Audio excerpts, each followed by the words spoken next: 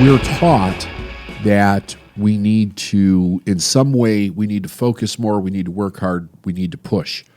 And what's really interesting about this topic that I've learned over a period of time and have applied and help other people apply it to their business is the idea of really understanding what focus is, understanding a fundamental universal law, which I'll get into, and then the idea of making a quantum leap by seeking the elegant solution within the problem of whatever it is that you're attempting to work out or create for yourself.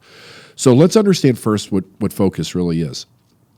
Focus is the use of the will. It is the correct use of our willpower.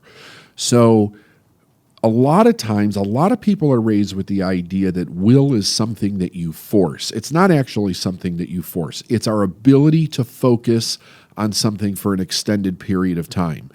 And we can train it. We can actually use our willpower in a way where we can develop it, and it becomes easier for us to focus on things for an extended period of time.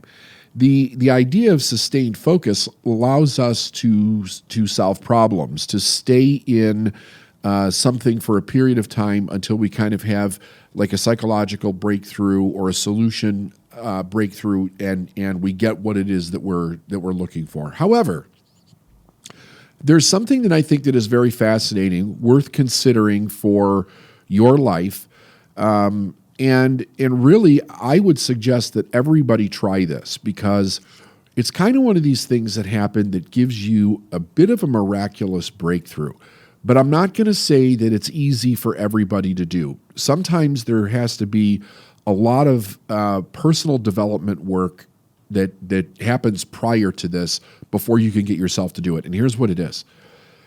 It's very interesting to me that when you fall in love with something, that your ability to focus becomes easy. So when we're looking at this idea of finding the elegant solution to something, in the realm of how do I want to create a solution in a problem? How do I want to build a company? How do I want to take my income to multi-millions? How do I want to innovate something in my business? Ask yourself this question. Do you actually love what you do? Do you love the process of what you do? And the reason to ask the question is because think about it like this. Think about when you fall in love with a person. You don't have to remind yourself to think about the person. We actually go into a bit of an obsession, especially in the first stages of falling in love with an individual. They're always on our mind. The point is, we don't have to remind ourselves to think about that person. It also brings out a very interesting creativity in a lot of people, not everybody, but a lot of people, because love seems to open up something in the heart and in the mind that allows us to be creative and want to do things for the person that we love. That's like a natural, inherent instinct inside of all individuals.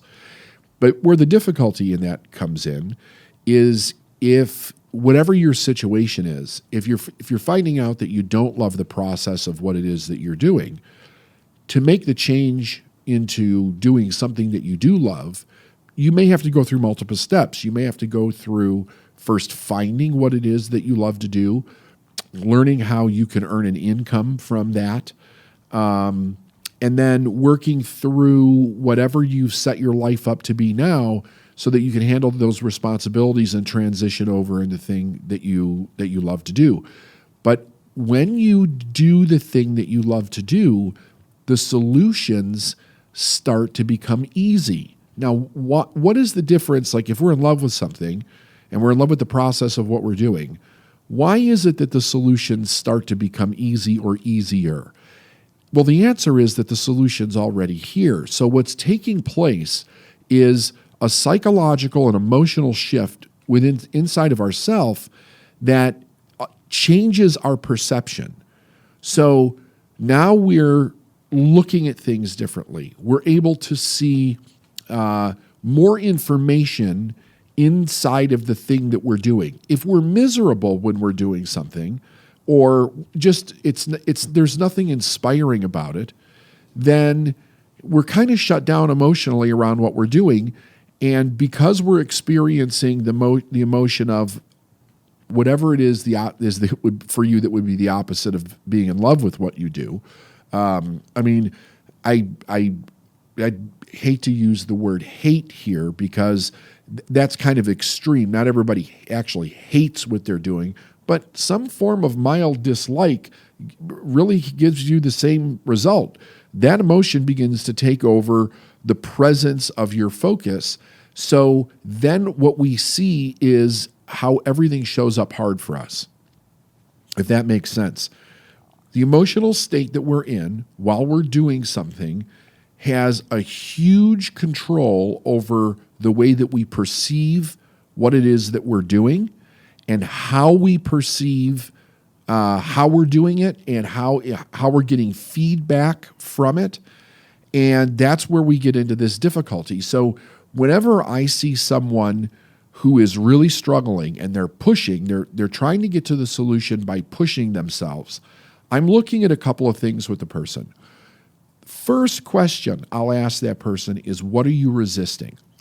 Because when a person is repeating problems over and over again, when they seem stuck in their business, when they can't seem to move the needle, it's not because the universe is withholding answers or opportunities. It's because either by ignorance or by lack of understanding or by the unwillingness to change, we get stuck in a resistance of something that we should be being, doing, or having, that it will allow us to see to the other side of what we want, would allow us to see into the solution and actually make a change. So what I wanted to share today was a couple of very small chapters, like little one-page chapters, from a phenomenal book that I've taught on the podcast from before, which is U Squared by Price Pritchett. Because the book is it's a very small book, right? But the book's like 10 miles deep. It is one of the books that I have always kept with me, and I read it from time to time, several times throughout the year. I'll just pick it up and start reading into it because the whole book is about how to make a quantum leap in your life.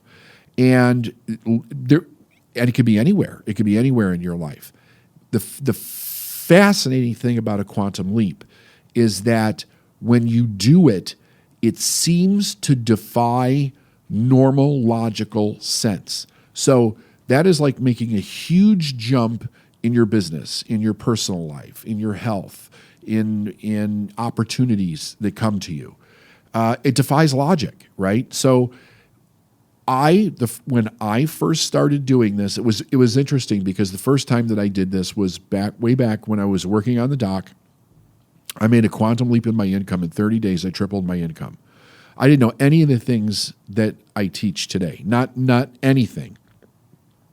And when I read this book and a few other books, one of the key things that's in here is the idea of falling in love with what it is that you're doing. And for those of you that have listened to the podcast for a period of time, you've probably heard me mention several times that one of the things that I changed about my attitude that allowed me to make that quantum leap when I was on the dock was that I acted like I loved what I did every day when I went into work. And it totally changed my perception. It was astounding. So I'm always hyper aware of if I'm doing something that I don't particularly like to do or want to do, because I can generally shift my attitude around it and find something to be grateful for, something to admire, something to be inspirational about, something to give of myself in the situation. I don't always do it perfectly, but it's something that I practice in my life so that things generally become easy. I have an incredible ability to focus on the things that I love to do. I love to study. I love to read. I love to learn. I love to learn about human behavior, individual people's stories. I love to teach. I love to speak. I love to do this podcast. And when I was a kid, when I was a student in school, I hated it. I absolutely hated it. And school was very difficult for me. It was so boring. It was, watching paint dry would have been more exciting for me than school. So, nobody taught me how to love it. Nobody taught me how to change my attitude. Nobody taught me how to bring something to the table, find something in it that is interesting and magnify that. I was kind of like an all or nothing. This totally sucks. I can't wait till I do my time and get the hell out of here. But I've learned over the years that if there's anything that is even close to something that we would say magical, it's this phenomenon. And it's very scientific when you break it down. Everything in the universe is already here. So that's our standard foundation right there. The way that we take that information or become aware of what's in the universe is determined by the recognition of the desire for what we want to be, do, or have that's internal within us, and then our ability to focus on it for a sustained period of time in order to manifest it in our life, and to do whatever is necessary by the law of cause and effect in between so that we can manifest it from the no thing or just the image in your mind or the desire of what you want into your physical reality. And everybody has the ability to do this. So I'm going to share, like I said, a couple things from Price Pritchett, and I think that I encourage everybody to get the book. By the way, let me just give you the shtick on this book. It is, I believe, it's Pritchett.net. Hang on a second. Let me just get this. He's a Canadian. A really great Canadian. So if you want to order this, it's www.pritchettnet.com. Pritchettnet.com. That's PRITCHETTNET.com. And you can, another thing is that this would be a great book for you to get for your employees. And it's small. It's literally like 35 pages, I think, 36 pages. So it's a very easy book to get through, but it really shifts the way the person thinks. Okay, so now that I successfully lost my place in the book, all right, let's start with this. He talks about relying on unseen forces, and there's a great sentence in this chapter. It says, "Absence of evidence is not evidence of their absence or of its absence," meaning that everything that you need to get something done is already here. When you have evidence that it's not, that is not evidence that it's not here in the totality of the thing. All it is evident that you haven't manifested it yet. But if we come from the truth, realizing that it's already here, then we can do these steps to actually bring the thing into our life in an amazing way. So we're going to start with ignore conventional approaches. He says, get ruthless about trying something different. Ordinarily, we achieve conventional growth because we think along conventional lines. We experience reasonable performance gains because we rely on reasonable approaches. We find ways to make modest improvements in our level of success because we go looking for nothing more. Quantum leaps require that you abandon the status quo. Instead of once again trying what you have always done, maybe with even more intensity and determination, ignore the usual. Quantum leaps require an abrupt change in behavior. Now, I always think, I pay very close attention to the language that the author uses when we read books like this, because it's literal.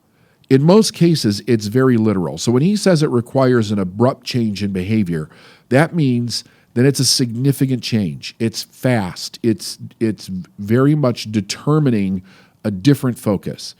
He says, look for a paradoxical move. For example, consider reversing your field. try being illogical, ricochet. If you're trying to climb over the wall, open a door and walk through instead. If you're pushing against a river, try to go with the flow. Use finesse instead of effort. You must do something new, and with the emphasis on do. We actually have to do something, folks. The tendency when you stall out or begin to level off in your performance is to go back to the basics and do what you do best. But by doing what you do best can be the worst thing that you can do. It really doesn't matter how good you can do something if it's the wrong thing to do. Faith in the familiar sets the trap, and you spring it when you reinvest yourself in what logically seems like it should work, but because it usually worked in the past, it doesn't. To make a quantum leap, you've got to break out of the rut where you've been running, second guess your routines, overcome the addiction to your old methodologies, set a new pattern.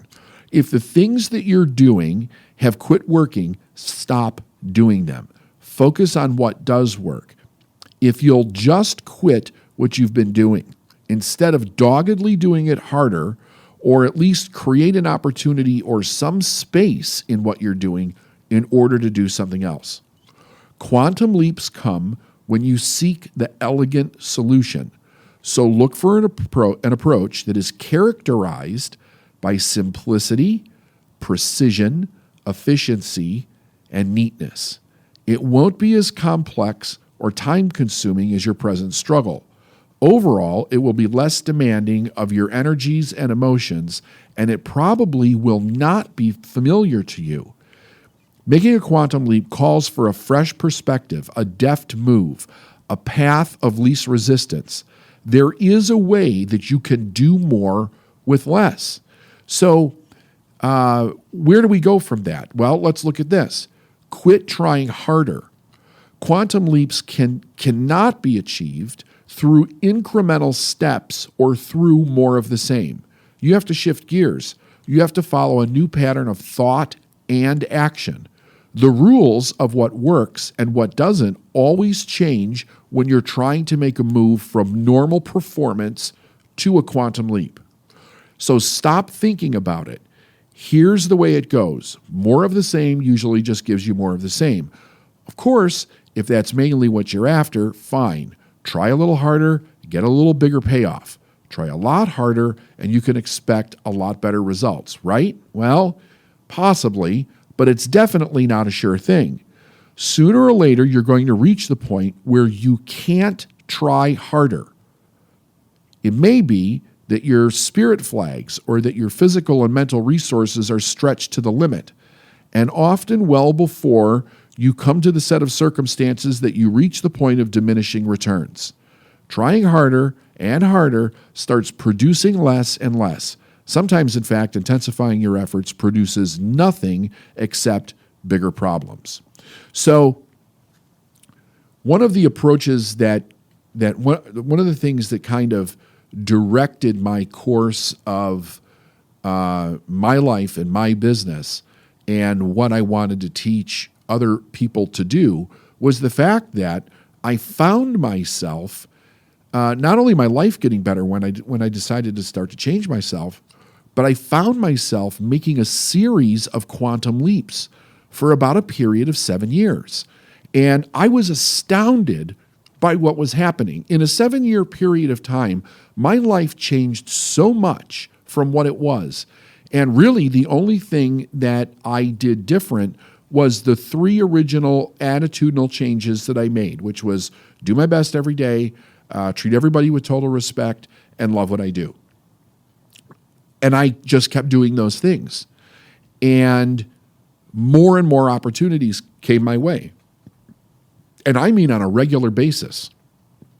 Bigger opportunities that these bigger opportunities that came my way had the ability to give me a much bigger payoff in life. Like the result of stepping into that opportunity was not making small incremental differences, but huge shifts. And like I said, I didn't know what I was doing. So during the 7 years I was studying, I was trying to figure out what I was doing. And I was so grateful that around 1998, this book came into my life. And when it came into my life, I was like, wow, those are all the things. Now, that is the first book that I ever saw that was that concise, that actually showed me what I was doing, that was allowing these things to happen. So here's what I want to suggest for everybody that's listening. First, really ask yourself, what is the foundation of the way that you think about your willpower, about how you focus, about the problems that you have, and about where you want to go?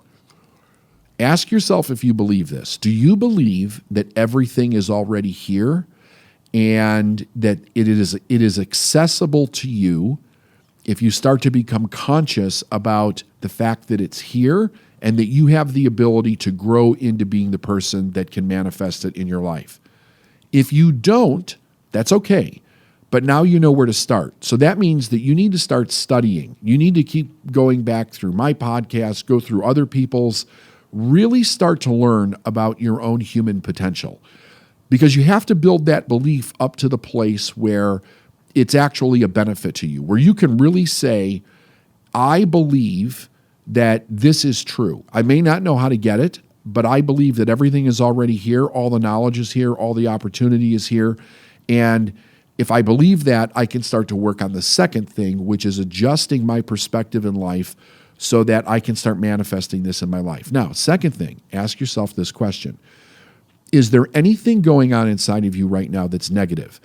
And don't be, like, for those of you that are running to an immediate no, like, no, I'm a very positive person. Just pause for a moment and ask yourself over a period of, say, a week, really pay attention.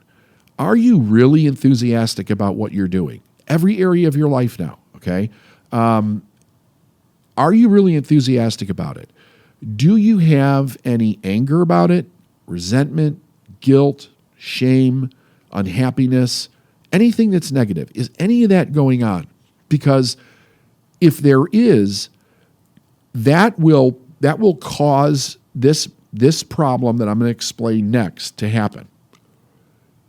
You will not see what's already here.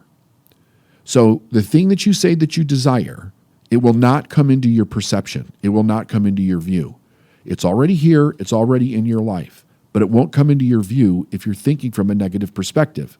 Number one, that energy changes how you approach what you're doing, and it also gives like a direct command to your brain and your visual cortex so that you cannot see all of the things that are actually around you. You only see the things that are resonating with the emotional state that you're in. So that we call that a block, or we call that a blind spot. Also, you've maybe have heard me use that language.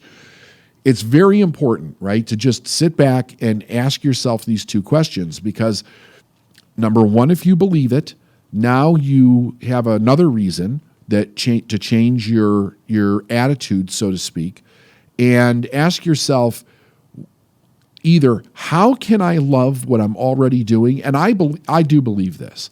I believe that if we focus on love, if we focus on gratitude, if we focus on happiness, we can find things, even in the worst scenarios, that we can love about something. And believe me, it will change everything. At least until you find out what it is that you are, automatically in love with, that you want to do. And then begin to slowly make that change for yourself. As you make that change, you're going to see something happen that everybody that I work with finds absolutely astounding. It's one thing for me to talk about how many millionaires I've made, because it is a lot of people. It's another thing when I tell you how fast they became millionaires. So I've taken people all the way from being broke and on the verge of being homeless and had them millionaires within 12, 15 months. And then even, people that are at $300,000 a year, $200,000 a year, at any amount. But the idea is that when I look at their business and help them come up with a plan for where it is that they want to go and how to get there, what are the action steps, That's one thing. But the change in their belief system and the change how they approach every day from an emotional perspective and what they move through in the different activities that they have to do within their business, it changes everything, because they'll literally come to me and say, here's all these problems I have with my business. I'm not getting any leads. My marketing's terrible. Nobody's coming in. Nobody wants to buy anything. We've got all these difficulties. So I'll work with Steph, she's not only the CEO of my company, but she's in charge of the marketing arm. She's like the marketing manager in the company. She's a brilliant marketer.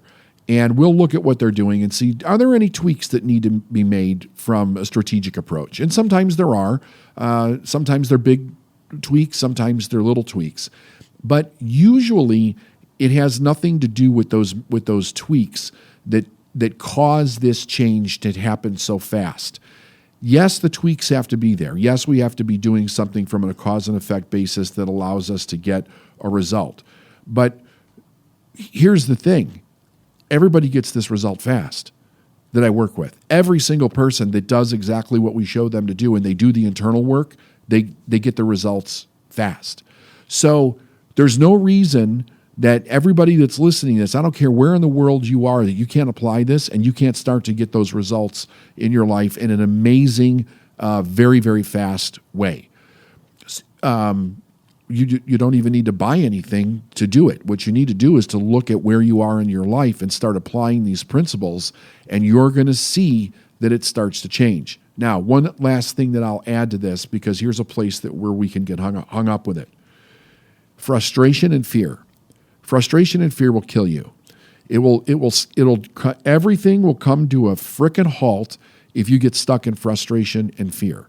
It is essential, absolutely essential, that you stay in gratitude and not frustration. Frustration usually comes when we desire a result so much because we're so afraid or so unhappy of the situation that we're in. If you would just let it be for a while so that you can actually see that this works, it'll be much easier for you to really develop the idea of letting frustration go. And with fear, the fears that are going to show up are very unique to the individual. It's based on your subconscious programming. So what fear represents in this situation is the fact that you're moving forward, because generally there's nothing to be afraid of. And you've heard me say many, many times, we're only born with two fears, the fear of falling and the fear of loud noises. All other fears are learned. So when you're going for a quantum leap, when you're building a business, when you're trying to increase your income, you're doing things that are different, which most people would call risky, right? So it creates those fears. Sometimes we have fears that it won't work, or when is it going to work? I hear those things all the time. You don't make the fear go away. It's not like we can push it out. Just let it be there, but focus your attention on what you love. Focus your attention on looking for the elegant solution, like Pritchett points out in his book, U Squared. Focus on the thing that is very apparent that you have to step into, whatever it might be. Maybe it's that you need to step into sales. Something that you're resisting doing is the key that unlocks the door that allows this quantum shift to change. And remember what I said at the beginning of this podcast. It's remarkable when you fall in love with what you're doing and you can control your love. When you fall in love with what you're doing, you don't have to force yourself to focus on anything. So force is out, right? We don't want to force. We want to stay away from force as much as we possibly can. What we're looking for is power, right? Big, big difference. And when you move into love, when you move into a quantum leap, when you move into this idea of thinking, what you really do is you're taking your natural, human, individual, divine, or universal power, and you're directing it specifically at one end. And you'll find that it comes into your life really fast. But out of the gate, you asked the question or posed the question for the listeners, What do you do when things get hard? So I'm sure we all want to know. We're going to throw it back on you. What do you do when things get hard? I ask myself what I'm resisting, right? There's something I'm not seeing if it's hard, and it's either something that I'm doing or I'm not aware of that's actually happening.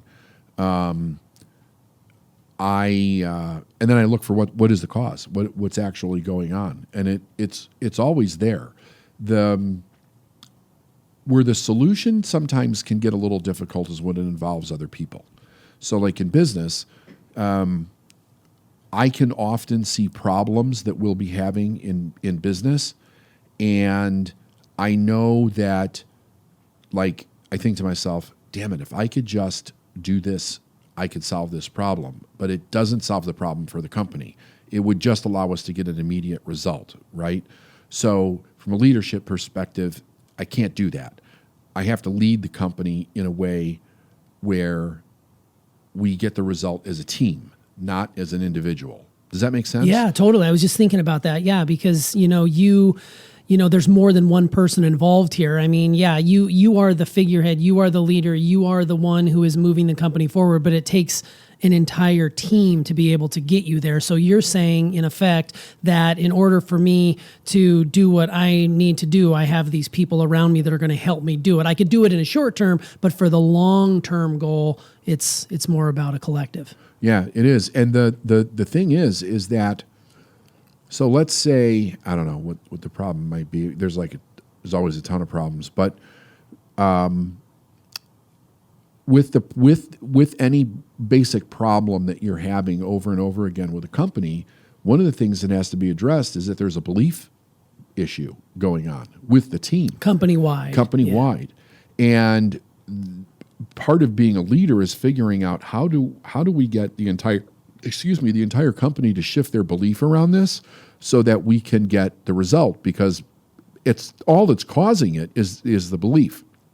And it's so easy for a team to slip into a negative belief scenario. I was talking to a client who runs a whole chain of medical practices, and he was doing like $1 million months, really fantastic, and all of a sudden, like over a period of 2-3 months, it went from $1 million a month to $500,000 a month to $300,000 a month, and then I get the phone call. I'm like, why the hell didn't you call me sooner? But the problem was that something got into the head of the lead salesperson, right? And then the lead salesperson took that mind virus or whatever the hell got into his head and affected everybody else with it. So now everybody thinks that the world is falling apart. And what I mean by that is that very often, especially with sales teams, an idea will get in that we can't sell because, and then you could write whatever the fuck you want after because, but it's all bullshit, right? 99.9% of the time, it is not an actual problem. Like, sometimes it is. Sometimes there's a marketing problem. Sometimes there's a demographic issue. Sometimes there's a tech problem. Sometimes the actual client is changing, or you're getting competition or whatever. Those things can be problems, but almost like when you see somebody doing great and then they're not doing great overnight, that ain't the problem. Sure. That is not the problem. The problem is something shifted in that person's psychology. And if they're not aware of it, because it slips in slowly, they start affecting the other salespeople. And what happens is that the other salespeople start believing in this problem, and before you know it, your sales come to a halt.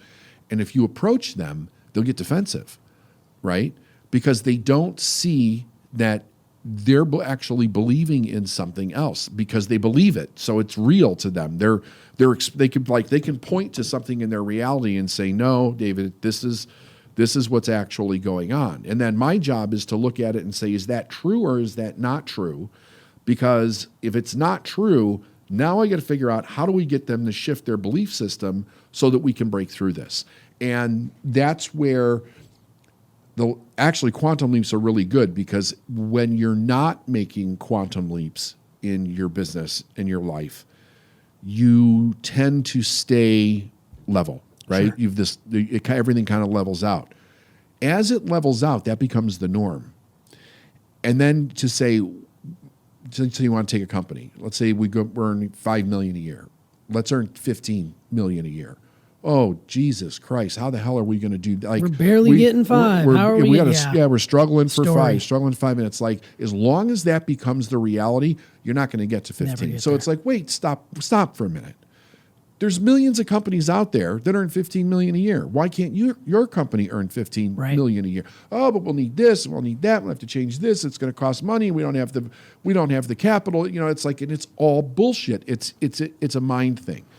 What's interesting about that is it's insidious too, because you don't even know that you're doing it, like you said. Because we've had meetings here at our team and we're always growing, and we've made some incremental growth over the last several years that I've been involved, and we haven't yet been able to crack that code for massive growth. And in my mind, I could never see it. And it's interesting because I would get defensive when you would say, well, I want to have a $50 million company by such and such. And I'd be like, in the back of my head was one of those people who was like, wow, I can't.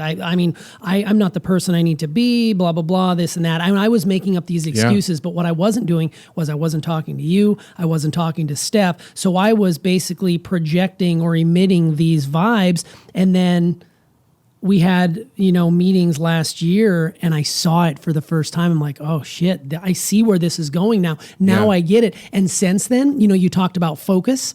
Since then, my focus has been laser sharp. Not that I wasn't focused back then, but it was a different kind of focus. It was more of I will do my work, but I don't necessarily see this path to the 50 million or the 100 million or wherever it's going to be.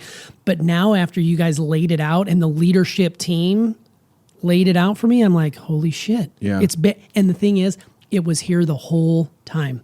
The whole time. But I wasn't emotionally mature enough to have that conversation with you and say, I don't see it, help me see it. And that's when you bring up sales, that happens in sales teams all the time. Like, they don't even know, like you said, that it's happening, and all it takes is one person to completely tear it down, because you've said in the past, if you're not making sales every day, your business is bleeding out. It's dying a slow death. So if they're not coming to you and saying, look, I've got a tweak, can you help me? Usually within a minute or two, you can right that ship. And we're not immune to that. Like, we deal with that in our company as well, because it's sales. Right. Sales is sales. But I think that's good for people out there to hear who are in a business where they are selling their services and they have a team. You've got to be really proactive in working with those people and keeping them on track, weekly meetings, check-ins, and encouraging them, because oftentimes they won't come to you. Look, if sales are drying up, you need to go and reach out and be like, look, what's the deal? Can we get through this? What's the matter? What happened? And usually it's something so benign, and one little shift opens up the floodgates for sales. It's an amazing thing, because we're dealing with something as business people across the board globally that we've never really dealt with before, and that is the rocket ship of technology that we're on and how fast it's changing. And a business can be a rocking business and a solid company one day and be out of business the next because technology put them out of business, right? Like, who the hell ever thought we wouldn't have cabs? Like, right. But you can say the same thing about phones. When we were a kid, if you'd have said, you're going to have this iPhone, you won't have a phone in your kitchen anymore. You won't have a house phone anymore, right? It'd be like, what are you? Like, what planet are you on? Who's that? How That's a Star Trek episode. Yeah, but the idea, if you're thinking that, you stay stuck in that world. That stays the reality. And a couple of years ago, it was very interesting for me, because I can start to feel when things are off in the industry, in the business that I do. And a couple of years ago, I started getting this weird feeling, and I'm like, something is changing. I don't know what it is yet, but if we don't figure it out, we're going to be in real trouble. And there was nothing in our company that said we were in trouble. We were doing just fine. Like, there was not an issue there. But I got this feeling back when I first changed markets that I was going after, like 15 years ago, because I remember, like, I sensed there's something off. Like, it's almost like there's a drop of enthusiasm. There's something different that is about the client. And I knew something was off, and I couldn't put my finger on it. So I really started doing a deep dive and looking at all these different directions of what is it that is shifting? What is this shift that I'm experiencing internally, like an intuitive thing? What is actually going on? And it was how fast social media was sucking the air out of the room. So then I put all my time and energy into learning as much about that as I could. We didn't have social media. I mean, social media came around in 2007, right? I mean, isn't that when Facebook started? Yeah, right around 2007. Sure. So, I mean, we had MySpace before that, but nobody was really using it for business. No. Not like what we see today.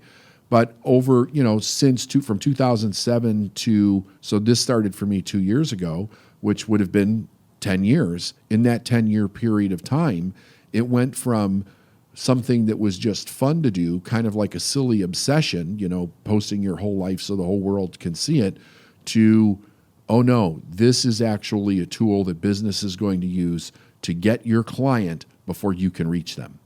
So traditional advertising is not working, traditional marketing is not working, social media is allowing that in. So if you, and I've been talking about it now for about a year with our clients, once we started to figure out where this is actually going, what is the responsible thing to teach around this, the resistance around it is crazy. And it's like, wait, guys, I'm telling you, if you don't shift the way that you're thinking and see this, you may wake up one day and not have any business.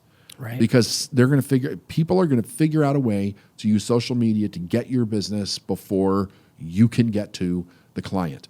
I can go basically to any business, any product, any service, and I can find somebody based on the search demographics of social media, and I can attempt to sell that person before your newsletter gets to them, before your television commercial gets to them, before they see your billboard, before they get any paper hard mailing, and I can get that client before you can. Yeah, if I understand what I'm doing. It's really changed the game for sure. And anyone who looks at your social media platforms now, they'll see a definite up level in your, not only the volume of the content, but the amazing power that comes behind that content. And you have basically, with your, years and years and years of study, because it took a long time to get there, but now that you're there and you're utilizing it in such a way, more and more people are coming to you and realizing that, something that we've known all along here at HQ is that you're like the best kept secret, and that is no more. Like, you are out there in full force across the socials, and it's very, very powerful. And I think that, it made me think about what you said in the episode about seeking the elegant solution. And I love how that is phrased, elegant solution. Yeah. Can you talk more about what that means again, just as a refresher for the listeners? Well, so if you think about, I think that's actually a really good question, T. For all the listeners out there, think to yourself about what image comes to your mind when you think of elegant, right? Because it's also like, what do we relate that idea to? But there's a beauty and ease, a finesse to elegance. It's just flowing. It flows. It's not hard. It's easy. It definitely has that. It has a beauty to it. It has a romance to it. And if we can find that idea inside of ourselves and start to look at, because most people don't look at the structure or the strategies in business and say, oh, that's an elegant way of doing it. So even by employing that idea into a problem, you're changing your mindset around the problem. How would this be elegant? How can the outcome be elegant? How can the process be elegant? And what I caution people is that does not mean that you won't work. It does not mean that at all, right? But it's how you work, and it is how you think, and it is how you feel, and it is the way that you're interacting with company, team, customers, clients, bankers, like everything. Yeah, and that's a big part of our company culture here, because a big part of your brand is elegance. I mean, where you live, how you dress, what you drive, but also how you deal with people and how you work with people. Like you said, it doesn't mean we're taking time off and we're just like, whatever happens. No. Let's sit on our, cross our legs and zen out and bliss out. That's not what we're talking about. You're going to put in the work. Yeah. But the way you go about it is very elegant. And I love that that's a part of our company culture. Everybody in our company here at HQ lives that sort of elegance. Like, how can I bring elegance to this difficult situation, which is the elegant solution? I love that. You talked about love in this episode. And when you fall in love with something, it's easier to maintain your focus, which is so true, especially when it comes to the hustle in your business. You know, you want to stay late at the office creating new programs. You want to take your work home with you. You want to work long hours. You want to go to bed late, get up early, just to drive that business forward. What was that like for you early on in your career, and how has it maybe changed over time? You mean when I started the company? Yes. How was it in that realm? Yeah. So thinking about when you first started out and the hustle that you were doing then, and how is that sort of adapted? It was 7 days a week. Sure. It was there wasn't days off. For years. No, there was. It was 7 days a week for years, and there were times that I took off to be with family, to other things that were also important in my life, but it was always working. Since that, in that 20-year period of time, I've raised 4 children. They're all out on their own, and my time is my own now. So it's not that I don't do anything else, but I have I have the luxury to actually say that I can even put more time into what I do, because I love what it is that I do, and I can learn about other things, and I can explore things and see, do I have an interest in this or that, or creating another company or whatever. So I have a lot of big plans that I want to do, and some we've started, and some I'm in the exploring stage of what those things are. The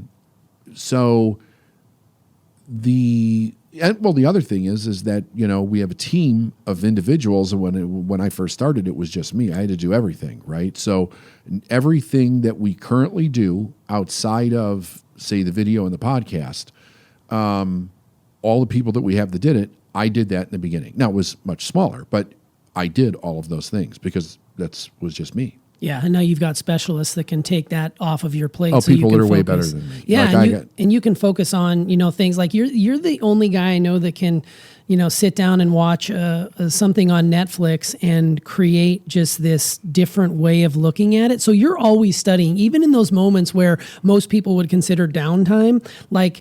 You are taking bits and pieces of that and you're bringing it into a live event, or you're bringing it into a product you might sell, or you're bringing it to your social media platforms on IGTV or Facebook Live or whatever. Yeah. Like, I love that about you, because your brain is always on your business. And I think that probably has to be the case. You know, it's okay to unplug and, you know, go on vacation and that. But even in those moments, you're still thinking I walked into the Ritz-Carlton. Look at how they handle this beauty and elegance in this. How can I bring this to my spaces when I go to an event? And you've done that before, so it's never really truly turned off.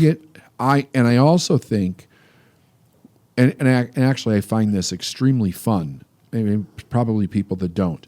But I'm very interested in businesses that have nothing to do with the industry that I'm in, because there's a lot of things that you can learn that are crossovers that then become innovative when you bring them in. Like, we've innovated a ton in this industry, but it was by looking at the way other businesses operated and getting ideas and saying, maybe we could take a portion of that idea and put it here, and let's see what would actually happen.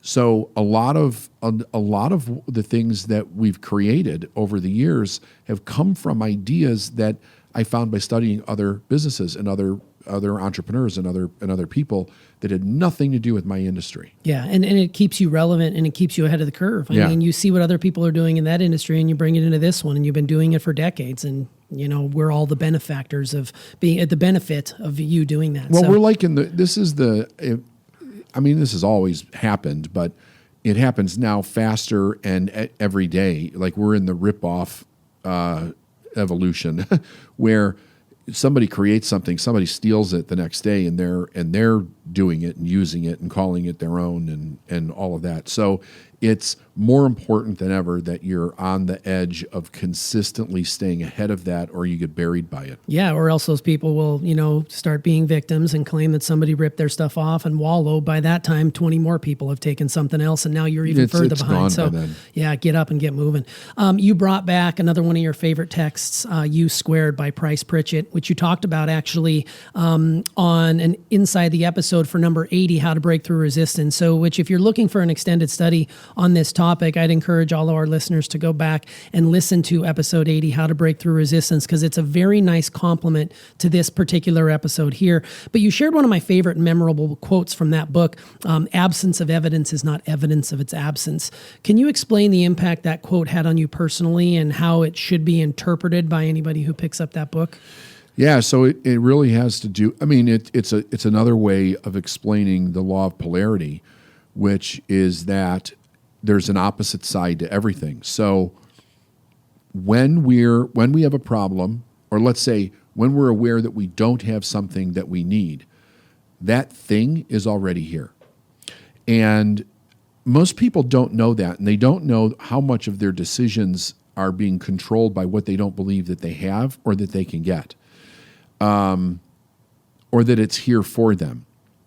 So absence of evidence not being evidence of its absence is basically saying just because you don't think or your reality is showing you that you don't have something, that doesn't mean, that is not evidence that it's not here.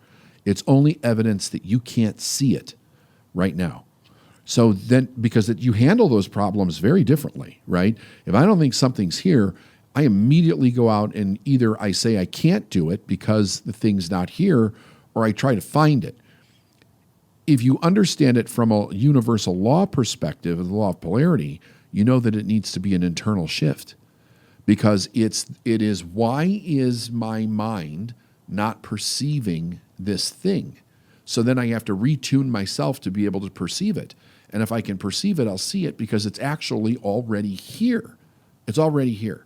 It's already in your life. Yeah, and I love that. And, just to break this down to the easy and the ridiculous, I think about, like, in this room right now, there's air everywhere.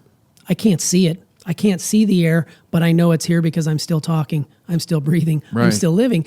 The evidence, I can't see it with my eyes, but I know it's here. And when you liken that to a problem in your life, the answer is here. It's here. Whatever you need is here. It's here right now. And you said repeatedly that you used to run around the house, when you were on sales, the money's here. It's here now. And that shift inside of your body helps you to make the sale, keep moving in your business, and get to where you are today. So I think that's really super cool. Well, just before we go, while you were talking about Pritchett's story about in U Squared, you didn't share this one, but in that book, he talks about the death struggle of a tiny fly that he was observing in a hotel room in Toronto and trying to break through the clear pane of glass to free itself, repeatedly just bashing its head against it to the point where it's just going to die there in the sill. And just a mere 10 steps away is a wide open door. And the lesson in that is, trying harder is not always the elegant solution. I don't want to use the,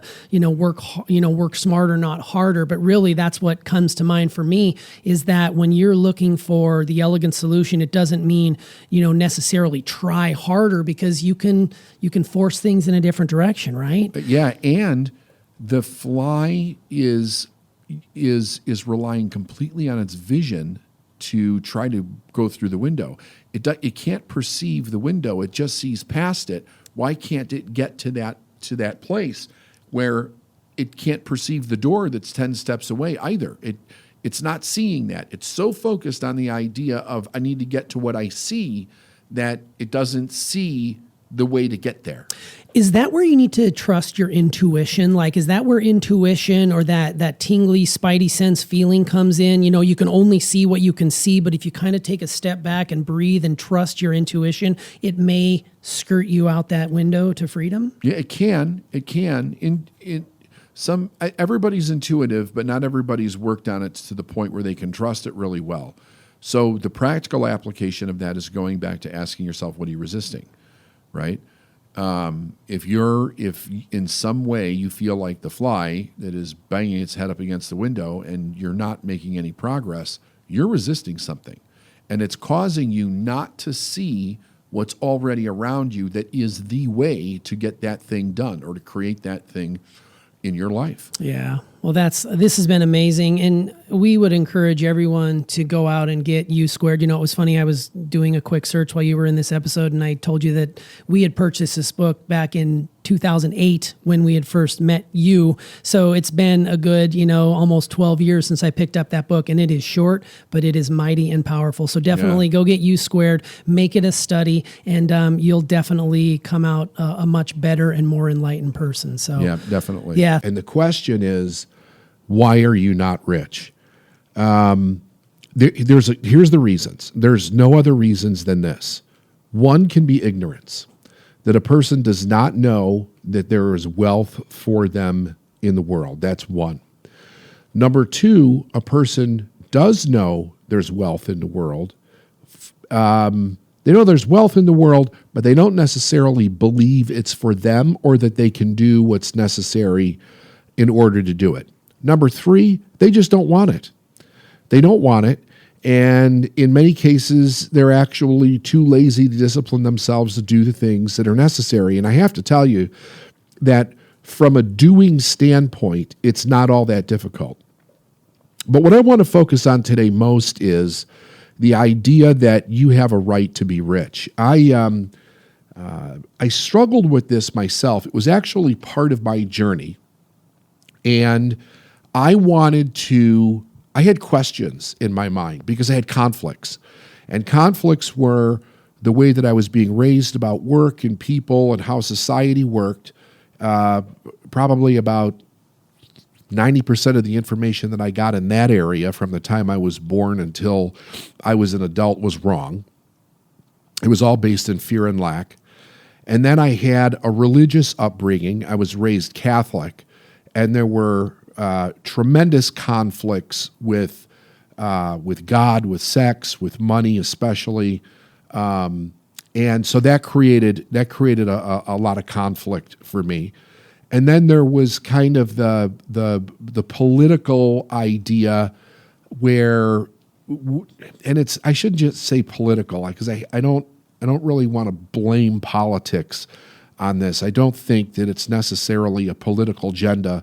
I think they use this as part of a political agenda, which is that rich people are greedy, corporate America is greedy, and I think that that's a very wet blanket to throw over the idea of wealth, when the truth is that it doesn't matter what it is in the world. You can find good and bad in everything.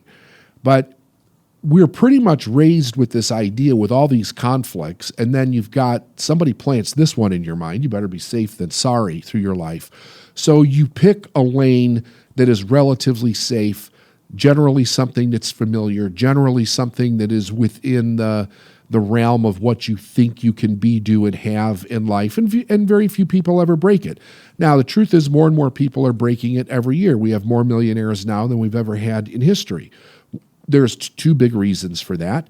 One is that information is more readily available to people where they wouldn't be able to get that information prior because they would be isolated in communities where they couldn't get the information about how to become wealthy. Technology is allowing people, making it easier for people that don't necessarily have the traditional education or skill sets in becoming wealthy, and they can find different ways to become wealthy without a formal education, so to speak, because a formal education really has nothing to do with being wealthy. But what a formal education has done in history is it's opened doors for a lot of people. And the idea that the more people that become rich, the more people that will become rich. Because it's one of those things where the more society is exposed to it, the more people will pick up on it, and the more people will actually be able to do it. But the book that cleared this up for me, that really brought everything into alignment, when I picked it up somewhere in the mid-'90s, was Wallace Wattles' book, The Science of Getting Rich. And the first chapter of the book is called Your Right to Be Rich, The Right to Be Rich. And that's kind of what I want to take you through today, because I think that we have to clearly understand something very important.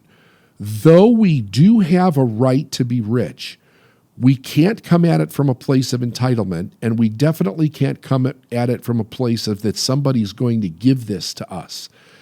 Everything that we need for every single person is already here on the planet, in the universe, in ideas, in energy, in spirituality, whatever you want to call it.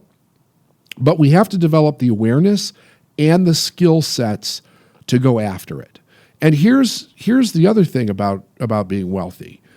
You don't have to be some genius intellect or academic to be able to do it. And in many cases, people that do have that gets in the way for a while because a lot of things in academia kind of move people away from the idea of being rich.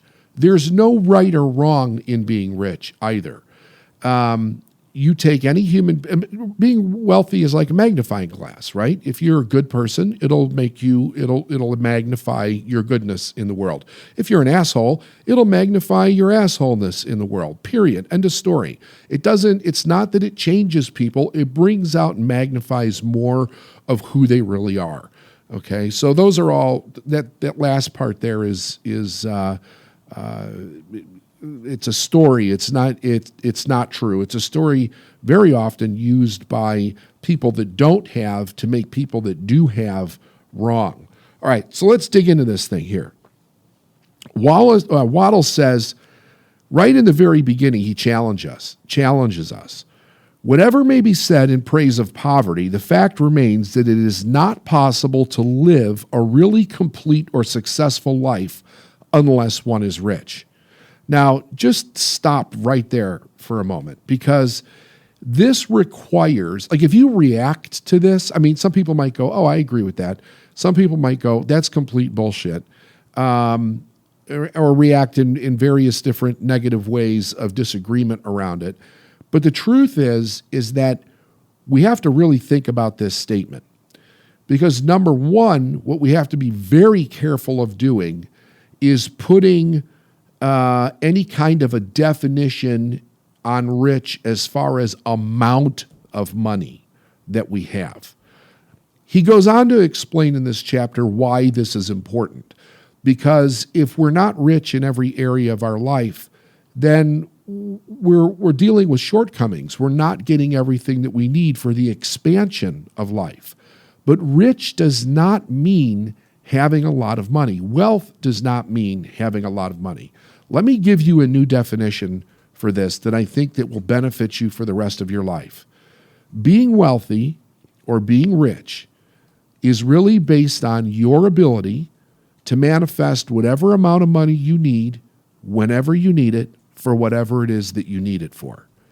When you have that awareness, when you have that psychology, when you have that emotional maturity, and when you develop that skill set, you're rich, whether you actually have cash in your hand or not, because you have the ability to bring it into your life whenever you need it and for whatever it is that you need it for. This will cause a person to stop worrying, to stop living in fear, to stop living in poverty, to stop making decisions about things from a place of what they don't have in life, and it will really allow them to expand any area of their life that they want to, with much more ease, because they have the tool that has been given to us that allows us to create expansion in our life, and that is the tool of money, and money is a tool. He says, no person can rise to his greatest possible height in talent of soul development unless he has plenty of money. For to unfold the soul and to develop the talent, he must have things to use, and he cannot have things unless he has money to buy them. Man develops his mind, his soul, and his body by making use of things, and society is so organized that man must have money in order to become the possessor of things. Therefore, the basis of all advancement for man must be the science of getting rich.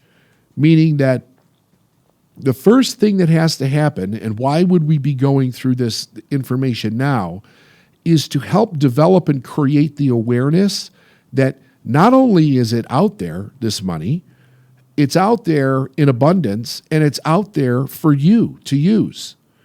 The object of all life is development. It's constantly moving forward, constantly developing, and everything that lives has an inalienable right to all the development that it's capable of attaining. Man's right to life means his right to have the free and unrestricted use of all things which may be necessary to his fullest mental, spiritual, and physical unfoldment.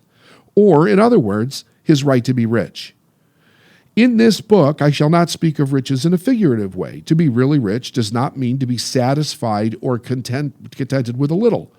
No person ought to be satisfied with a little if he's capable of using and enjoying more. The purpose of nature is the advancement and the unfoldment of life.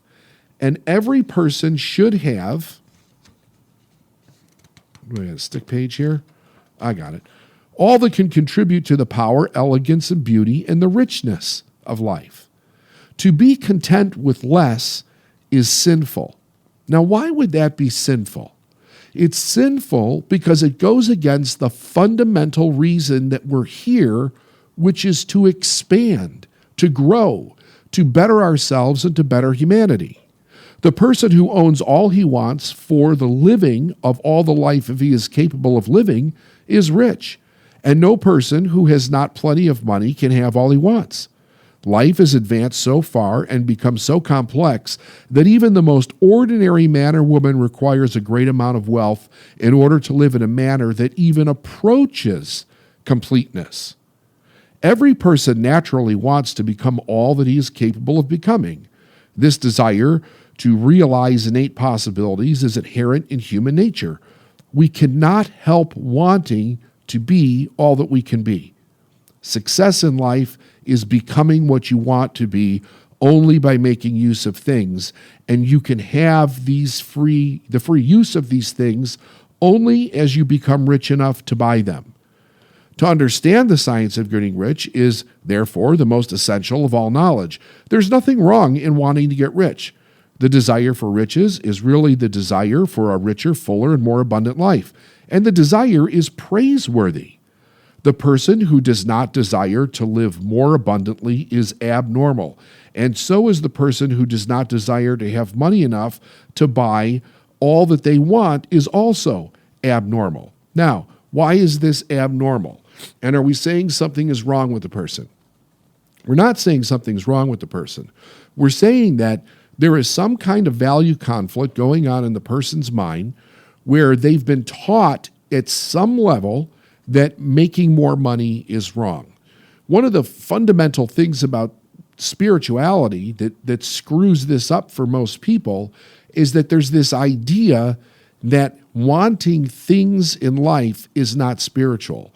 And that's very much taken out of context because we just take that statement and we just plaster it all over everything. And the idea is that the truth in that statement is this, that getting more things in life is not going to make you more of a person in and of itself. It is the growth that you become in the process of the achievement of a goal, in the process of becoming wealthy, in the process of helping other people. You mature, you emotionally mature, you intellectually mature. You develop yourself into a person that is nothing but a benefit to themselves and to society. It makes a lot of sense when we really start to think about the idea that the more we grow, the more benefit we are to everybody else. We're not a drain on society.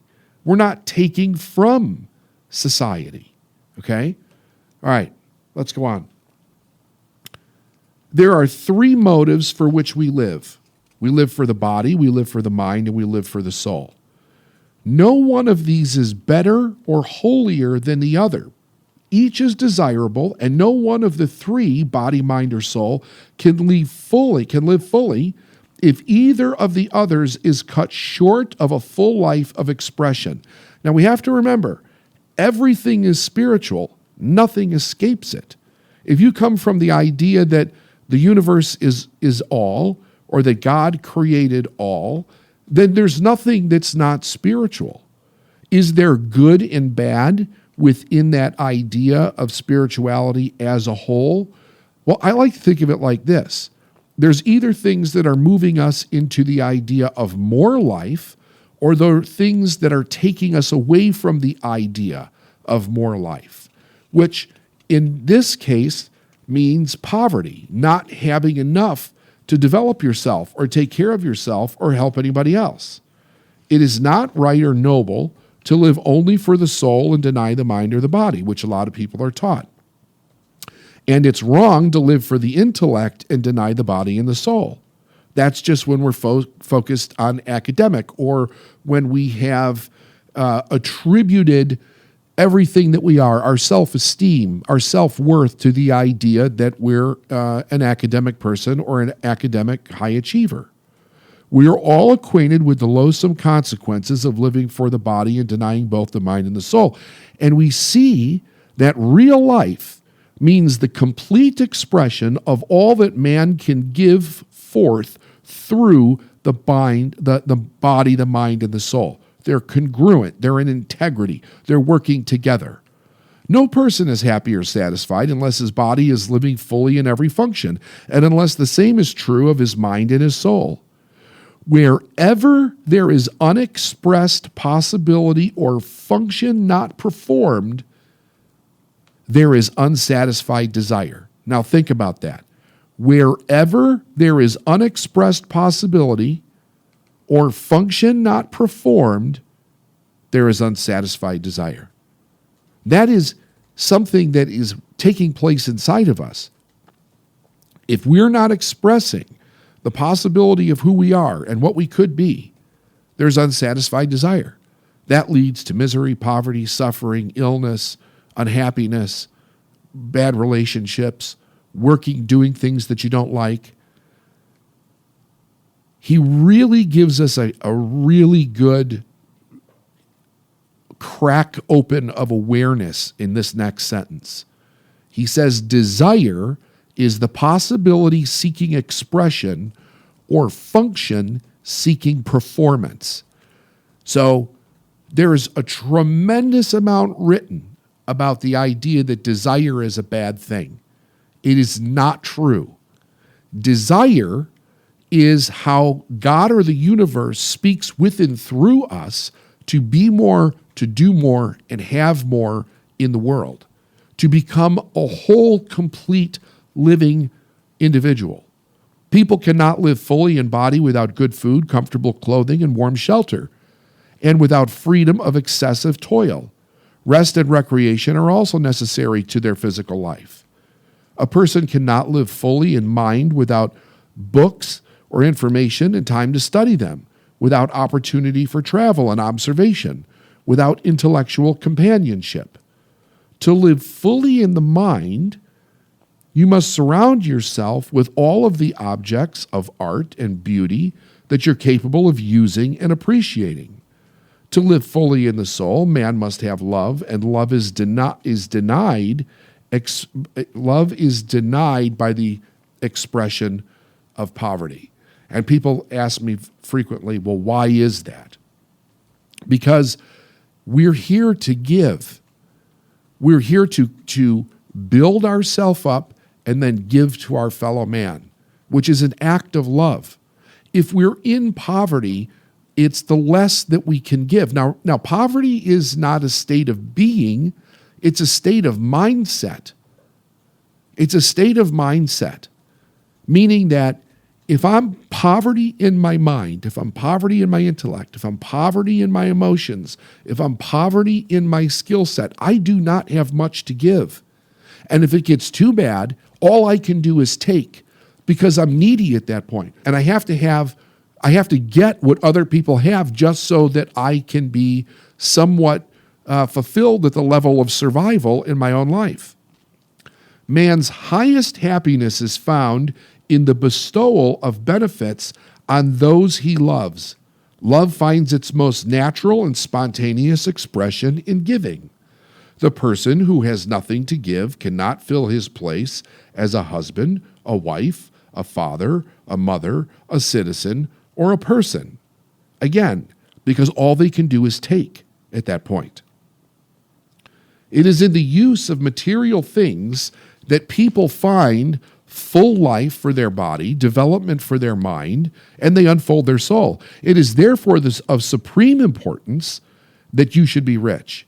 It is perfectly right that you should desire to be rich. If you are a normal man or woman, you cannot help doing so.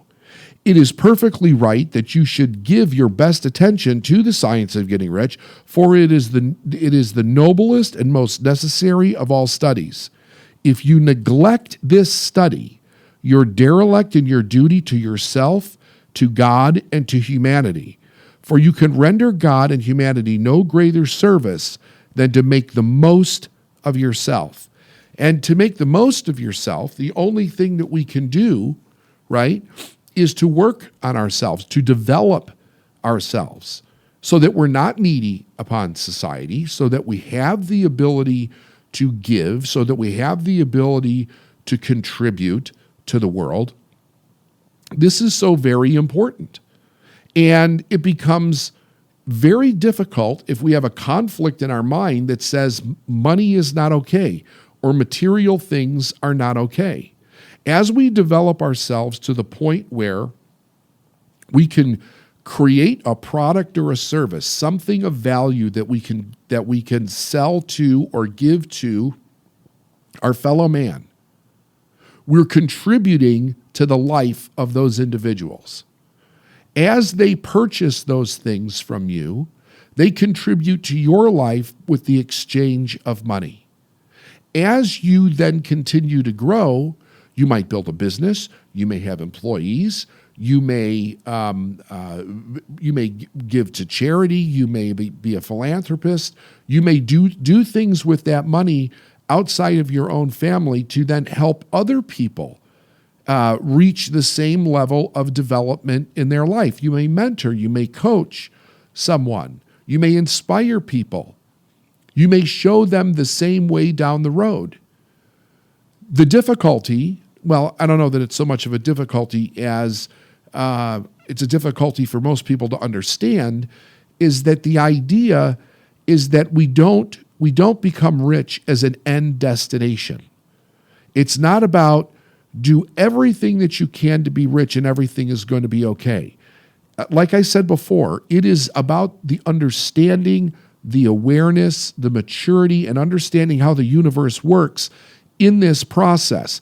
That's what Waddell's book is all about. And there's been many books that have been written about this that show us how to develop ourselves to the point where we're constantly in the ability to receive from the universe and other people, and then transmute that reception into something that we can give back of greater value. And then we benefit everybody. And if everybody does this, then the whole world lifts itself up. And ideally, if the whole world does that, there is no need for the problems that we have on the scale that we have them. It's very interesting because the problems that we have created in humanity come from untruths. They come from false beliefs. They come from superstitions. They come from the idea that there's not enough. They come from manipulative people who seek to get for themselves without benefiting anybody else. And a person, when they develop into that type of a person, that person is, they're spiritually sick, meaning that there's so much that they're not aware of. They've been damaged in some way. There's trauma in their life somewhere. And what they've done is they've learned that manipulation is the only way to survive. So when we see people manipulating and competing just in order to make themselves feel better, without actually growing into maturity, without actually becoming more of the essence of what life is, which is to contribute, then it becomes a very self-centered idea. And that's where people that don't have much look at those individuals and say, money corrupted those people. Money did not corrupt those people. Those people were corrupt from something that happened in their childhood. And it developed corruption and manipulation in their mind. We're a child of the universe. And that means that everything that we need for the expansion of that idea must already be here, or we wouldn't be here. We have the highest intellect of any known living thing on this planet, which means that we have great gifts and faculties that we can take into our life, and we can do things for others and expand our own life and continue to create and move forward. But we have to understand where riches actually come from, what they're for, and how to develop in a mature way into that place.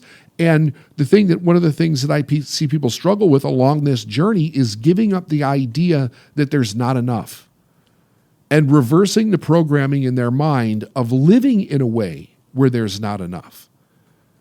That means you stop making decisions based on what you don't have, and you start making decisions based on what you desire, and you follow up that desire with disciplined action so that you have the contribution of money for the fulfillment of that desire. And in that way, everybody expands. Everybody that we touch expands. We lift ourselves up. We also lift up other people. Probably the biggest difference in this is a person seriously has to want to change. And they're going to have to want to study. If they're not willing to study, if they're not willing to apply, if they're not willing to have some level of patience and learn, then they're never going to understand this. We don't have to live in fear. We don't have to live in paranoia. We don't have to live in anxiety. We don't have to live 1 foot out of the grave or 1 foot in the grave. We don't have to live in a way where basically we're just barely surviving. We don't have to live that way. But you have to make a conscious choice to change it, regardless of what's going on around you. That responsibility falls squarely in your lap. And responsibility, as I've said many times, is one of the first things for us to grasp so that we can begin to take this information in and take responsibility in our life. Because you, my friends, have the absolute right to be rich. We all have a right to be rich. And we just had a nice conversation off mic. So this should be really fun. I'm looking forward to this one, David. You started the episode off by talking about we all have a right to be rich. Yes, we do. And some of us miss the boat because of 3 things. You talked about might be because of ignorance, might be a belief that it's not possible for them, right. Or they simply don't want it. And there are people out there that simply don't want the wealth or don't want the responsibility that comes with that wealth. And most of us were raised in such a way, and I'll speak for myself here, that rich people, I don't want to say we're the enemy, but rich people were greedy. They were taking more than they should have been taking. How was that idea passed on to you in your childhood, or was it not even passed on to you at all? Did your parents have a problem with the wealthy family in the city or the neighborhood? Did they ever pass any of those things down to you when you look back? I don't remember hearing anything about greed. I'm not saying that somebody may not have mentioned it here or there. And I'm talking about directly my parents, my grandparents, because those are the ones that I was around the most. Here was the way it was communicated to me. If you wanted to be wealthy, successful, however you want to use the terminology there, you were going to have to work very hard. You were going to have to go to school for a very long period of time, and you needed to know somebody, right? Or you had to be very talented. The indication was that I was going to have to do something that I couldn't do. Well, I mean, they were looking at the fact that I hated school when I was a kid. They didn't see any specific talent in me, like a musician or an artist, or like there was nothing that stood out as any particular talent when I was a child. And they had no conscious awareness around how somebody actually gets rich. So they couldn't give me anything. The other thing that I would hear frequently was that rich people were crooked. And they never came out and said, you have to be crooked. Like, if you're going to be rich, you're going to have to be crooked. But there was this indication that they were rich because they were crooked, right? And in some cases, that's true. Like in all these cases, you can find little pieces of truth to it. But when you throw a blanket over the whole thing and you say, this is the way that it is for all of this, that is complete ignorance, meaning that they just don't understand that that's not actually the way that it is. Yeah, and there's a lot of judgment, that goes along with that. And I remember, my parents wouldn't come out and say that rich people were greedy or that rich people were necessarily the enemy. But I do remember picking up on maybe some sideways innuendos around why this family up there has this really nice house and, oh, he works for the bank, he must be skimming off the top. But they don't see the hard work and the effort that goes into getting to that place. Like, I know we don't all start off at zero. I know that some people have more opportunities than other people, but if you carry that mindset with you throughout your life, that's exactly where you're going to end up. Yeah. You got to find a way to ditch that mindset and to be able to realize that there's more for you. And you've seen it in people who have come from nothing to become incredibly wealthy, whether they have a product or a service that they invent or they're very talented in a singing or an acting. People all the time go from nothing to having anything they want, and it starts with a proper mindset. Right. That's why I'm glad we're having this conversation on the successful mind, because it is something that I believe plays out oftentimes in the people who are listening out there. I did some research while you were going through the episode, and we're living in a world today where there's more millionaires than there's ever been. Yeah. And I read a couple of articles that estimate somewhere around 47 million millionaires currently live on this planet. And just in the U.S. alone, something like 675,000 new millionaires came into the fold over the course of the last year. And that's going to continue, I'm sure, to spiral up. In short, it's there for anyone who's willing to work for it. Nobody's going to give it to you, I guess, unless you win the lottery, but we've talked about the lottery effect here. Nobody's going to give it to you. If you're willing to work for it, it's there for you. For those listening out there right now that are shaking their heads, and I can feel you shaking your head around, wealth. What shift needs to take place in that person's mind to understand that being rich is a part of your birthright? I think that right there, what you said, that people don't understand that. So here's where we have to be careful. It's a part of our birthright in the sense that it's here in abundance like anything else. It does not mean that we're entitled to be given it. We have to work for it. We have to develop into what that is. Everything that has been fashioned by human beings has come through a process of awareness over long periods of time. And money is like any other resource. It's here in an abundance. So, I think that we have to, there's a lot of things. It's a very complex question. Oh, like absolutely. I could spend days talking about this, which Right. You've seen me do. There's certain things like, number one, we have to let people know that the opportunities are here for them and that they need to develop themselves into a person who can see and use the opportunity. Then we have to get rid of the conflicts in our mind about what it's like to be rich. And here's the hard fucked up truth about this.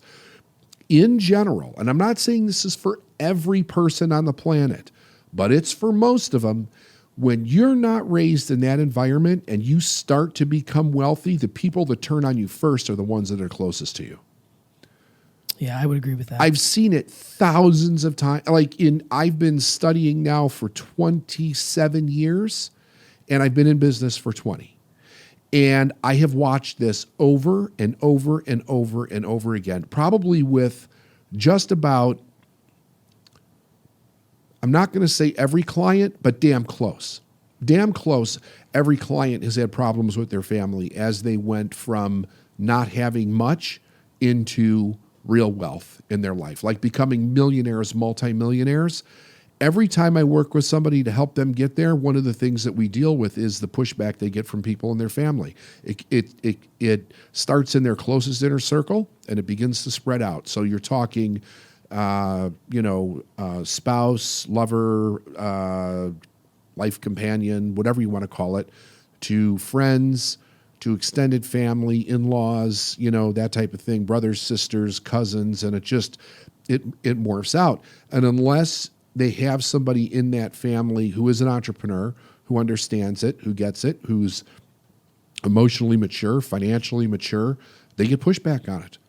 They get pushback. People are angry, they're jealous, they're envious, they have conflicts in their mind about what you are now that you're rich. They have some very twisted idea that because you're rich, you should be giving them something.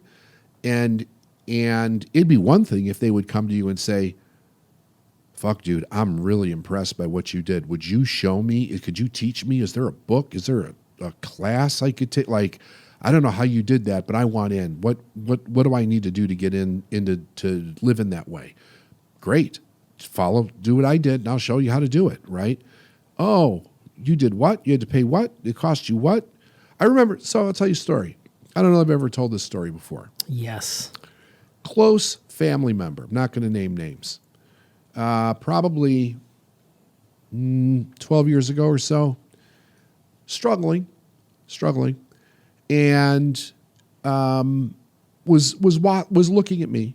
And I had the ability to offer some help in the idea of I had a friend who could teach this person something, a skill set that was and still is a very valuable skill set out in the marketplace. No reason why you can't become a millionaire with this skill set. Bottom end, earning several $100,000 a year, which would be a huge step up from where this person was. I was even willing to pay for them to go be trained by this person. And they wouldn't do it because they weren't guaranteed a job when they came out. And I said, this isn't about getting a job. It's about you getting clients.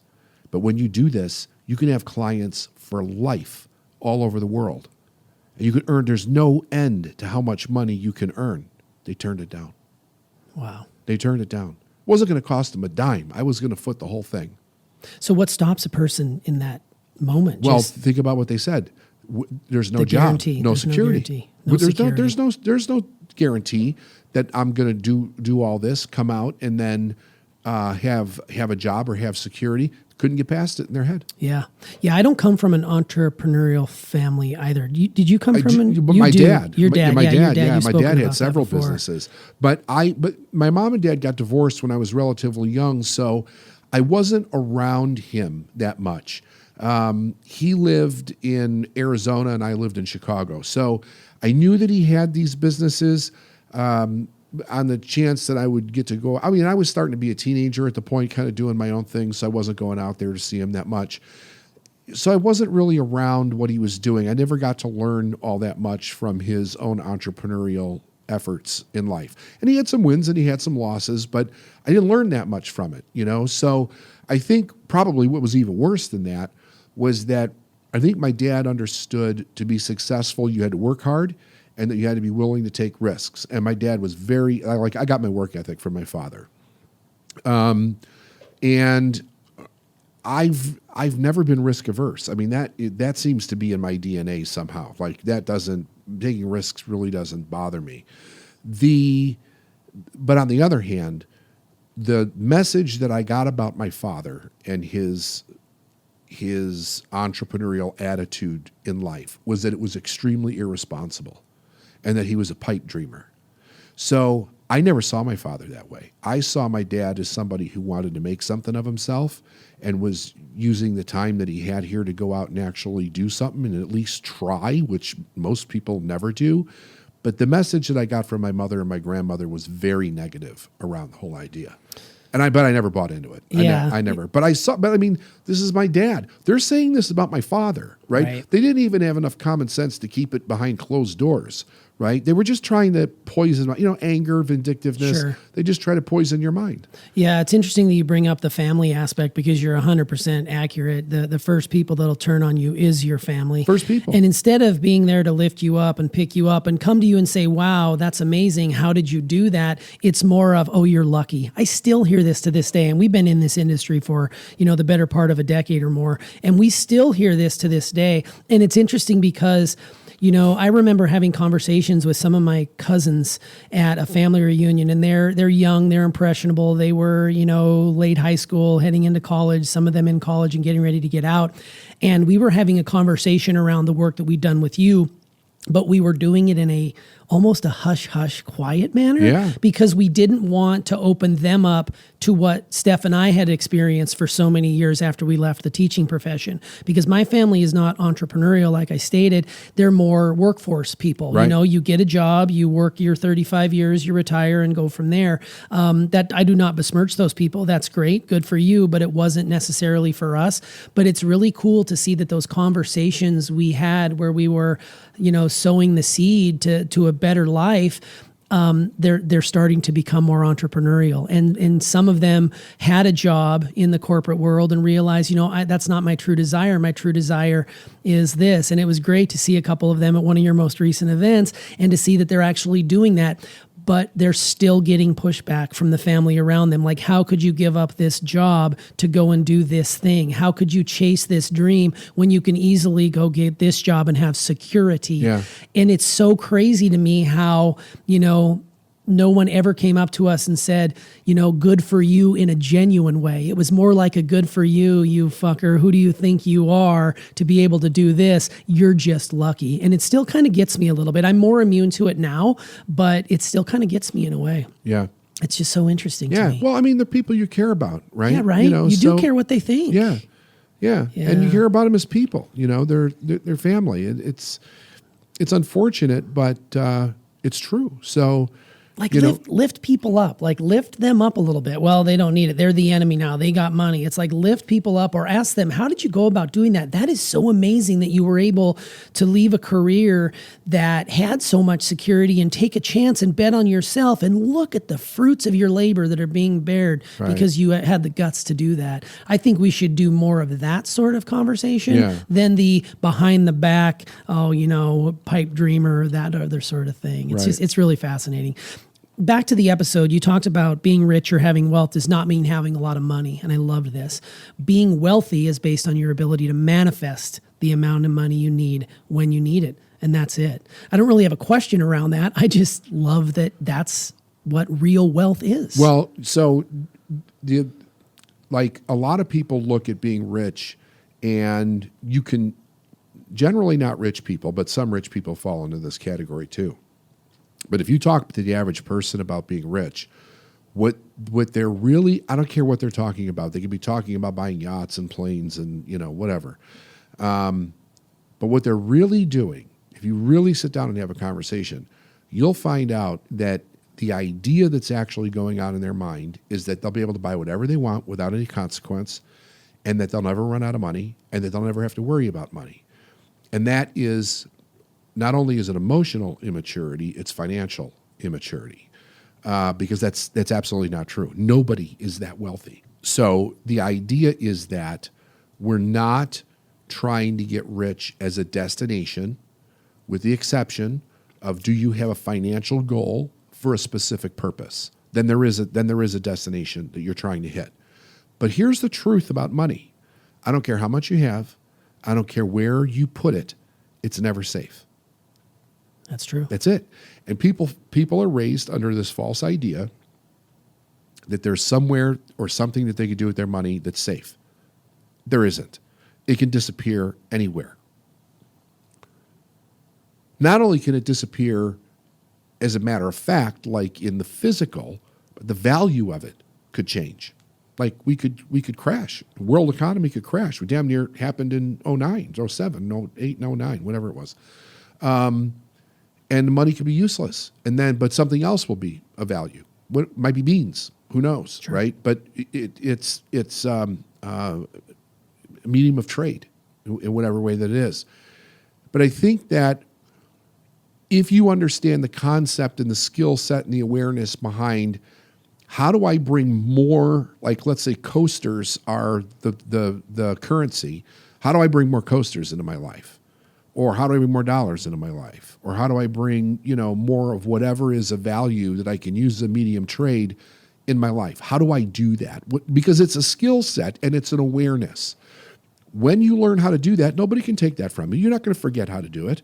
It'll work for now, forever. It's like riding a bike. Yeah, it's like riding a bike, yeah. Right? It is.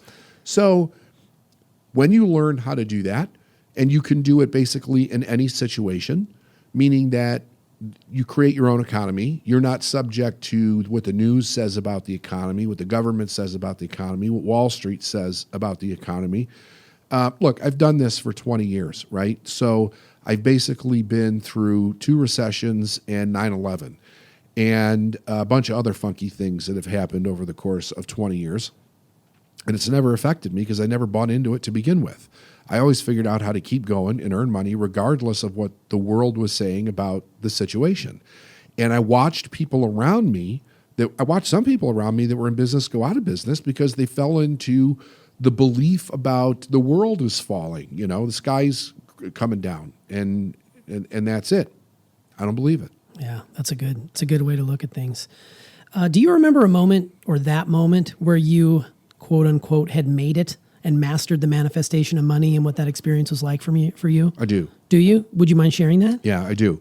So I had actually done this a few times without knowing what I had done. And the first time was that historic story about when I was on the dock and I tripled my income. So that's when I was an unconscious competent. I did something that allowed my income to increase. I still wasn't in control of it. I didn't know how I did it, but it happened, right? So if you want to call anything luck, you can call that luck. But it wasn't luck. I had actually did something, but I just needed to figure out what I had done. For 7 years after that happened, my life kept getting better in the way of money, like not huge jumps after that, but it increased. Opportunity, definitely. My status in the company and the opportunity that the company was giving me and the skill sets that I was learning while I was doing that. So that was all getting better, and it was all getting better because of the original attitude change that I made when I was on the dock. So in that time period, I'm deep in study for 7 years. I need to figure this all out, right? And I'm working with people. I'm getting advice. I'm talking to a lot of people. I would basically go anywhere to learn. Some of it was good. Some of it was great. Some of it was bullshit. You got to figure out which ones those things are. Start my own business. Doing relatively well, and I really wanted to understand what I was doing, but I also knew that meant you can't just intellectually understand this. I mean, it starts there, but then you have to put it in practice and actually make it happen. So my mentor always talked about turn your annual income into a monthly income, and we can get on a whole story about why that is, because I use it too, and it's genius, the idea behind it and why it works. But anyway, I digress. I wanted to do it, and I was bringing in probably the equivalent of about 50,000 at this point. And so I want to do 50,000 in a month. The first 2 months I failed miserably at it, and I was working with my mentor, and he was like fine tuning my mindset at the time. And the problem that I had just about everything else I was doing correctly, with exception of this problem. I was making it difficult, because it was so ingrained in my psychology about working hard, but I didn't realize by working hard, I was making it hard. I didn't get that. And it took me a while to get that. It took me 2 months, actually, of really focusing on the fact that everything that I was doing to try to make that 50,000 shift from a year to a month, I was doing it in a way that was too difficult for it ever to happen. When I realized that, I went over 50,000 in 2 weeks. Wow. So it happened the month that third month, but it happened in 2 weeks. And when that happened, I got it. It was like, I get it. I got it. I'm done. This is it. And then I went over $1 million, and it wasn't hard at all. And it's never gone backwards since then. And I've done it in every circumstance you can think of, in every economic climate that you can think of, with with employees, without employees, by myself, with people. Like, I've done it with other people. I've done it in collaborations with people. It is not hard once you understand how to do it. The hardest thing is, it is shocking the amount of beliefs that you have to let go of to get to that place. It's actually, you're letting go of more than you're learning, right? The learning of it is relatively easy, but letting go of everything that you hold so dear to your heart to be true about life and what keeps you safe, when you can completely let that stuff go and then step out into the place that your subconscious mind thinks is the scariest fucking place in the world to be, the uncertainty of life and your financial well-being, that's the place where you'll learn how to do that. Wow. When you had that breakthrough where you basically made your annual in 1 month, did you go and do any sort of like big purchase? Was there anything that kept you driving forward? Did you like go buy a car or add something? Was there any sort of material stuff? You're not much of a material guy. You've got great material, don't get me wrong, but you know, you're just as comfortable having regular things as opposed to having, you know, these other things. That being said, you drive amazing cars, you live in an amazing house, you have an amazing life. Was there anything back then where you were like, I made it, I'm going to go buy this, or I'm going to go take this trip? Was there any, do you remember? No. Just all back into the business. No, it was all back into the business, and yeah. But what an amazing skill set to have that you unlock. Like, if every single person could unlock what you just unlocked there, having shared that story, their life would be completely different. Yeah. And the reason I know that is because we did it. Like, Steph did that when she was working with you. I remember for me, I had that moment where we had made it, so to speak, was in a family vacation we took to Gatlinburg, Tennessee. We'd been going there for years and years and years, but we would only do one little thing here, and that's only if we had like a coupon book that we picked up in the local the store. When we went down there one year, we went balls to the wall. We were friggin' zip lining, we were whitewater rafting, we were eating out sometimes 3 times a day. Like, we were doing it, and I was like, we did everything, and things that we had not been able to do or afford in the past were now open to us. Yeah. And the kids recognize that. Even though they were little, they were recognizing that, whoa, we get to go do these things that we normally didn't. That was my aha moment that said, we're on to something here, that we're going to get to experience so much more because of the fact that we're putting in the work and we're doing these things that normally weren't possible. When we were teachers, we were living month to month. We didn't have a lot of extra money outside, you know, to be able to do these fun things. Right. And then when we met you and we started elevating our experiences, that's when everything shifted. And I remember when Steph went from replacing her teacher income, you know, over and over and over again. And not only that, but then when she started making what she used to make in a year and a month, like you just talked about, everything changed. And my kids' lives have never been the same. My life has never been the same. So I think it's really important for people to understand that everybody has that ability inside them. It's whether or not you choose to go after it. And that's your prerogative, for sure.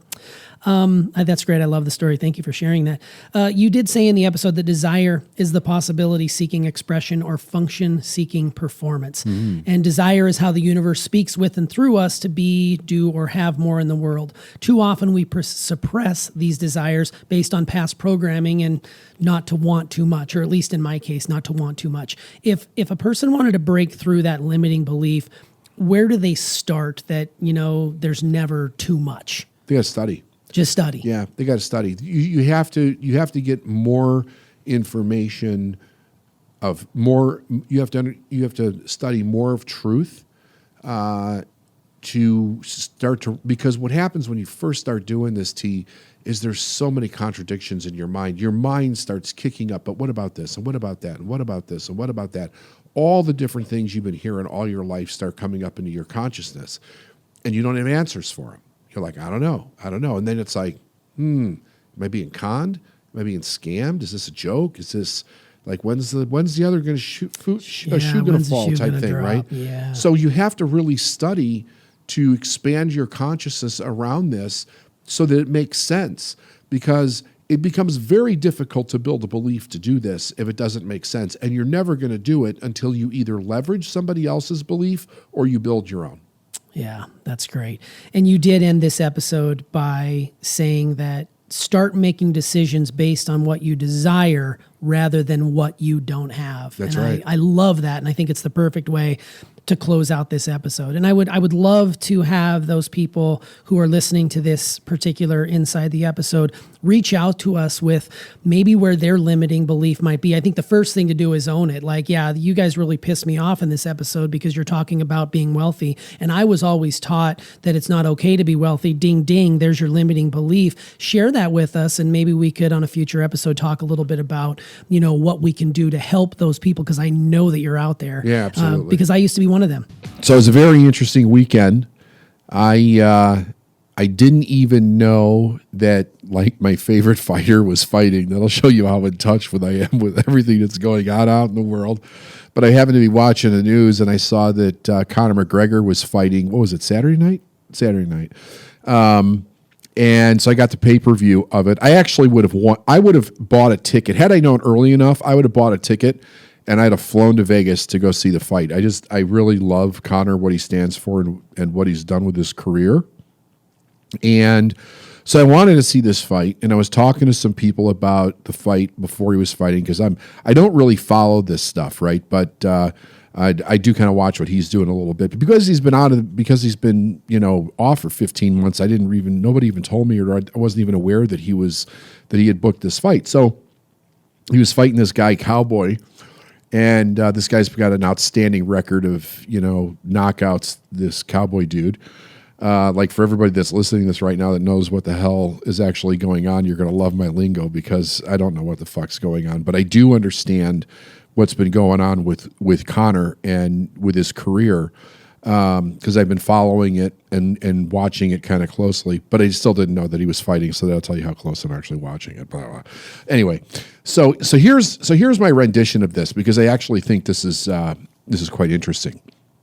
So McGregor has done for the UFC what Ali basically did for boxing. He's a larger than life personality, but he wasn't always a larger than life personality. He basically created this personality out of studying other larger than life personalities, incorporating that into his own authenticity of who he was and who he felt that he was, combined with an amazing skill set and a complete dedication to hard work to come out to be what is arguably one of the best fighters ever, best athletes ever. But what's interesting though is that he's a young guy. He's 31 right now. He's had a lot of very early major success. And then he started about a couple of years ago, he started to make a bit of a dark turn in his career, which I thought was very interesting to actually watch this start to play out. And it started with a couple of really bizarre actions on his part, throwing a two-wheeler or something through a glass door on a bus that one of his competitors was on. He punched some guy, or was accused of punching some guy in the face that is sitting at a bar that didn't buy his whiskey. And there were a couple of physical altercations that he got into, and he got in trouble and he was arrested.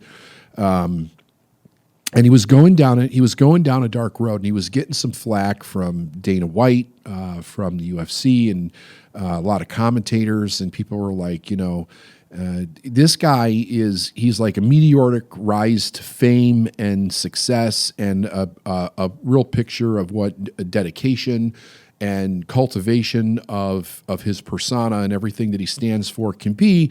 And then just as fast, it looks like he's going to crash and burn and be the humiliation of what it can look like to allow success to eat you alive from the inside.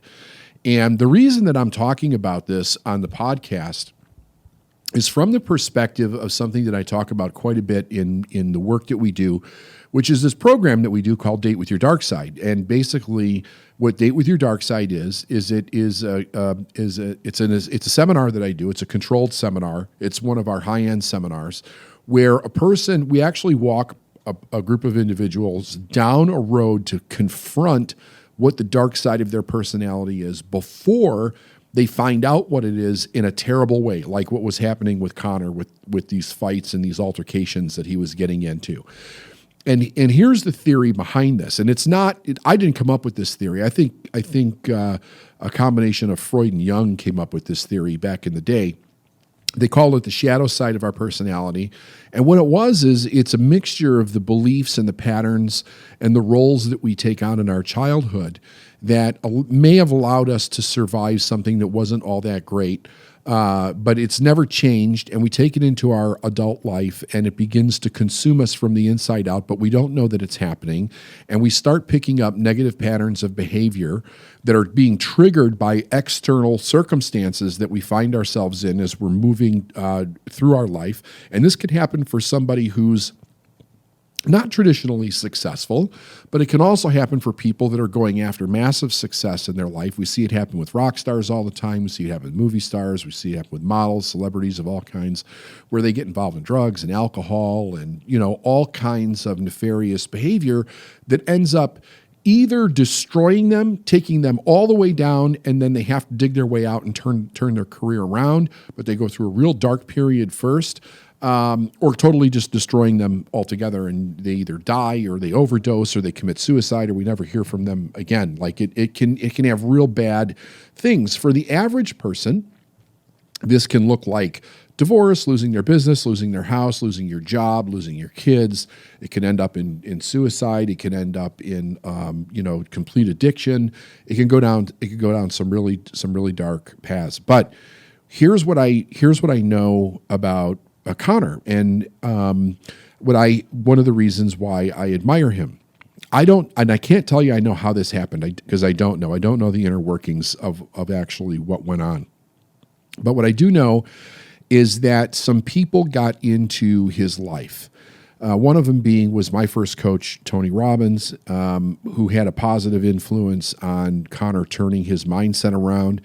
And I saw some videos and some articles about Connor talking about the idea that he realized that he was not going down the right road, and he was drinking quite a lot. He was sleeping in. He was still working out and showing up and doing all that stuff, but he was doing it kind of at his own convenience, almost more from an arrogant way, and not really looking at certain things in his life that people were asking him to look at that he just wasn't really looking at. So he got a wake-up call before it got too bad. Thank God for him.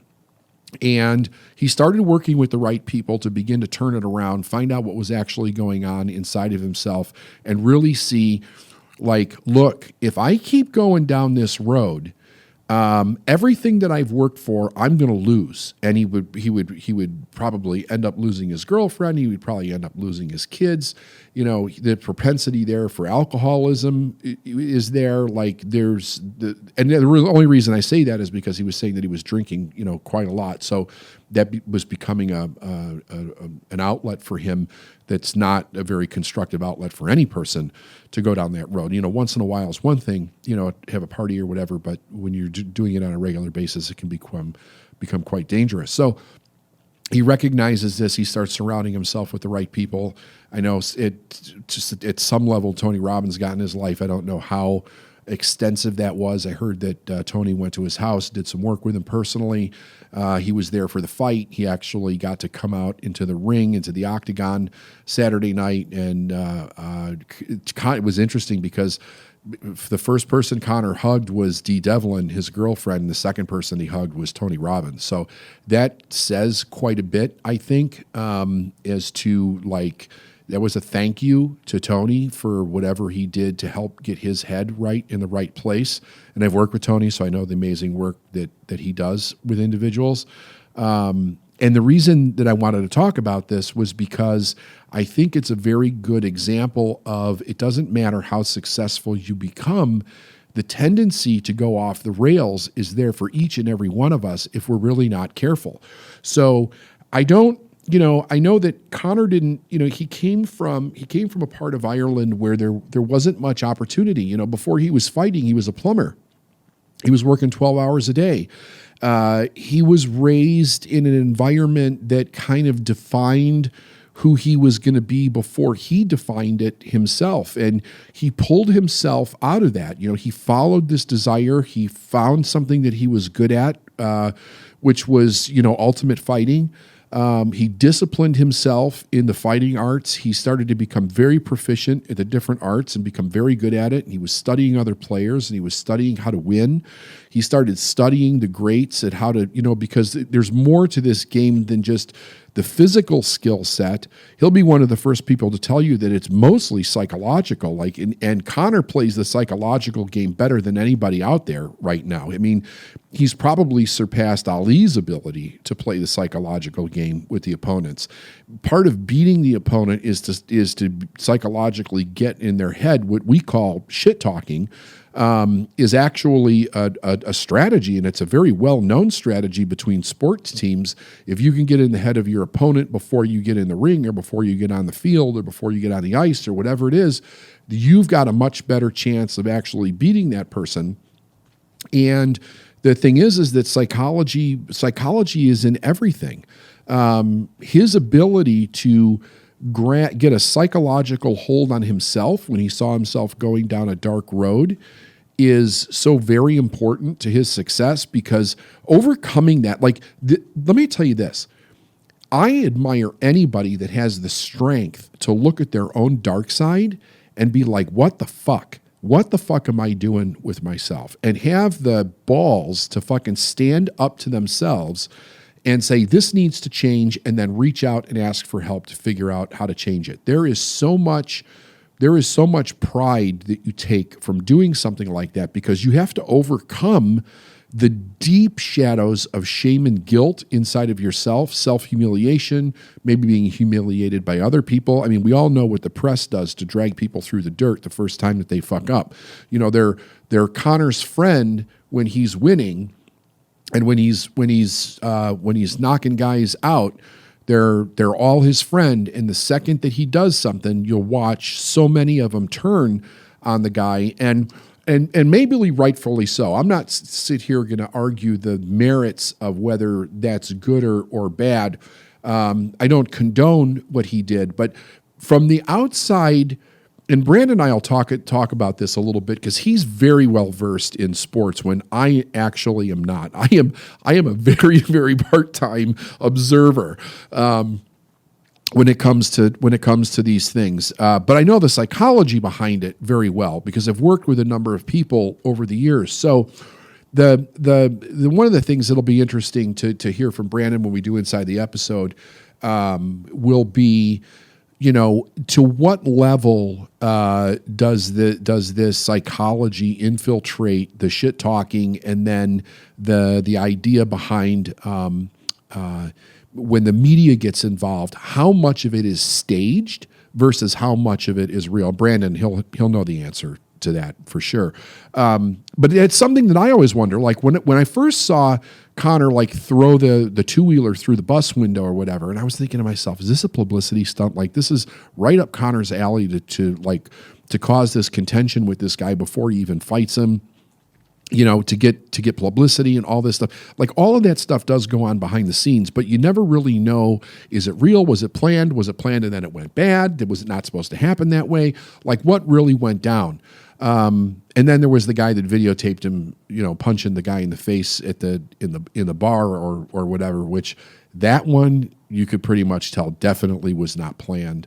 And like I said, I'm not, if it's not something that's planned or like a publicity stunt, I don't really, it's not that I don't condone the behavior, but I'm not here to judge it either way, because the idea, like when I see that kind of behavior from someone, I think to myself, what is that person going through in their life right now that they're that much a poor judge of their own character that they can't stop themselves from going down that dark of a path to be able to turn themselves around. And for a while there, I was really rooting for Conor. Like I really wanted him to see that he was going down a dark path, and I was actually kind of surprised.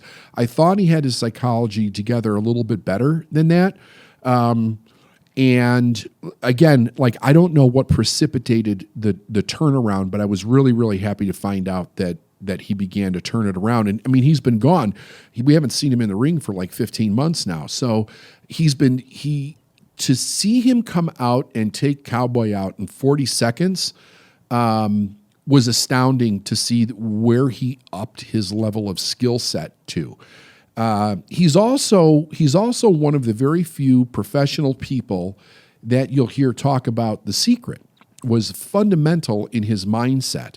And most of you know, like, I've been a critic of it. I was around that thing when it was being made. I was interviewed to be in it at the time that it was being made. And there's been, like, the good, the bad, and the ugly with that damn movie and that book, because a big part of the manifesting process that is part of the process was completely left out of that movie, and it was left out of the book, which is, what are the actions and the disciplines that you need to take in order to be able to do this, not just the visualization.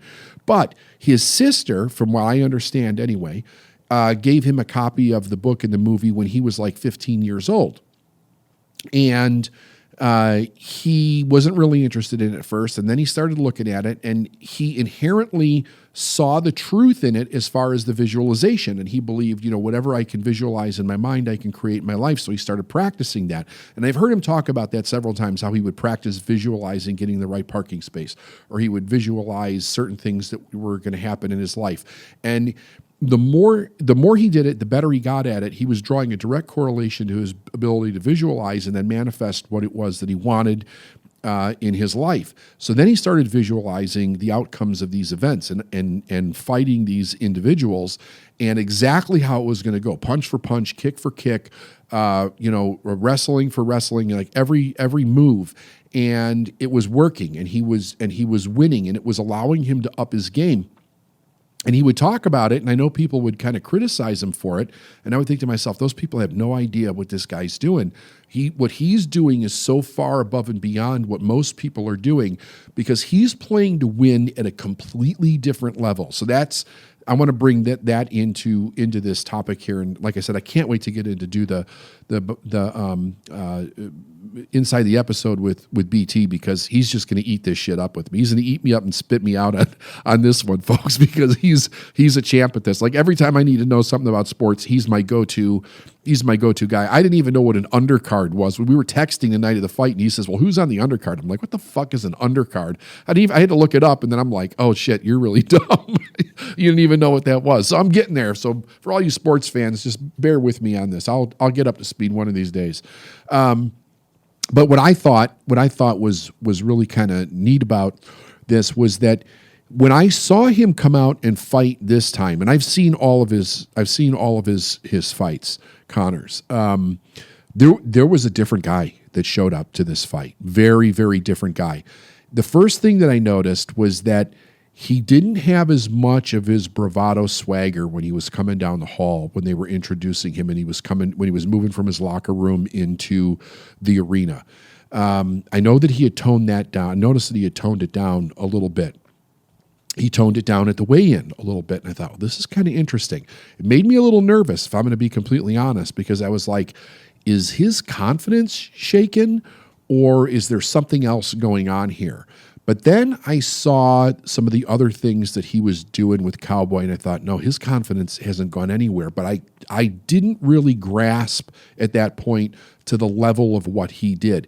He took it to a level so far beyond anything anybody would expected for the fight, because even though my understanding is that Vegas had the odds on McGregor for this fight, that privately a lot of people were going, the Cowboy was going to whip his ass, or at least take him for the full 3 rounds, for the full 15 minutes. And that if he wore Conor down, because Conor has a weak spot somewhere about halfway through a full-length fight, he loses his cardio a little bit. That's been traditional for him. That's where his opponent can grab the upper hand. It lasts for him for about 60 seconds traditionally, and then he gets his win back.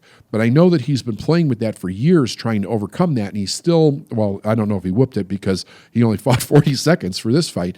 But last time he fought, where he went the distance or a long time with an opponent, he still had the problem, and he openly admit that he was having this problem. But this time, this guy literally, and I don't remember who I heard talking about this. It might have been Joe Rogan, that was saying that the people that he brought in to work with him, to train with him, he brought in some of the most elite fighters in the world.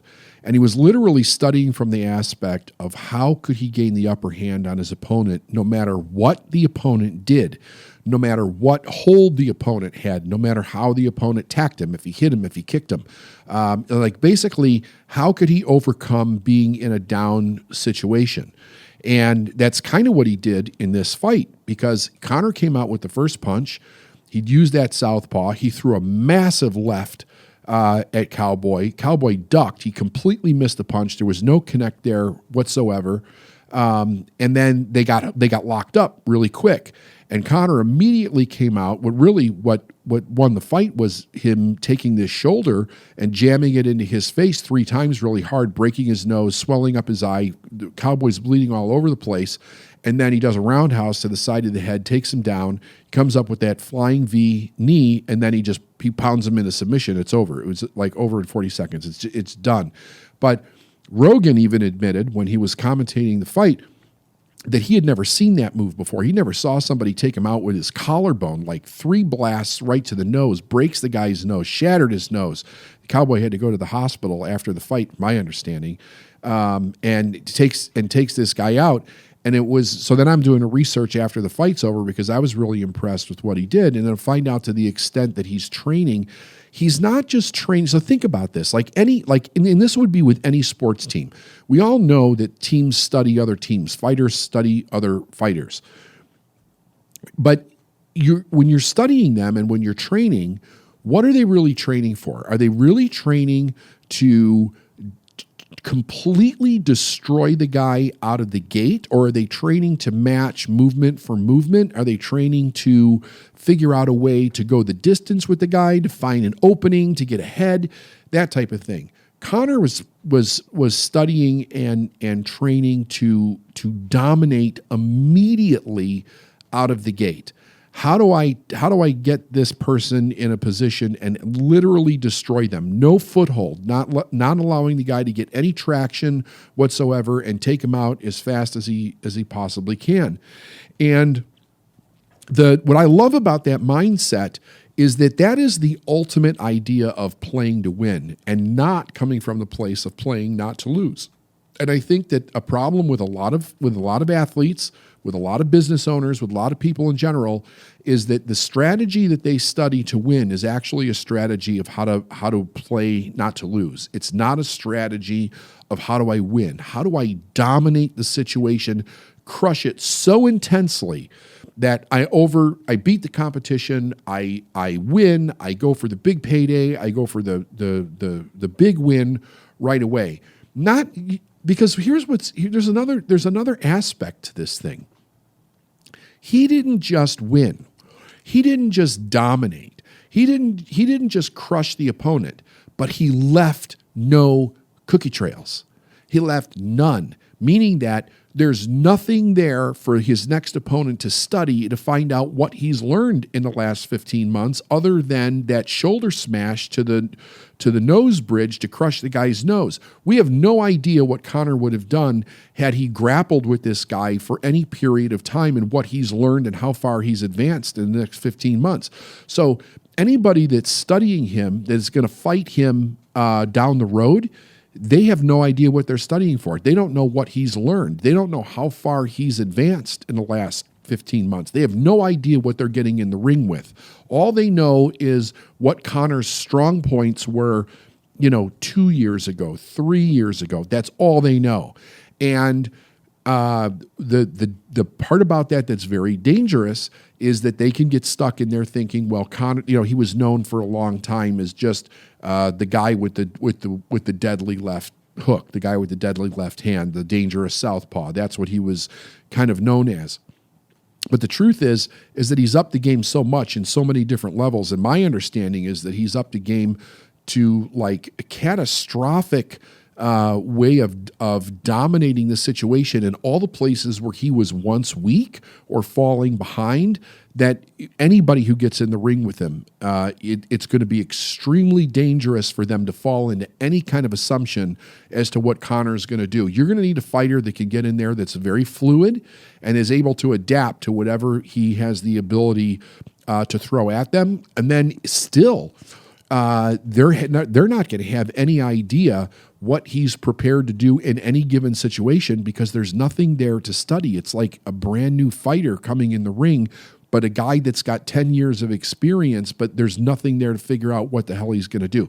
So it's brilliant on his part. That keeps him on an edge, by the way, because there, like I said, there's nothing there for anybody to study. And he's taking his whole life to a different edge. He's got his clothing line. He's got Proper 12, the whiskey that he's come out with. He is an unbelievable promoter and marketer. Like for all of you people out there that are, these are the kind of people that you want to study. Like I'm not saying go out there and be Connor, but you want to go out and be your version of Connor. Like where is the promoter, the marketer, the person that is very confident in your abilities to be able to take your own life and your own product and your own service and your own business to the next level. You can look at that as a model for yourself as to what he's done.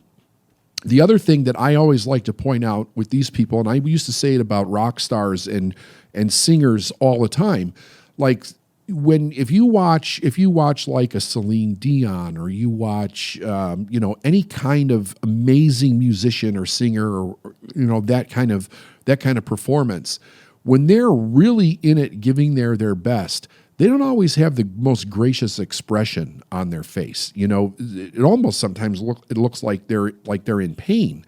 But what the point that I'm trying to make is that they're willing to look foolish to be their best. And if you look at Connor, if you look at what he's turned himself into, he's willing to appear foolish to go beyond where people think he's foolish and they see him as a leader. There's a very fine line where people will ridicule you and be like, oh, that guy's a fool. Look how he's dressed. Look how he walks. Look at that ape walk that he stole from Vince McMahon and he made his own because that's where he got it from. He didn't even create it. He took it. McMahon first did that, from my understanding, in the WWE. And then Connor saw it, picked up on it. He exaggerated it and he made it a way of dominating and psychologically impairing the opponent. And people went from, oh, look at him, he's a fool, to like, holy shit, this guy's he's the real deal. Everybody can do that in their business, but you have to be willing to get out of the idea of what other people think about you. And I think that's another extraordinary thing about Conor McGregor is that he was willing to tackle these areas of his life that were not going well, where he was not being his best and not really care what other people think. I mean, I'm sure he cares what Dee Devlin thinks and what his kids think, and in the people that are close to him, but I'm talking about the public in general, and really tackle these issues and come out and actually talk about how he did that and that he's a better version of himself and that he's going to go on to live his dream in the most magnificent way. If he continues down this road, he may become the most celebrated athlete in the world. And he's young, he's 31, like Christ, he's got his whole life ahead of him as to what he can do, and he's setting himself up for the big win long-term in his life. I hope I get to meet him and shake his hand someday. He's on one of my lists for being on the podcast, so we're working on that as we speak. It's going to happen. I'm visualizing it. So Connor, I'll meet you out in the visualizing field and we'll get you in here someday. But anyway, congrats to him. It was something I wanted to talk about. I was really excited to see it. I'm really, really happy for him in his life and what he's doing, and hopefully many more wins and success to him. So this is a great episode. I love kind of talking about this stuff because it does bring in it gets me jazzed. The sports element. I know it does. You've made that very, very clear, especially in the conversation. But let's start first of all about how you came to sort of study Connor as a subject of someone who, does things and goes about his business a certain way. Where did he first pop into your awareness and why Connor? I guess we'll start there. So I didn't know anything about him. And then several years ago, my daughter, Erin, and her boyfriend at the time were really into him. And they told me about him. And they were like, oh, you need to check this guy out or whatever. So I started just, looking to see. And I was very impressed with who the guy was. Like, I'm a big fan. Like, I'm not a big sports fan. You know that, right? I hate watching sports on television. I do enjoy going to a game, all different kinds of games. I shouldn't say that I don't like sports. I do like sports. I'm just not one of those guys where sports takes up my whole life. Like, I'm not a Sunday afternoon football guy. I like to watch the Super Bowl. I like to watch the Stanley Cup. I like to watch the World Cup in hockey. I like to watch the final games. I like to see that stuff. I love the competition. I played a lot of sports when I was a kid. I played football. I played hockey. I played. I was wrestling. I went down to state in wrestling when I was a kid. So I played softball. I played to clinch a big 16-inch clincher in Chicago. Like, I loved playing the sports. I just never liked watching them. It just wasn't my thing. So when I heard about Connor and they were telling me why I would like him, I liked him because he was somebody who was above average. Like, and I'm always impressed with above average people. I study them like a book. I want to know everything they're doing. What's their psychology? Why are they doing this? Who are they as a person? Where do they come from? I mean, you know me. I just shred it apart. I want to know all the intricate workings of it. And I saw him doing something in UFC that hadn't been done yet. Like, he became the Muhammad Ali of UFC, and there was no personality like that before him, or not quite to that extent. And there were a couple of guys earlier on, but not really to that extent. And on top of it, he had the chops to back it up, right? He was badass in the ring. And so when I saw that and I saw his flamboyant personality, I knew that the guy had a good marketing savvy. Like, he was a promoter. He not only could he fight, but he could talk, as they say in the industry. Yeah, which definitely helps you in that game for sure. It totally does. Well, I mean, not only does it allow him to get the psychological advantage on his opponent, which I want to talk to you about, but it also allows him to be an amazing promoter of his other stuff, which, like, he does. Like, in the ring, he was promoting Proper 12, his whiskey, and I know that some people get really pissed off by that, but you have to understand, he's a businessman. He's not going to fit into the box that you want to put him in. And I admire that about any person, that they're willing to build a box that they like for them, and they're going to go after life and all the juice of life. I like what the guy stands for. I like that he's a passionate Irishman, that he's all about his country and giving people a door out of oppression. I mean, Ireland's gone through some bad times, over the years, and to have a champion for them, I think is a fantastic thing. He's come a long way for sure from the streets of West Dublin where he was from. And I'll be honest with you, Conor McGregor wasn't always my cup of tea until you kind of started talking a little bit about who he was as a person, and I didn't really know much about him. And in full transparency, and leading up to this episode, I did watch his the documentary from Netflix that came out in 2017, Notorious.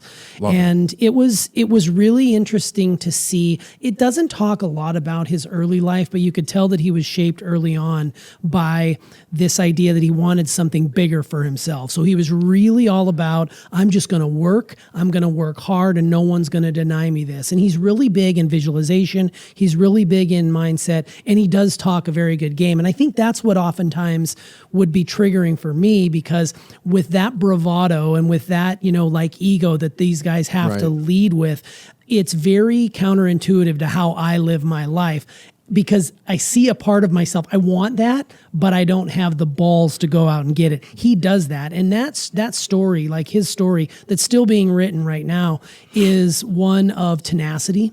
It's one of, I'm going to outwork you, and I may lose, but I'm going to come back even bigger and badder the next time. And he's proven that in his career. And I think it's really impressive to see. And I can hear people out there having this conversation, right? Why is David talking about Conor McGregor? Why is David talking about, this person's dark side? It's not that interesting of a story. Similar to like when we talked about Tiger Woods on this show, and we had all this feedback about, why are you talking about this adulterer? Yeah. Here's the deal. This is what I know. You can learn from every single person you come into contact with. It doesn't matter if you can't watch an MMA fight. You don't have to. You can actually look at the man and see what he's doing to realize that he's different and cut from a different cloth. Yep. It can be a little queasy at times to watch these fights, but it is very gladiatorial. It's very primal. It's very carnal. And the fact that this guy has done it across multiple weight classes and has done it for as long as he has done it. I mean, he's only 31. It's kind of funny to say he's done it as long as he's done it. No, you're right. But to see how far in that battlefield, it's really it's really quite impressive. And I get excited too when you share these things with us, because it shows you there's a human element involved in that we can learn from every single person we come in contact with. Yeah, it's super cool. Well, getting back to this, this recent fight that you watched against Donald Cowboy Cerrone, it's crazy to think that, Conor was scheduled to make something like $5 million flat fee just for the fight. Is that what it was? Yeah. So he got basically $125,000 a second because it lasted 40 seconds, this fight. But he also got the pay-per-view cut, which I think is really great. He got something like 80 or 90% of the pay-per-view cut, which could bring him up to something like $80 million for that 40 seconds of work. That I didn't know. But the reality of it is this, that dude works. Watching that documentary, I cannot believe how much time, effort, and energy just goes into making weight, first and foremost. And, in order to simulate this type of combat, you have to hit people and they have to hit you. There was this one scene in that documentary where he's basically laying in the octagon and one of his guys is just pummeling him with his fist on his sternum and on his stomach. Right. And I'm thinking, no way in hell. No way in hell would I be willing to do that. But you don't think about that when you see this guy talking about his whiskey or talking about this or talking about that and being a la Muhammad Ali, right? Right. But the reality is all of these athletes on every level, even the college athletes, high school athletes, they put in the work, and that's what separates those from those who don't. Tell everybody just for a second what the name of the movie is so that they can watch it. Yeah, so definitely go check this out. It's on Netflix streaming right now. It's called Conor McGregor Notorious. And it's from 2017, It's from 2017. Yeah. So it basically goes through his early rise, his rise into UFC, his fights that were legendary against Nate Diaz, and then all the way up until I believe he's talking about getting ready to fight Floyd Mayweather as a boxer. So not only does he transcend UFC, but he also goes into the boxing arena and fights probably what's considered to be one of the most pound for pound best fighters in the world is Floyd Mayweather. So it's really cool to see his transformation. And like I said before, I was not necessarily a fan. It's not like I didn't like him. It's just that I wasn't too keen on it. Because like we talked about before, when you said, hey, we need to go to one of these UFC fights out in Vegas, and immediately my stomach started to hurt and I was getting very, very stressed out because there's so much testosterone at those things. And it's like, I avoid conflict like none other. So it's really quite crazy. But, one of the things you talked about was how much of this is publicity. Yeah, tell me about that. What do you know about that? So here's the thing. No one really knows for sure, but I can tell you this.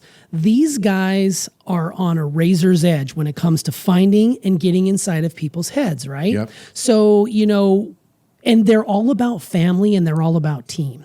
So, the situation where you were talking about where McGregor threw some stuff through a bus window, that was because that was a fight, I believe, with one of his guys in his training group was fighting this other guy. And Conor took offense to something that was going on and he wasn't even involved in the fight, but he was going to, do something. I think that's just pure, rage is involved there, but I think more of anything, it's just him sticking up for his guys. Like you said, he's all about team, he's all about family, he's all about country. Yeah. So if you step in the way of any of that, there's going to be a battle. And what's interesting is if you ever watch some of these press conferences, they bring those press conferences together knowing that something is going to happen. One guy is going to take a swipe at another guy. They're going to say something because all it does is it fuels the pay-per-view buys and people are going to do it. Now, Dana White and his partners are smart people. They know what sells, and they're going to put these guys together in front of one another with their shirts off. They're going to do the weigh-in, and these weigh-ins have thousands of people go to watch somebody step on a scale. I know. I see the arenas are filled when it's crazy. I had no idea. Yeah, it's insane. I had no idea the weigh-ins were that big of a deal. I've seen them played on ESPN. Every weigh-in for a UFC fight has some sort of a fight or somebody's throwing something at another guy. They make a show out of it. It's become a show. And how much of that is publicity? I think a lot of it is just there is a lot of adrenaline going on because the night before those fights, I can't imagine what those guys go through. But in that Notorious documentary, it's interesting that you get to see him on fight days, and he's very casual. He's very calm. Yep. Because he's put in the work, right? And I think that can relate to anyone in any field. You put in the work. He's prepared. He's prepared. When I ran my marathon, my coach texted me the night before my marathon when I knew I wasn't going to sleep much, and he said to me, "It's very simple. The hay's in the barn. The hay's in the barn. You've reaped it. You've sowed it. The hay's in the barn. Now just go out and perform.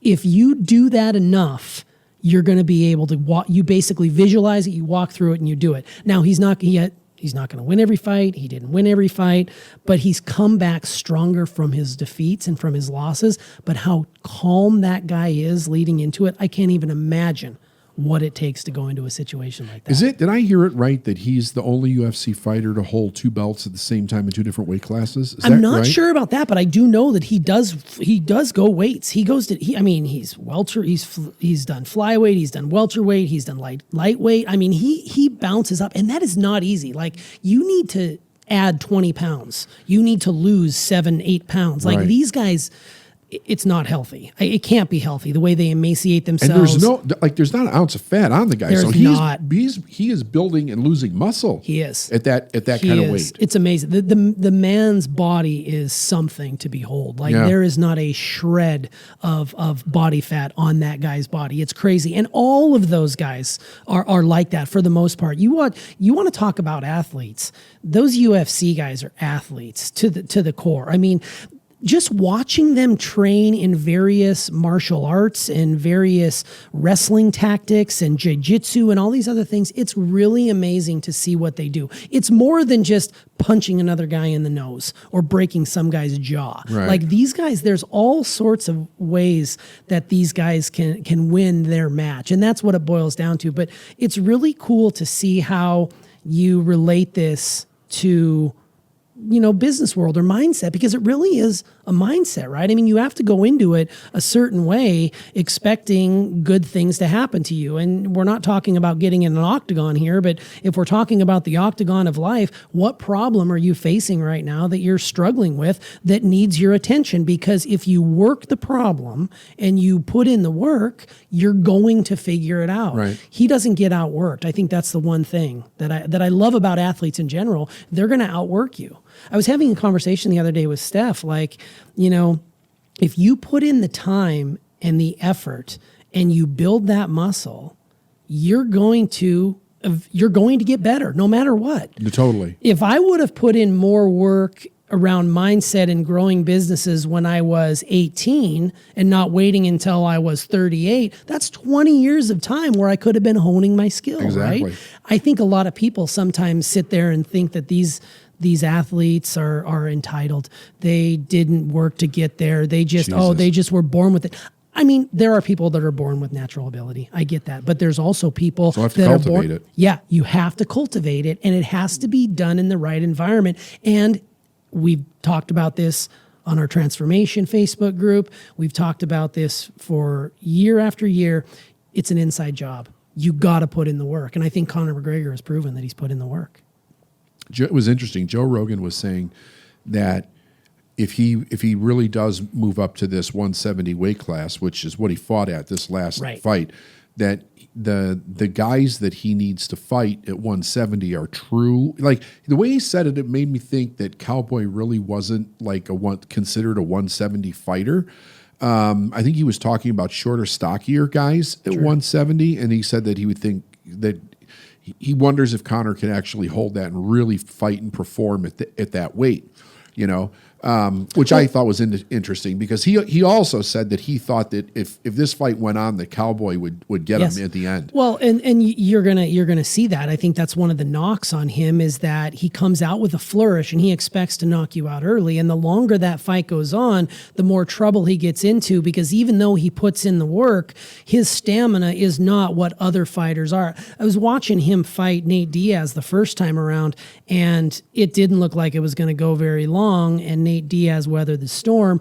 And his face, I mean, you wouldn't think he won the fight. Right. Like, to look at the guy's face. He was hamburger. But I mean, he ended up weathering the storm and outlasting him, and it was crazy to see. And that's the kind of stuff where people are like, oh my God, like Steph refuses to have it on. Like, I don't turn it on at the house at all, because she'll just immediately leave. So I've learned to kind of like dole that out and not show it. But it's one of those things where if you strip all that down and just look at the people that are doing this and the amount of time and effort, there's no overnight successes in this situation. And he is a testament to that. It's really quite amazing. Yeah, it is. So let me ask you this. How much of this whole psychological advantage over your opponent, how important is that from what you know?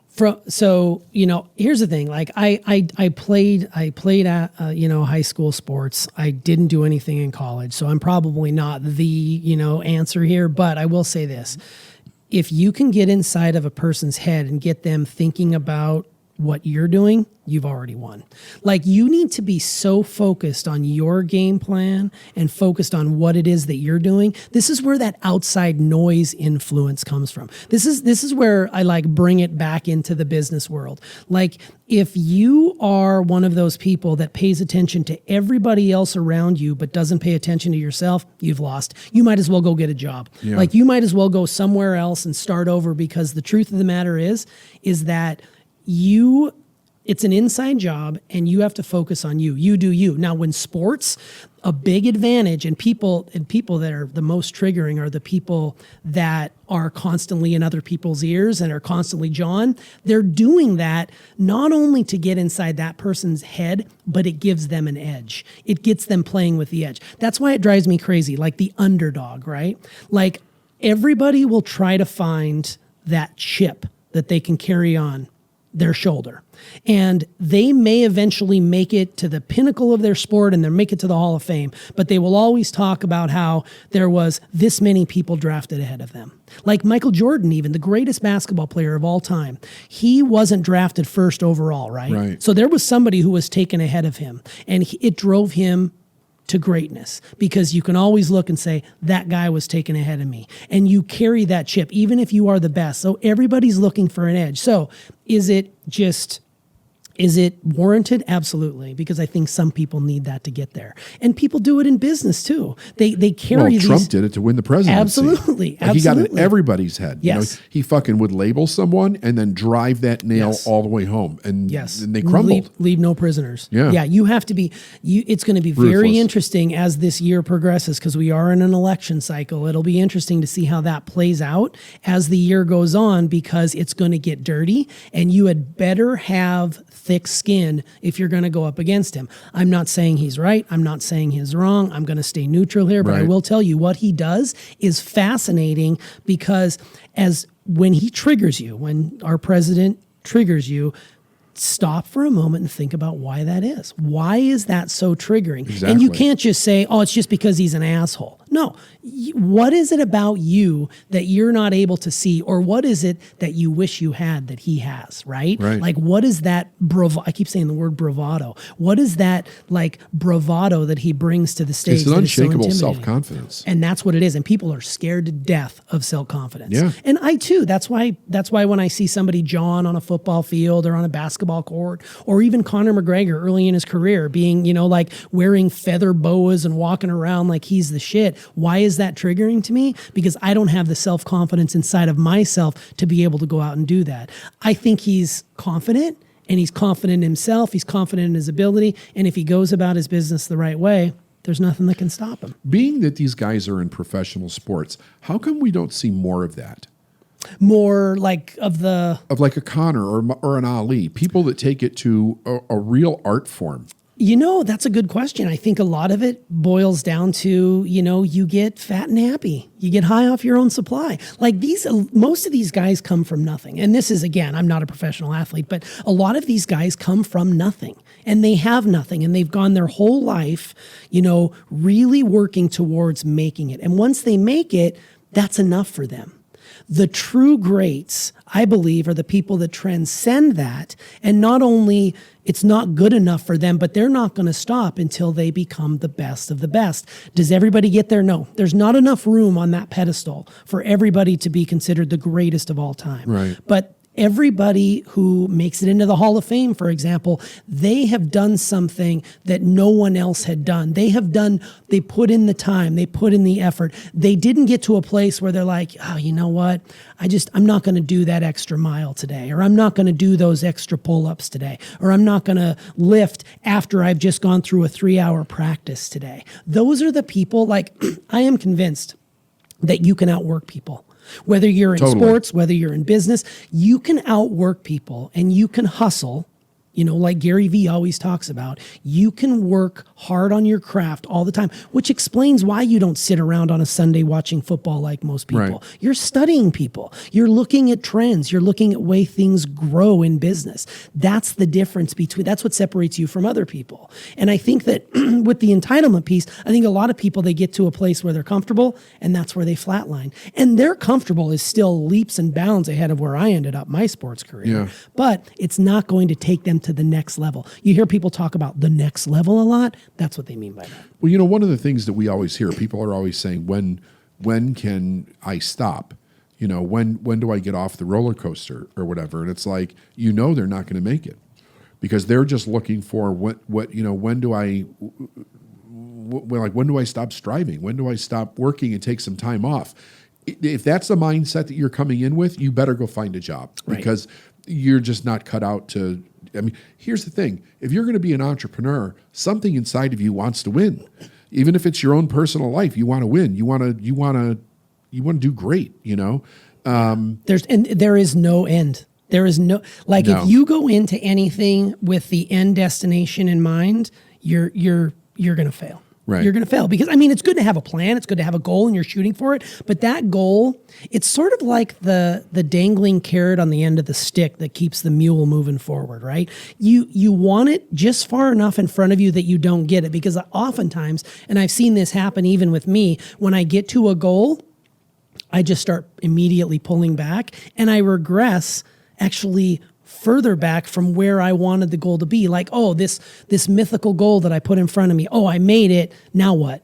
That's why when I ran my first half marathon, I'm like, okay, well, what's next? Let's run a full marathon. Right. Okay, now that I've done that, okay, let's run every day. Okay, what's the next thing? Constantly motivating yourself and pushing yourself and realizing, and this is a tough pill to swallow, you're always going to be on this journey from now until the end. And at some point, with sports, it's different being an entrepreneur because the day's going to come where they can't do it anymore. They physically don't have the chops to do it anymore. Which is why you see Conor McGregor pitching his whiskey. He's not going to be playing forever. Right. You see our local, quarterback Cam Newton here in the Charlotte area. He's got multiple businesses. These guys have multiple businesses because the average shelf life of an NFL player is 3 years. Not everybody gets to the heights and makes those. Is 3 years? 3 years. 3 years. So you've got 3 years. Well, they say NFL not for long, right? Yeah, right. Yeah. You've got 3 years to make your money and to get in there. And the rookie contracts, they might make $500,000 a year for 3 years. That's $1.5 million. Sounds great, doesn't it? Okay, you've just worked 3 years and now your body's shot and you can't do it anymore. Have a backup plan, right? And that's why I think it's really cool that they do these NFL rookie symposiums where they bring in business people to talk to these young men who are now into some money and how to diversify their portfolios. So when the time comes that they have to give up the sport that they've been playing for 15 years, now they're able to do something else. So that's why you see them getting into the liquor game or the car dealership game or the clothing lines, right? Right. Because they have to have something outside of it. Because Conor McGregor, 31, it sounds young, but it's not a young man's game. Neither is professional football, professional basketball. Yeah, there's anomalies. Tom Brady's in his 40s. Drew Brees is in his 40s. These guys are in their mid to late 30s. They play long, but the day-to-day grind you have to outweigh, is this something I want to continue doing, or do I want to start doing something else? You don't see many UFC guys in their 40s. No, you don't. I mean, no. I mean, I'm sure there's the occasional person that'll slip through and that'll do that, but it's the ones that are performing at the highest level are the young guys, and that's the scary part because those young guys are as hungry as you were when you first started. And they're on his ass. Exactly. So if you are wanting to stay in that type of game, any game, you've got to realize there's always somebody trying to knock you off. Yeah, I mean, you're right. Like he's only got a few years left Yeah. in this game, and he's going to have to hang it up or risk, being seriously injured. And if you love business, like we love business, and if you love seeing people succeed, then stories like that, where they're getting into different avenues and different, money income making streams, you've got to respect that, no matter what it is. Were you surprised to see that he turned his poor behavior around? I actually thought he was done. Like when he was really going off the rails there, I thought that it just became a sideshow. It became like a circus. And I thought, you know what, this is the beginning of the end of the destruction. But, through it all, it's the people you surround yourself with that can help you see through some pretty dark times. Right. And by going through that, I think he's a much better person. Like you said, his work, like bringing in a life coach like Tony Robbins to help him leading up to this shows his maturity and shows his growth. Now, you can go on and watch the TMZ video of him socking some guy in a pub, or you can go watch him throw, blunt objects through a glass window, and you can judge him for that, but that was a time, and that time is now gone. Right. He's changed that. Now, is he a perfect citizen? I don't think you can be a perfect citizen in that game. Because if you don't have some sort of an edge, you're in the wrong game. You might as well just get out now. But I'm glad he did, because now he can take that maturity and he can inspire the next round of fighters to go about their business the right way. I'm actually thrilled for the guy. And like I said, I wasn't a huge Conor McGregor fan, but after listening to your passion about him and, doing some reading and watching that documentary, it really has me thinking more about what is it that I'm not looking at in myself that he has himself. Yeah, so. He's an incredible human being, and I'm like you, I'm really happy that he straightened things out and he wants to win in every area of his life.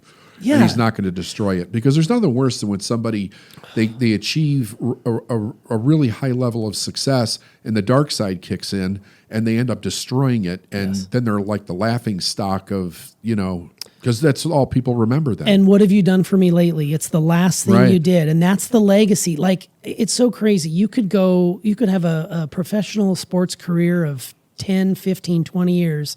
And if you do one thing wrong, that's all people will remember you for. And it's really unfortunate and it's really sad, but it's the way of things. And it's just kind of how society works now. So it is. Yeah, I think all in all, I mean, this was a really good episode because, you did talk about how his dark side drove him to where he was going, but it also nearly destroyed him in the process. Right. And he had to have people around him that were going to not be yes men, like not be the people that this is the way you should do it, but really question him. I think a lot of times with athletes, with their entourages, if you've got an individual who has heard nothing but yes their whole life, then more often than not, they're going to go off the rails. I just watched another fascinating documentary that just recently came out on Netflix about the football player Aaron Hernandez. Yeah.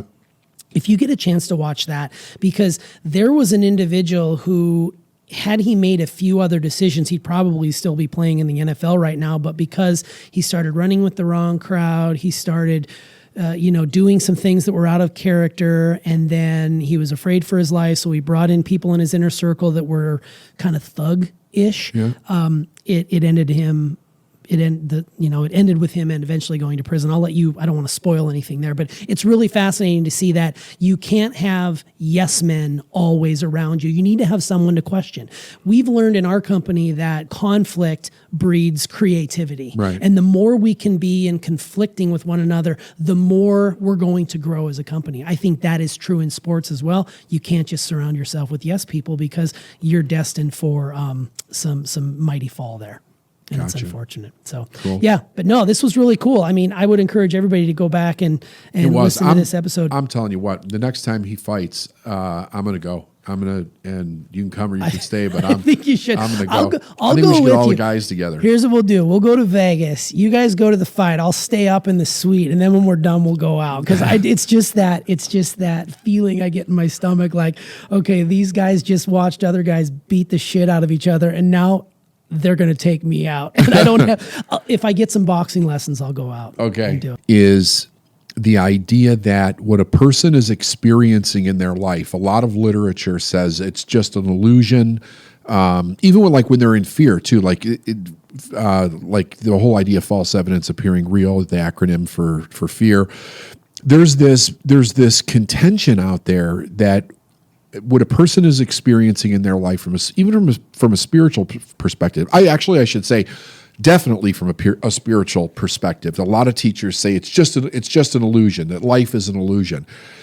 I think that is a huge disservice and complete, utter bullshit to tell people that. There's absolutely nothing productive that comes from it. So what am I supposed to do if it's an illusion? Should I just sit here and watch the illusion take my house and my health follow? Like, what's an illusion? It's not an illusion. We're in this reality, and what I have found is more productive is basically this idea. The idea is that how do we accomplish what we want? That seems to be the question for a long time. People want to know, can I become more successful? How can I be richer? How can I be better health? How can I be better, in all different kinds of things? And the idea is I'm in this experience of my life, what is my reality, the results that I've gotten, the mistakes that I've made, the desire that I have to do something very different. How do I create that? What do I grab onto for a belief system? What do I grab onto for knowledge? What do I grab onto for inspiration? That type of thing.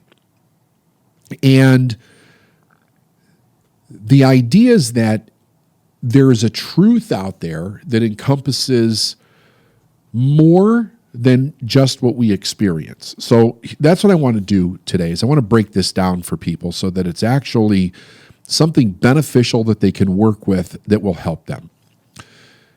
If we study things like universal principles, the laws of the universe, the laws of spirit, the laws of thinking, we come up with some very factual evidence that both applies to the spiritual world and to the physical world. It's both applies to the religious world and the scientific world. We call that the laws of the universe. There's 7 of those basic laws. I'll just rattle them off. So you got the law of perpetual transmutation of energy. That allows us to bring a non-form into a form and back again. So like I generally tell people, think about how water never really goes anywhere. It's here. It's just in different forms. You have it in a physical form. It evaporates. It turns into an air, ether, or gas. It's in a non-form. It condenses, goes back to a physical form, comes back down to earth. And it keeps recycling this process over and over again. Well, life cycles through that process over and over again. Ideas also cycle through this process. We have an image in our mind. That is in a non-physical form. We back that image up with action. What are the actions that I need to take to create that image? We come up with those actions. We create an action. That action then creates a result. The result is either equal to the image that we're holding, the desired result that we want, or it's not. Make adjustments, do it again. Ultimately, what do? We create the light bulb. We create the automobile. We create the rocket. We put a man on the moon. Send satellites to Mars, like this type of stuff. Then we have the law of vibration, which basically says everything is in a constant state of motion. Nothing is still. Everything is vibrating, and it's vibrating at different frequencies. So as that pertains to the idea of thought, as we hold an image in our mind and we get emotionally involved in that image, we're operating on a thought frequency and we're operating on an energetic frequency. Those frequencies are either going to be in harmony with what we want in life, or they're not going to be in harmony with what we want in life. So everything that we want is also on a frequency. If we think about I say I want to be rich, or I say I want to build $1 billion company, or I say I want a great relationship. Those things that allow us to do that, the information that allows us to do that, is on a frequency.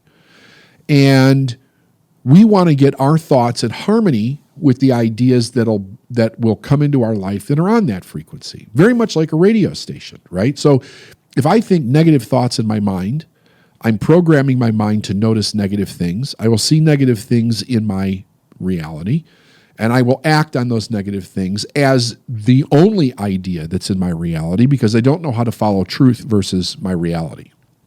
So I'll give you the rundown on the rest of them. So we have the law of vibration. Everything vibrates, nothing rests. Everything vibrates on a frequency. Then you have the law of relativity. Everything is relative, right? We live in a world of comparisons. Nothing is big or small unless we relate it to something next to it. And then that gives us the relative idea of what it is that we're actually examining. We have the law of gender. Law of gender states that there's male and female in everything, and it takes male and female to come together to create another life form. There's also male and female in ideas. There's male and female in the universe. There's male and female in nature. It's in everything. Then, so we have, we have the law of cause and effect. For every effect that we experience, there is a cause. And as we find out what the cause of the things are that we want in our life, and we become that cause or do that cause, we will create that effect. It's an absolute certainty. It's not a maybe. It's not an if. It's when is it going to happen? That's the only thing that comes into that. And when falls under the law of gender, by the way, because it's gender and also incubation period. How long does something from the inception of a cause take to receive the effect? Okay. Then we have the law of polarity, which is the law that I like to play with the most, because the law of polarity is the one where we're bringing in the idea of the truth. So you can either write this down on a sheet of paper, you can draw it out, or you can visualize it in your mind if you're driving, whatever. Don't close your eyes. But here's the idea. The idea is that there's this overall arching truth in the universe.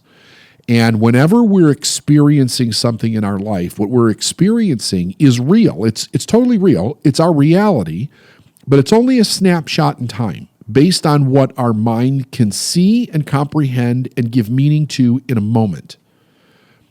That does not make it true. It just makes it our reality. So let's use money for this example. If I have a certain amount of money that I'm making every year, that is the reality at that point in time in my life. Now, if I was to draw out money as far as truth goes, I would draw a straight line, a straight horizontal line, and in the center of that line, I would write the word abundance. So everything, we live in a universe of abundance. That's an overarching truth around these things, the things that we need. There's an abundance. On one side of the line, I would write the extreme of that, which is wealth. The other side of the line, the other extreme, would be poverty. Depending on how much I'm earning or not earning, I would fall in between those two extremes on some level. Wherever I would be on that level, I would look at it as, okay, here's the reality of where I am now. But I can't get out of that reality by only looking at the reality. I need some outside information that's going to allow me to then shift to a different reality in my life. So if I'm in the poverty section of this reality and I want to get to the wealth section, I need to, number one, know that the wealth section exists, and know that it exists for everybody, not just special people or smart people or gifted people or people that know other people or honest people or crooked people. Like it has to exist for everybody so that I can get myself into the dynamic of thinking about how do I move from my reality to a different reality of wealth that I want to experience. Then I'm going to get into the other law, which is the law of cause and effect. What is the cause that is going to cause me to move from my reality to a completely different reality? But the focus of today's teaching is basically this, that where people get stuck is in that perception of their reality as they're experiencing it from a psychological viewpoint, from a viewpoint of that's what their experience is, so it's really happening in their life. They're not making it up. It's actually happening. They have the whatever is happening has an effect on them. Like there is a responsibility that a person has within their reality to do something. It's different for every person, but they have to do something. They have to deal with it. It's their life. And then there's the meaning that we give it. And probably perhaps more than anything else, T, is that the meaning that we give something determines how long we stay there and if, in fact, and when we actually move out of that reality to create another reality for ourselves.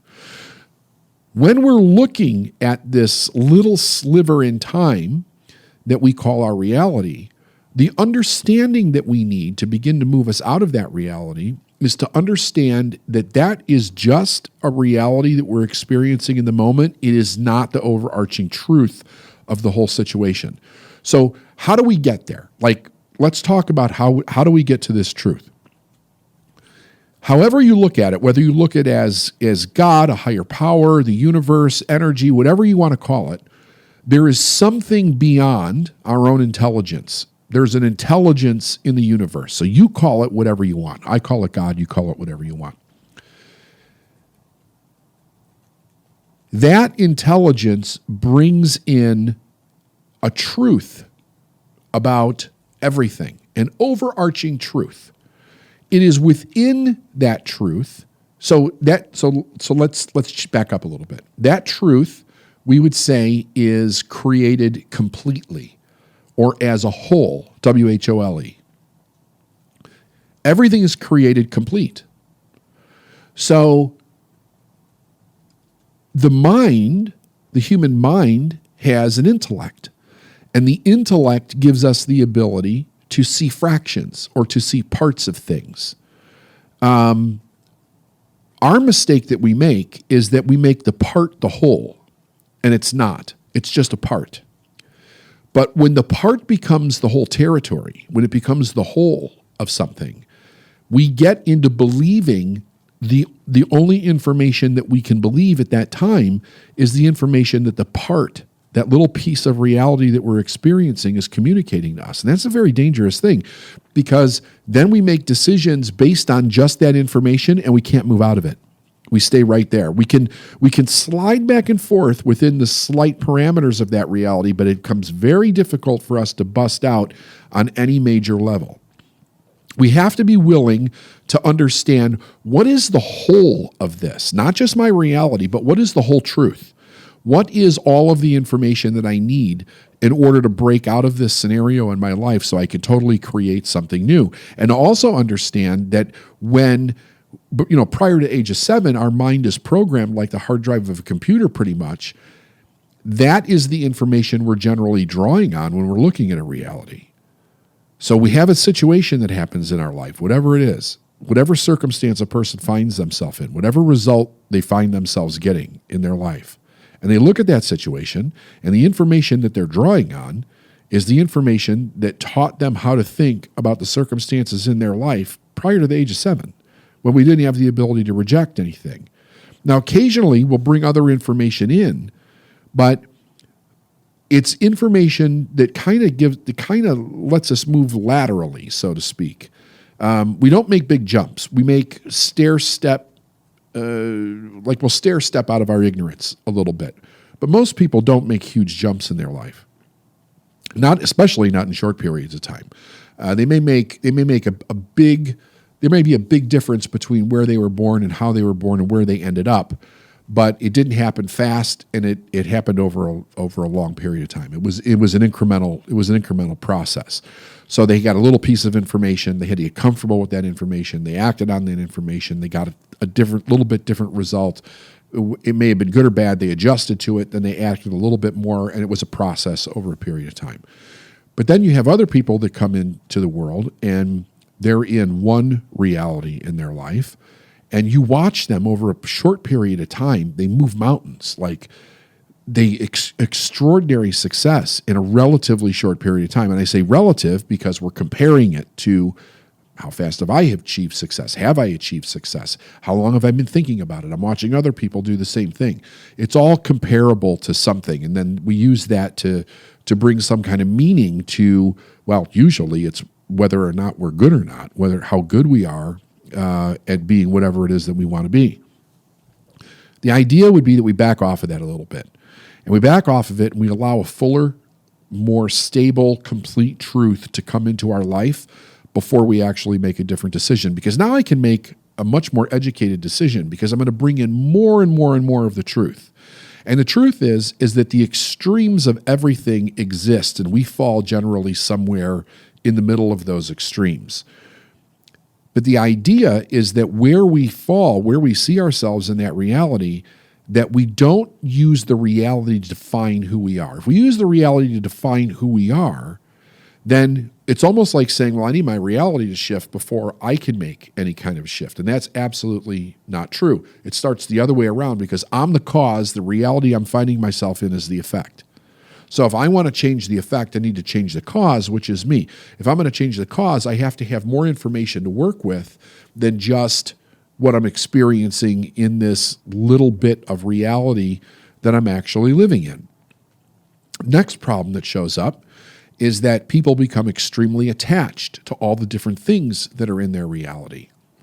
And it's like we inherently know if we do something that is vastly different than the reality that we've been in for most of our life, that the people and the things that we say that we love, they won't be in harmony with this giant step that we want to take into a completely different reality. And that we'll have to leave a lot of those behind. Well, sometimes that's true. Sometimes that's very, very true. And sometimes it's not as true as we think it might be. It really all depends on a person's life and who those people are and how accepting they are of you living a life that is designed by you that does not include them. What does that mean? Well, what it means is that I believe everybody here has a purpose. And that purpose is unique to the individual. But the purpose is between them and God. Like, it's not between you and your mother, or you and your father, or you and your brother, or you and your sister, or you and your husband, or you and your wife, or anybody else on the planet. It's between you and God. And that is where your accountability to your purpose should lay, in whatever your belief about God or higher power or reason for being here belongs. Nobody else can understand your purpose to the level that you do because they're not getting that purpose from God. They've got something else they have to deal with in their life. Many people don't even think about their life as far as a purpose goes. All they know is that they need to get up and do certain things every day so that they can survive, so that they can exist, so they can take care of their families. It's fine for them. Not making anybody wrong here. But you can live whatever life you want to live. And as you become aware of things that you could do, the reason you're becoming aware of them is because you're being pulled toward the thing that is your purpose in life, the thing for you to do. You have to be able to see outside of the reality that is your life up to that point in order to be able to do it.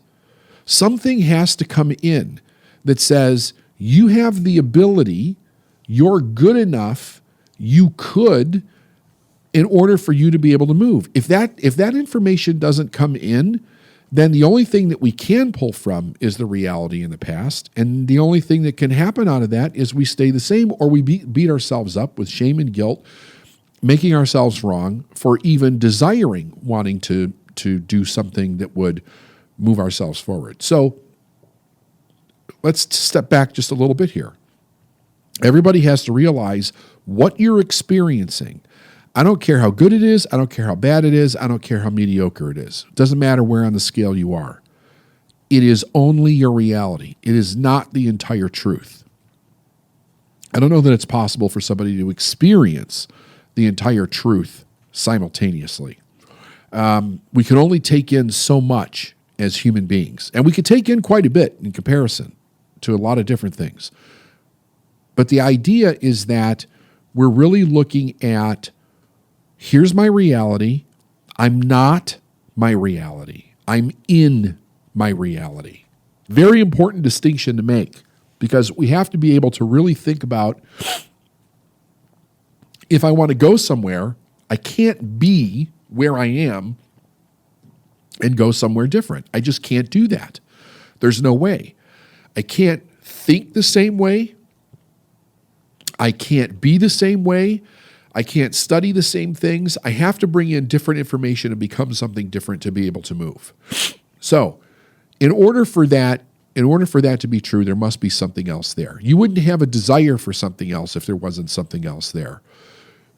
You have to be able to follow it, though, because that desire that we experience, even though it's in our reality, it's giving us a direction. It's telling us, go this way, go talk to that person, go investigate this, go learn about that, move to this part of the country, go visit that part of the world, go do something different. It's pulling us into, it's attempting to pull us into a different version of the reality where we can actually make a decision to do something different, to be something different, to learn something different. And we have to follow it, like the old texts say, follow the quiet voice within that's telling you which way to go, not the noise in your head that's made up of all the people that raised you, that are barking in your ear telling you that you can't do something. You've got to find that internal guidance within yourself that's pointing you in a direction. And what's important to know in that scenario is that very, very often when we look at that quiet voice, when that voice is saying, be, do, or have something vastly different than where you are, very often we bring in another critical voice that says, that's just fucking ridiculous.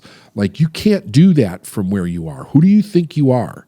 You're not good enough. And we look for all the verifications of why we cannot actually move forward in a direction that we want to go, but actually be held back by the ideology that is running around in our mind. Understanding this, though, does something that helps bring the mind free, because when you know that there's more out there than just the reality that you're experiencing, you begin to go on a search, you go on a journey for what it is that you're looking for in the world to verify that it's true, that there's something else there. I remember the first time back in 1993 when I went to a Tony Robbins seminar. I was shocked. I was absolutely shocked because I didn't know that there were that many positive people on the planet that were looking to go in a specific direction. Like, I really didn't. It was very much.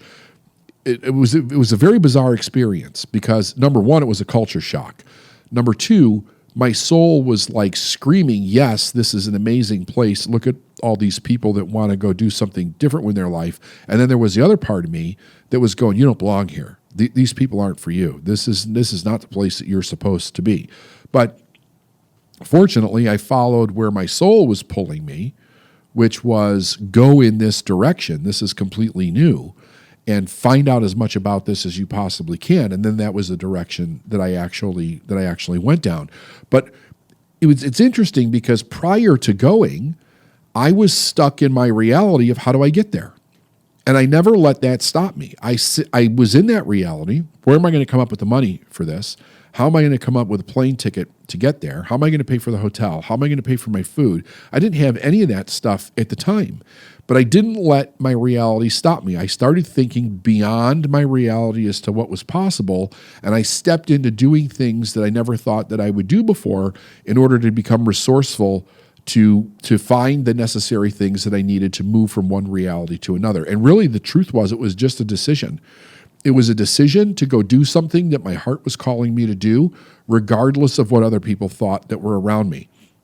And there were some people around me that knew about what I was doing, and they were not supportive. They laughed at me. They thought it was a joke.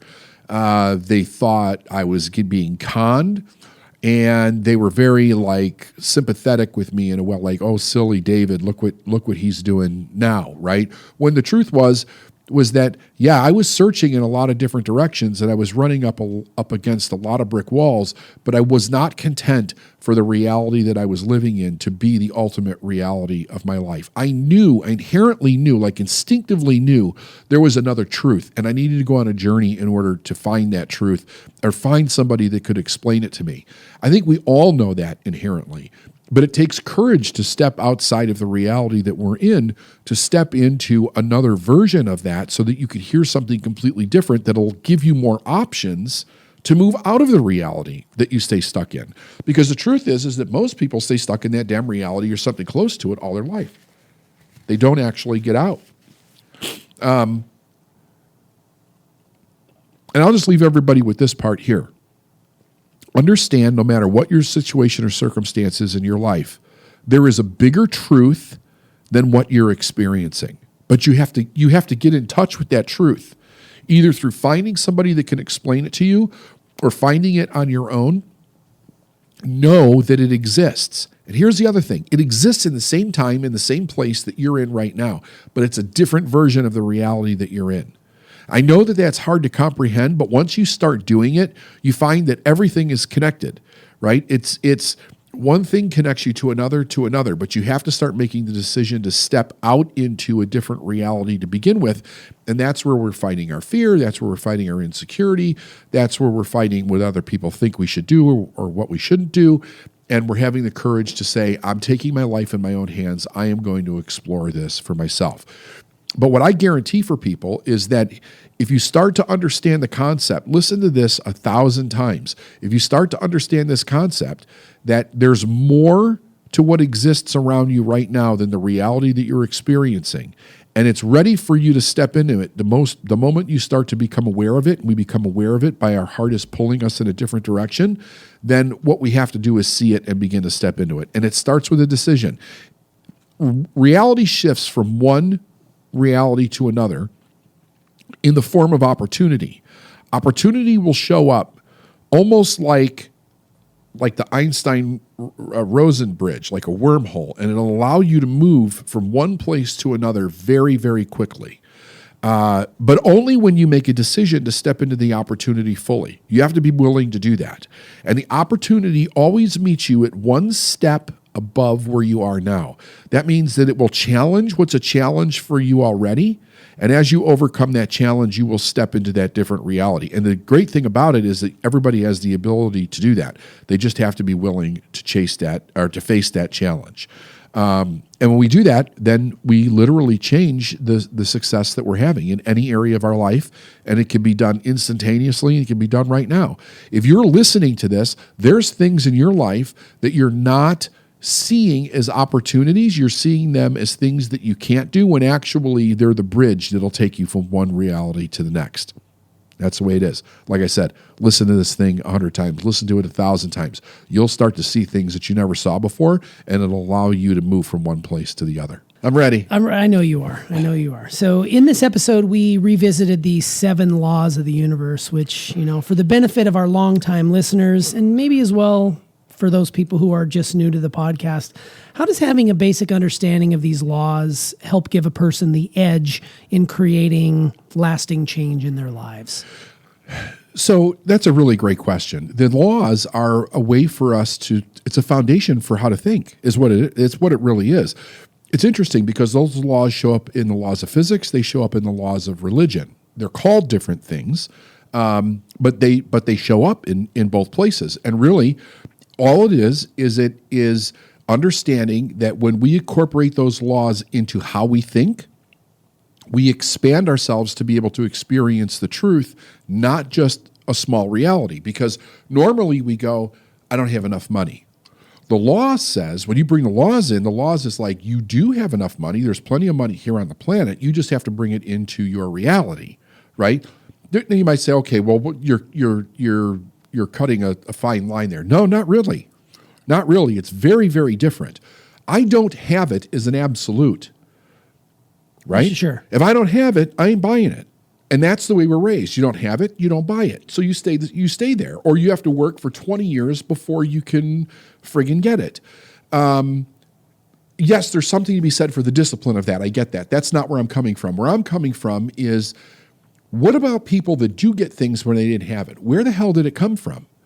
Right? It didn't come into their life by happenstance. They knew something different than most people knew. And I knew this as a kid. Everything that, forget money for a moment, because I know how triggering that is for people. Right. Think about everything that was invented. Look, I got an iPhone in my hand. Where was this phone when we were using the old yellow phones on the kitchen wall? Or an orange phone or a green one, whatever color family color you had, right?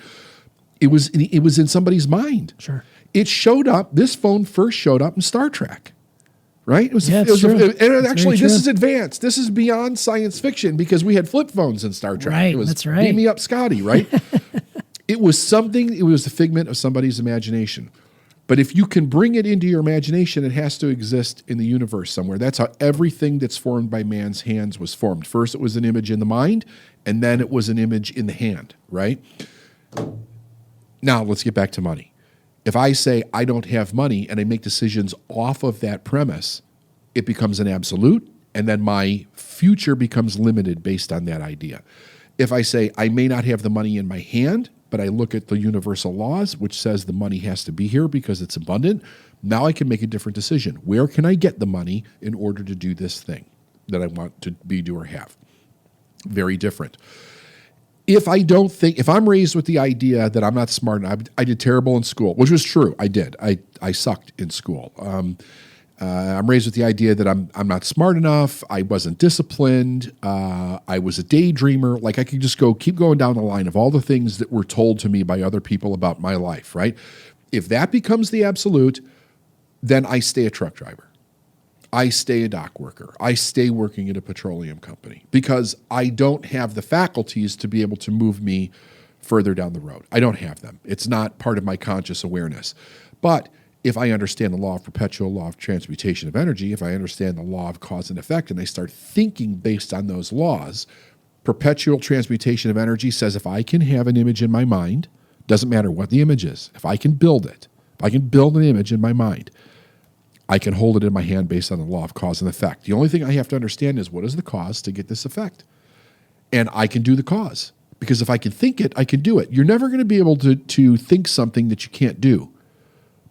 Right? I can tell people all the time, I never think about being a brain surgeon. Right? It doesn't even cross my mind, other than when I use it as an example. But I don't think about that or dwell on it all day long. But there are things that I think about, like how big can I make this company? Other companies that I'm interested in starting. I think about those things, people that I want to meet, things that I want to do. Those things plague my thoughts all the time in a good way because I have the ability to do them. Now I have to put myself in a cause and effect situation to make them happen. That's what I did 20 years ago with this business. And it just continues to grow, and we do great things all over the world. That's what the laws allow us to do. They allow us to proceed past our reality and create the future, to create the purpose that we're put here to do. There's 7 basic laws. Those laws teach us how to think, use them to think with, and then it breaks you out of your reality. And it puts you into what the possibility, like God's thoughts. It's like thinking like God. It's coming from a place of total abundance, all possibilities, nothing can stop us. Where can we go? If we think from that, we can do anything. And we do. I mean, the people that move us forward in life for millennia have thought based on those laws. I didn't create those laws. Those laws have been around since the Romans, the Greeks. Like it's in our past history. It goes back thousands of years. The Egyptians talked about those laws in the pyramids. Like it's been around forever. Yeah. What I love about what you do, though, is you do break down the laws and you apply them. You didn't write them, of course, but you do apply them in everything that you do. And I think that's important for people, whether you're, like I said, new to this show or whether you've been following you for 20 years. These things do not change, but the fact that you continue to bring them up shows you, because we're not taught to think this way. No. Like, this is not a course you take in elementary, middle, high school, or even college about how to think according to the laws. Maybe we should, because we'd probably be a lot further along as a society than we are. It is astounding when you think about this. Should be taught in grade school. Agreed. Like kids should be getting this as a foundational way of thinking to problem solve in their life. They would approach problems very differently if they could think from those 7 laws, if they had them as a fundamental, like on a card or in their phone or whatever.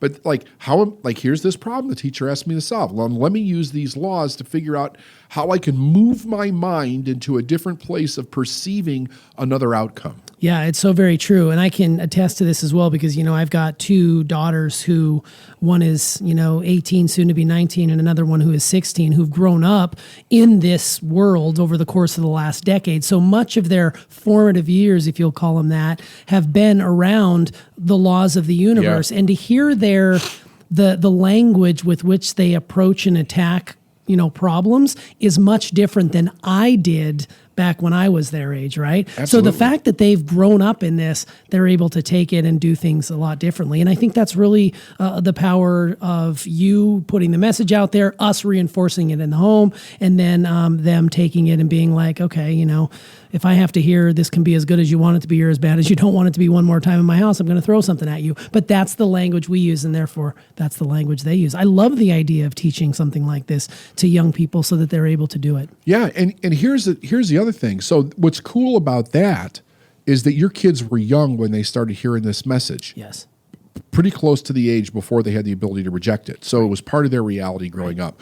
We take adults in our company that were raised very much like you and I were raised, and we help them think differently and take them from making a few $1,000s or a few $100,000 a year to over $1 million in less than 12 months, and then far beyond that, because they decide to take these laws and think based on these laws. And then we showed them how to think towards money, how to think about building a team, how to think about building a business, how to increase their talent perspective as to what they're contributing in the world, how to think according to those laws.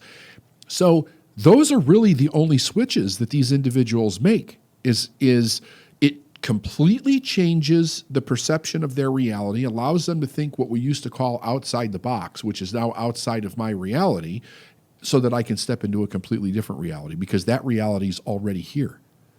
Yeah. It's already here. Like, you could step from this reality to this reality, and you could do it in the twinkling of an eye, so to speak. It's not that difficult. Yeah, so I'm going to channel the skeptic here for a minute, because I know there's a lot of people out there, and there's people that I see them come to events, and they've been to many events, and they say they're going to do something, and then they don't, and then they come back, and I know they think they're applying the law, right? They think they're applying this, and that they know that there's a greater truth out there, and they know that their current reality is not what they're expected to be doing, yet here they find themselves in this perpetual loop over and over and over again. So what do you say to those people? Is it because they didn't firmly commit to the decision, or is there something bigger at play here that they can help understand and get themselves out of it? If you break it down to the simplest idea, they didn't firmly commit to the decision, but then the question becomes, why didn't they commit to that decision? And it always comes back to there was something else in their life that had seniority over their decision. In other words, they're attached to something. And let me tell you how important this is. This was actually, here's this law actually in the Bible. It's in the 10 Commandments. Thou shalt not put any other gods before me, right? Meaning that before anything, you follow God in your heart. You follow what God tells you to do in your heart before anything else. People have to ask themselves, in today's day and age, the way that we understand that, which is that's our desire to be, do, and have our life, to create our life as we're becoming aware of it on the inside. Are we actually doing that? Or are we following somebody who's uncomfortable in our life? Are we sticking to some pattern of behavior where we feel safer? Are we afraid we'll lose people if we actually make some kind of a change in our life? And you can always trace it back to what a person's afraid they're going to lose. That's true. There's a lot of outside influence that's going on in every single one of those decisions. And it's absolutely 100% what you just talked about. More often than not, it's you're afraid of outgrowing your parents. You're afraid you're going to lose your parents, your friends, your loved ones, those people who have been telling you, maybe you should go the safe route, even though your heart is telling you this is part of my purpose and my passion. They're following it based on someone else's rules for them. And we talked about that on this show many times, about how you just can't do that if you really want to follow that internal guidance system. No, you can't. Yeah. There's just no way. You will stay in your reality for the rest of your life. And what ends up happening then is that the people that you're attached to in the reality, they start dropping out of your reality. But you carry them around in your imagination forever. I'll never forget this. Before my mother passed away, there were some things that we became aware of through some people that came into our life about my grandfather and his past and everything. And my mother found out about this. And she sent me a bunch of information, or it wasn't anything bad. It was just some different stuff that we didn't know about him. And she was asking me if I thought it was true, and I'm like, well, no idea. I can only tell you what the people are showing us here. But she went into this diatribe about how much she missed her father and how much she missed her brother, like people who had died. And this was not new for my mother. Like, she talked about this all the time. But that time, I said to her, why are you living in your past? Like, these people have been dead a long frickin' time, right? At that time, my uncle was probably dead 40 years at that point in time, 40, 45 years. And my grandfather dead maybe like 20.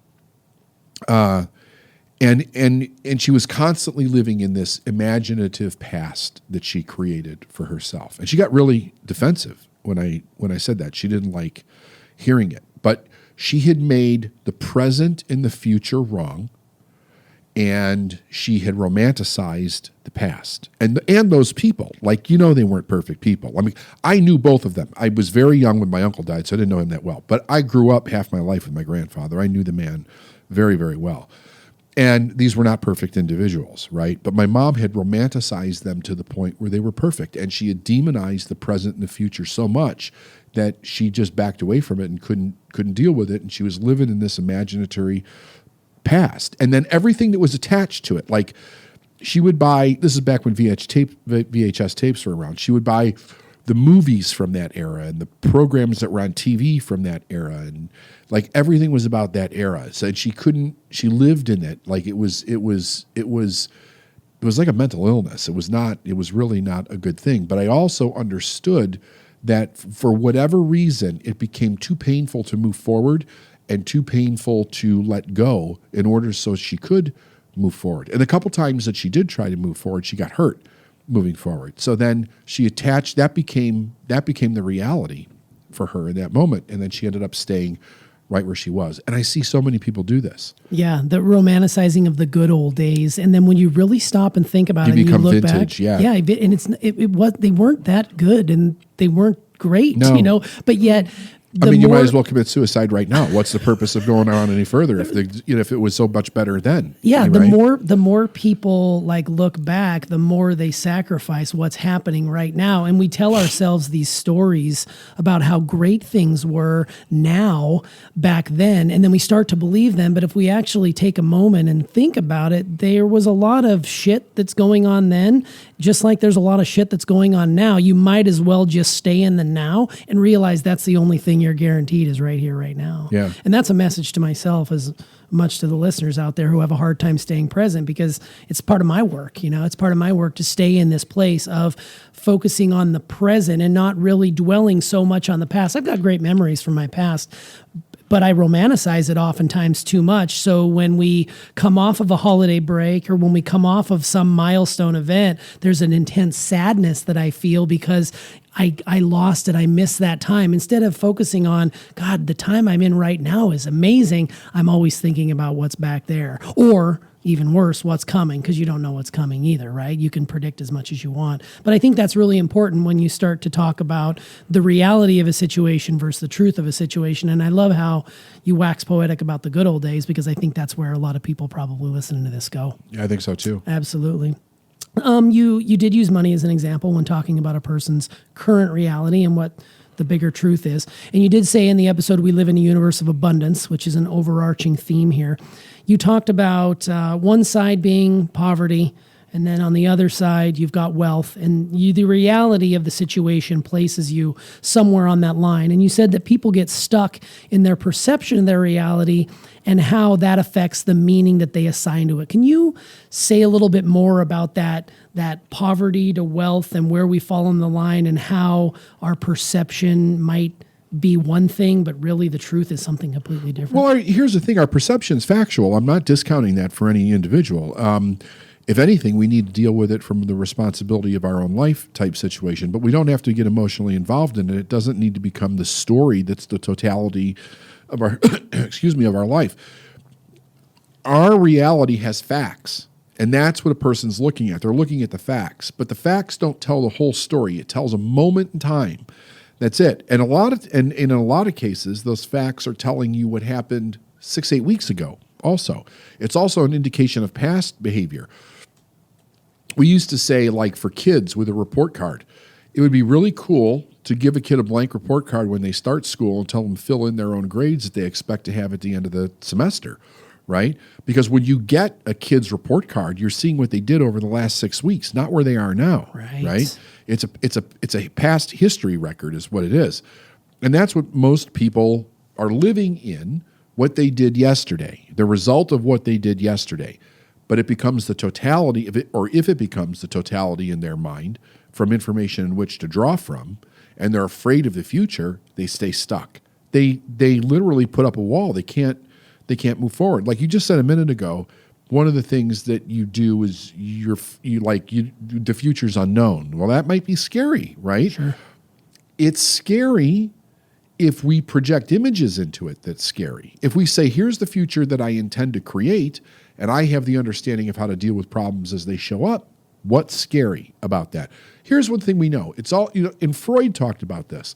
Like the way to psychic health was really accepting now. Like this moment, like we're in this bubble that moves through time, and this is always our now.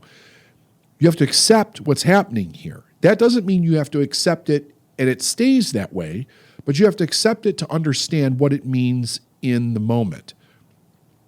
If we accept it and we don't reject it and say, this sucks, because that's rejecting it. This sucks. Or I wish it was better than this. We're not accepting the way that it is right now.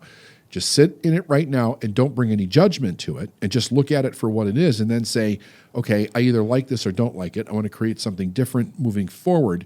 Then we don't get stuck in giving it a meaning that it doesn't mean in and of itself. Nothing has meaning until we give it meaning. And that's people, like we hyper do that in our reality. Like we're giving everything. What does it mean? What does this mean? We hear it with clients all the time. What does that mean? This person said this, or they'll send us an email. This happened, this happened, this happened, this happened. What does this mean? What does this mean? What do you want it to mean? Right? It doesn't necessarily mean anything. What do you want it to mean? What do you want to create? Here's what it is. What do you want to create going forward? What do you want to choose for yourself? Don't get hyper stuck in whatever you think it means or what somebody else thinks it means. Don't judge yourself and make yourself a bad person if it's a mistake you're looking at. Don't do that. That's not productive. The idea of when we make a mistake is to learn from it. Like, I don't like this. How did I do that? What part of me caused this to happen? And how do I change that so it doesn't happen here when I get to this point in time? Right? And that if we're looking at it that way, we stay free. And it's work to stay free because anything could happen in this bubble that we call now that we don't like, that causes pain, that's painful. But again, as long as pain doesn't become the totality of the story, and it can for a lot of people, like person loses a loved one, loses a child, find out they have cancer, like the pain of that, the fear of that can grab our soul in the moment. Our job is to realize that it's just the moment. It's not everything. There is something beyond the pain, and we have to take the time that it takes to move beyond it. Yeah, that's great. That's really powerful. And that's what I'd like to believe most people that are on this journey are doing. Like they recognize that this thing may have sucked and something may have happened, but that's the moment they're in right now. It doesn't mean you can't go back and change the diagnosis. You can't go back and change the loss of a loved one, but what you can do is recognize the pain, but also know that there's more beyond that you can work through. Absolutely. I think that's pretty powerful. And I love that you said facts don't tell the whole story, because I think that is a mic drop moment right there. I love that. You also said in the episode, the reality doesn't define who we are.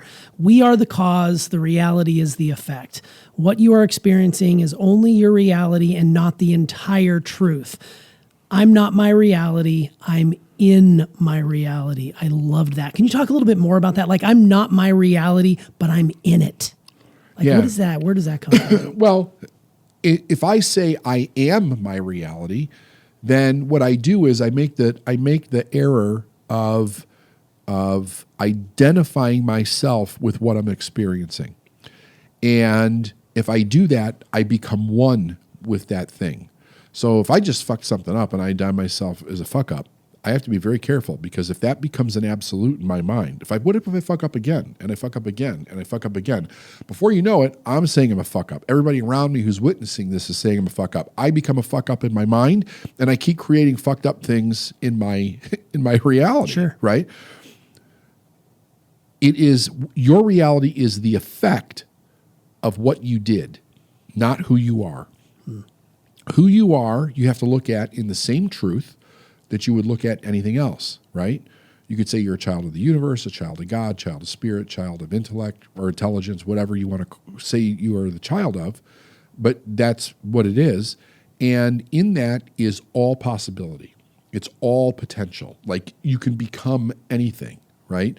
Nothing is put here with the fulfillment of its entire potential, but always moving into its potential. That's what all of life does. It moves into its potential. It's moving from one potential to another potential, but it never stays as it is. Nothing stays as it is. So I'm not my reality. I'm just in it for the moment, but I'm in control of it. And that's another awareness that people have to get their hands around and their head around. I'm in control of changing this reality. If I don't like it, I can change it. It's not something that's happening to me. It's something that's happening for me. My reality is a pile of effects and results based on how I think, how I feel, what I do, who I associate with, what I choose to do with the things in my life. That's what creates my reality. And it's something that's happening to me, not, what was that? No, it's something that's happening for me, not to me. Not to me. And that in itself is extremely powerful, because then you can sort of isolate, like, there is no problem too great that I can't work my way through. Right. If you go to fatalistic thinking and say, oh my God, this is an absolute, then you repeat it over and over and over again, and you never break through that. But if you do come at it from what you just said, then chances are it's a moment in time, it's a snapshot in time, and you're able to move through it. One keeps you a victim, one makes you stronger. And that happens through all of nature. You got a tree that's growing. The wind blows. It doesn't think to itself, this is happening to me, and it gets weaker and weaker and weaker. It understands at whatever level it does that the wind is blowing, the roots go deeper, it becomes stronger, it's able to sustain higher and higher winds as it adapted on the fly. It adapts on the fly. It absolutely adapts. All of nature either adapts or it's reduced to its base level and it starts over. Right. So you have a choice to make right here and now. You either adapt or you just die off. That's basically where you're at. I mean, maybe it's a metaphorical death. No, it's a reality. Okay. It's a total reality. Okay. Like, if we don't, because we all kind of take care of each other in this world, in various different ways, we've created a society where we don't feel the effects of doing nothing very quickly, right? Because people will take care of us. We kind of take care of our own, so to speak. So we can literally live a life where we don't do a damn thing and still maintain some semblance of health and fulfilling our needs in the moment. Like, look at the homeless problem that we have. There's so many homeless people. It's because other people are taking care of them. And there's resources that they can get their hands on that we throw away, that are resources that people can use. So they can sustain that period of not doing much for a long period of time. In the overarching idea of the universe, it's all blip in time that they exist, but it's a blip in time for everybody. So no, like human beings, you're either moving forward or you're moving backward. You're either creating or you're disintegrating. You're either living or you're dying. There's no in between. Yeah. And one thing I've learned on the million that you've taught me is if you're not growing, you're dying, period. And that's a mantra that we carry with us at this company. And it's really impactful when you stop and think about it. All right, let's finish off with this. You briefly talked about your first experience at your Tony Robbins event. I believe you said it was the early 90s when you were 93, really early on in this journey, right? And you said the amount of positivity that you encountered at that event was such a culture shock because it was so very different than what you were used to back in your home environment. So how did that event shape who you were going to become, if you can put yourself back in 93, as we were talking about looking back? But I have a feeling this event was really huge in your growth. So take us back to 93 and how that event shaped who you were going to become later on. Well, it was a real process in me getting there. It started off with me buying Robbins' personal power tapes. And I think I listened to them for a year or something like that before I actually decided to go to an event. And I must have been on a mailing list or something, and I got a notice that he was having an event in Ohio. I think it was in Columbus, Ohio at the time. It was somewhere in Ohio. I think it was Columbus. And the event was $3,600. I didn't have $3,600. And long story short, I realized that if I was to sell my boat, I would have enough money to go. I wanted to move forward in my life more than anything. And I knew that, or I shouldn't say I knew, I had a very deep feeling that this event would open me up to something completely different. I had no idea what. So, long story short, sell a boat, get the ticket, go. Get there, and there's thousands of people. And they're all jumping up and down, and everybody is like you. I spent several days with these people, and I found out that they all wanted something different from their life. They did not want what life was suggesting that they have as their life, wherever they were coming from.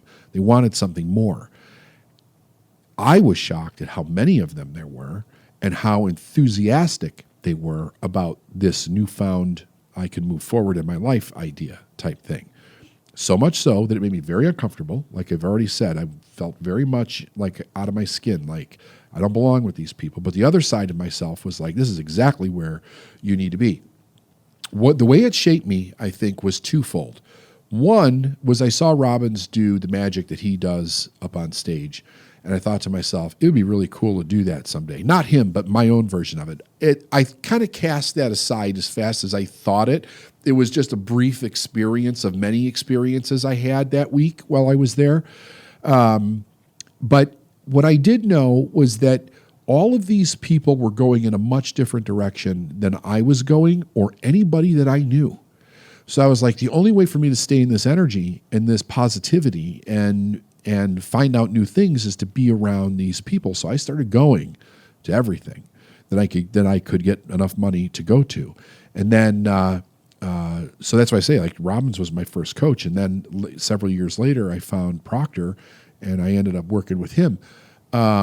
But all of these people, like, I didn't know where I was going. I didn't know how I was going to get there. I didn't know what it was. I had absolutely no idea. But I did know that they were answering questions that I had been seeking answers to my whole life. And they were answering them right out in a way that I could understand them. And it allowed me to step forward. So not only was I doing this, but my life was getting better, right? I went from driving a truck to basically running a company in a very short period of time. And then I was like, well, shit, if I could do this, I could run my own company. What the hell am I doing this for them for? I'm going to go do something on my own. And I also found out that I had the gift to do what it is that I do. But I would have never known that hadn't I stepped out and decided to do it. Yeah, and you were seeing the results, which probably reinforced the idea that this really works, and I'm going to continue with it. I think that's why I was seeing the results in every area of my life. Like a lot of people, that's like why dieting doesn't necessarily work for people, because if they don't see the results within the first hour that they're on it, then they quit, right? So you were seeing the results, and it's interesting you tell the story about Tony Robbins, because you're that for me, you're that for us. Like my first event I ever went to that was of this, variety was like a 400 or 500 person event where there was just tons of energy and positivity, and you're networking and you're meeting all these great people who are doing great things, and you can't help but be wrapped up in it and enjoy, and you've got all these plans, and then you go home, and a lot of times you struggle a little bit because you're not in that energy. So you got to put yourself back in that energy until you're able to sustain it outside of it. So you're that for me, like what, Tony was for you, which I think is really super cool. And you moved mountains and sold boats to get to those events. So I think that showed right there your commitment level to what it was going to take for you to create a new reality for yourself based on the truth where you saw yourself. And then I had to go home and figure out how do I replicate this on a micro level, which is my life, what I just experienced in the macro, which was Tony's world. How do I bring that home and create that? And that's where it got hard, because eventually it came down to, okay, there's a lot of people that you need to get rid of in your life because they ain't going in that direction, and they're only going to keep you where you are. So I had to slowly get rid of those individuals and then bring in new people, and now I'm like surrounded with amazing people. But that part was hard, and everybody that I see go through that, it's hard. What I learned about it, though, I had to ask myself some really tough questions, like, why am I so tied to these individuals? They clearly have no desire to go in the place that I'm going. Nothing wrong with them. Good people. Right. They just did not want that for their life, and I did. And I knew that I was already seeing the fact that I didn't have anything in common with them anymore. I mean, the only thing I had in common with these individuals was my past, right?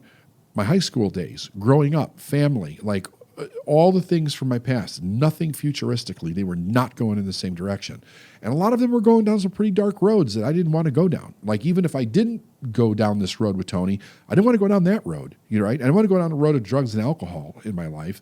And they were going down those roads pretty heavy, some of them. So I was like, yeah, go down that road. I'm not going down that road. It's really interesting to think, and here I go again looking back, but it is really interesting to think that those types of decisions that you made to go in that direction saved you some major pain, probably going the other way, like drugs, alcohol. I know I would be a completely different person if I would have, listen to what was telling me to go back home, do this thing, like I've talked about before, bowl on Mondays, golf on Tuesdays, drink on any day that ends in Y. That would have been my life as opposed to where I am now, surrounded by powerful thinkers and people who are really always wanting to better their best each day out. So I was given so few options as to what to do with my life. I was miserable. I was absolutely miserable. I mean, I loved my family, like my immediate family. I loved my kids. I loved my wife.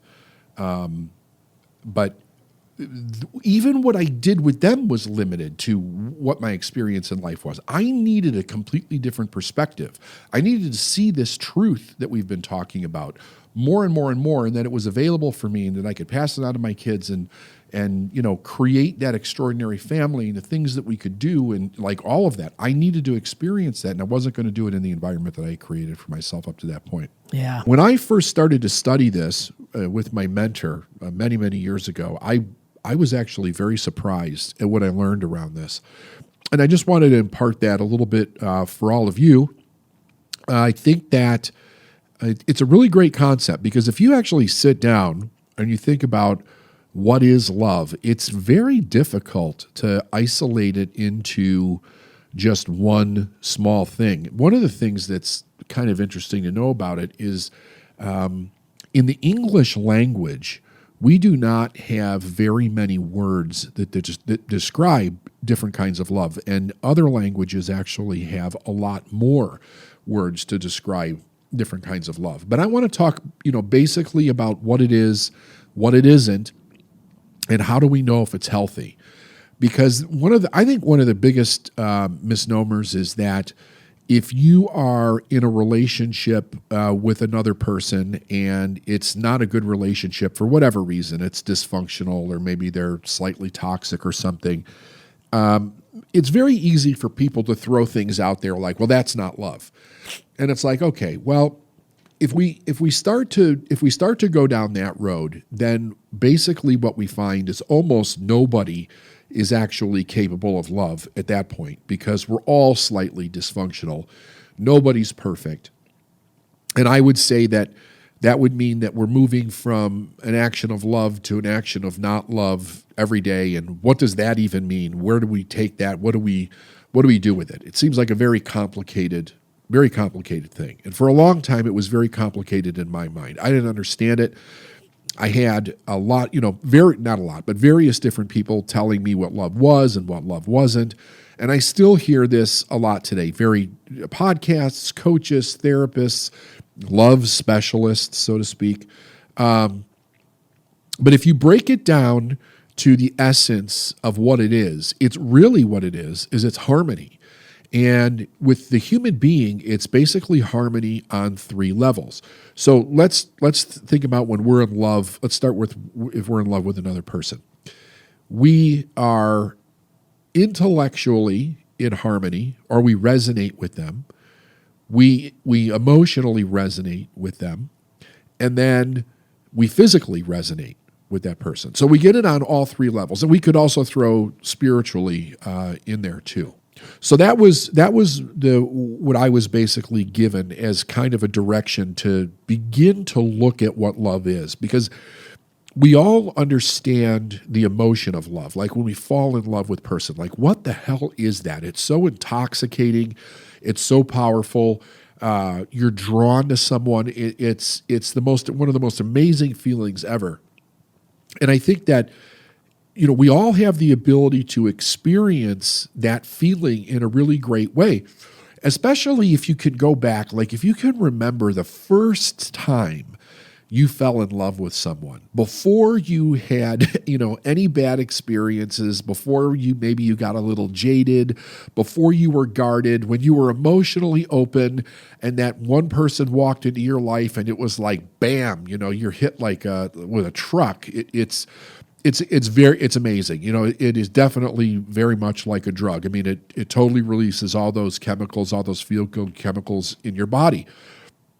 And I often wondered, what is that? How do we know if we're in love with another person? And that's what I was told. I told that love was resonance. It's resonance on the spiritual, intellectual, emotional, and then the physical level. But here's where it starts to get really fascinating, I think. It doesn't really matter. Like, I'm going to say this correctly so that it doesn't get confusing in a person's mind here. It doesn't really matter if the person is healthy or not, or if you're healthy or not. We all have the ability to feel love. We all have the ability to fall in love with a person. And that doesn't mean that it's okay if you're not healthy, or it's okay if they're not healthy. Like, if you're coming from the perspective or the value that you're always growing, you're working on becoming a better person, that's really a great thing. But very often people get into relationships where they fall in love with somebody and the person's very dysfunctional or toxic. And from a value perspective, from an insight perspective on life, where people are going individually with their own lives, a lot of times those things don't match up. So I want you to think about something. I have this great quote here by Thomas Troward that I think helps bring some context to this idea. And here's what he says. He says, we cannot think into manifestation a different sort of life to that which we realize in ourselves. Now, why am I bringing that quote in? Because I think that what we need to understand is that life as we experience it is very much a mirror for who we are. And it's a huge awareness. Like, that is one of the major shifts that takes place with a person when they start going through life and they start to realize that what they're experiencing is life mirroring back to them their own strengths and their weaknesses and everything in between. So when we fall in love with someone, part of the question that we need to be asking ourselves is, what is it about this person that I'm in love with? And if it's not a person that you want to really be in love with, like if you look at the relationship and you say to yourself, this is not a healthy relationship, maybe there's major issues with this individual. It's a reflection back to you of what's actually going on with you. And I know what you might be thinking right now, yeah, but I don't have the problem that the person I'm in love with has. So maybe the person you're in love with has a personality disorder, or maybe they have a substance abuse problem, or maybe they don't have quite the same values or aspirations or goals that you have. But you still love this person. You still feel love in your heart for this person. You still want to be with this person. You still feel connected on lots of different levels with this person. For eons, that has been cast aside as saying that's not love, that's lust, or that's addiction, or that's a fear of being alone. I really don't believe all of that. I think it's much too simple to just cast that aspersion over what's going on with you and another individual and say that it's not love. Here's the way that I look at it. And I honestly think that from a productive standpoint, as to the decisions that you're going to make for yourself and the decisions that you're going to make about relationships in your life, that this really helps to look at it the way that I'm about to explain. We look for other individuals in our life that do several different things. One, we look for people that are going to help us increase our life. So you can look at every area of your life. You can look at the mental aspect of your life. You could look at the aspirations of your life. You could look at the hardcore values about what you believe in. You could look at what you're typically attracted to in life. But we also have to look at inadequacies in ourselves, such as maybe we don't want to be alone. Maybe we don't feel very good about ourselves. Maybe we don't have the ability to set boundaries for ourselves to determine what's okay and what's not okay interacting within a relationship. Maybe we're afraid of various different things in our life. We could be afraid of intimacy. We could be afraid of the future. We could be afraid of losing things in our life. Maybe we have associations with security. In other words, what makes us feel secure in life, and have those things attached to another person, the idea of another person being in our life, or somebody who could take care of us, either physically or emotionally or financially or sexually. We also have the idea that maybe family is the thing that makes us feel secure, that makes us feel loved.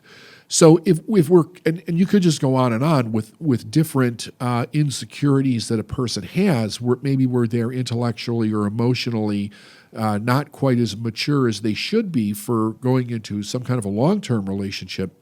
Anyway, the idea would be that we'd be looking for someone that would reflect back to us whatever we're insecure in.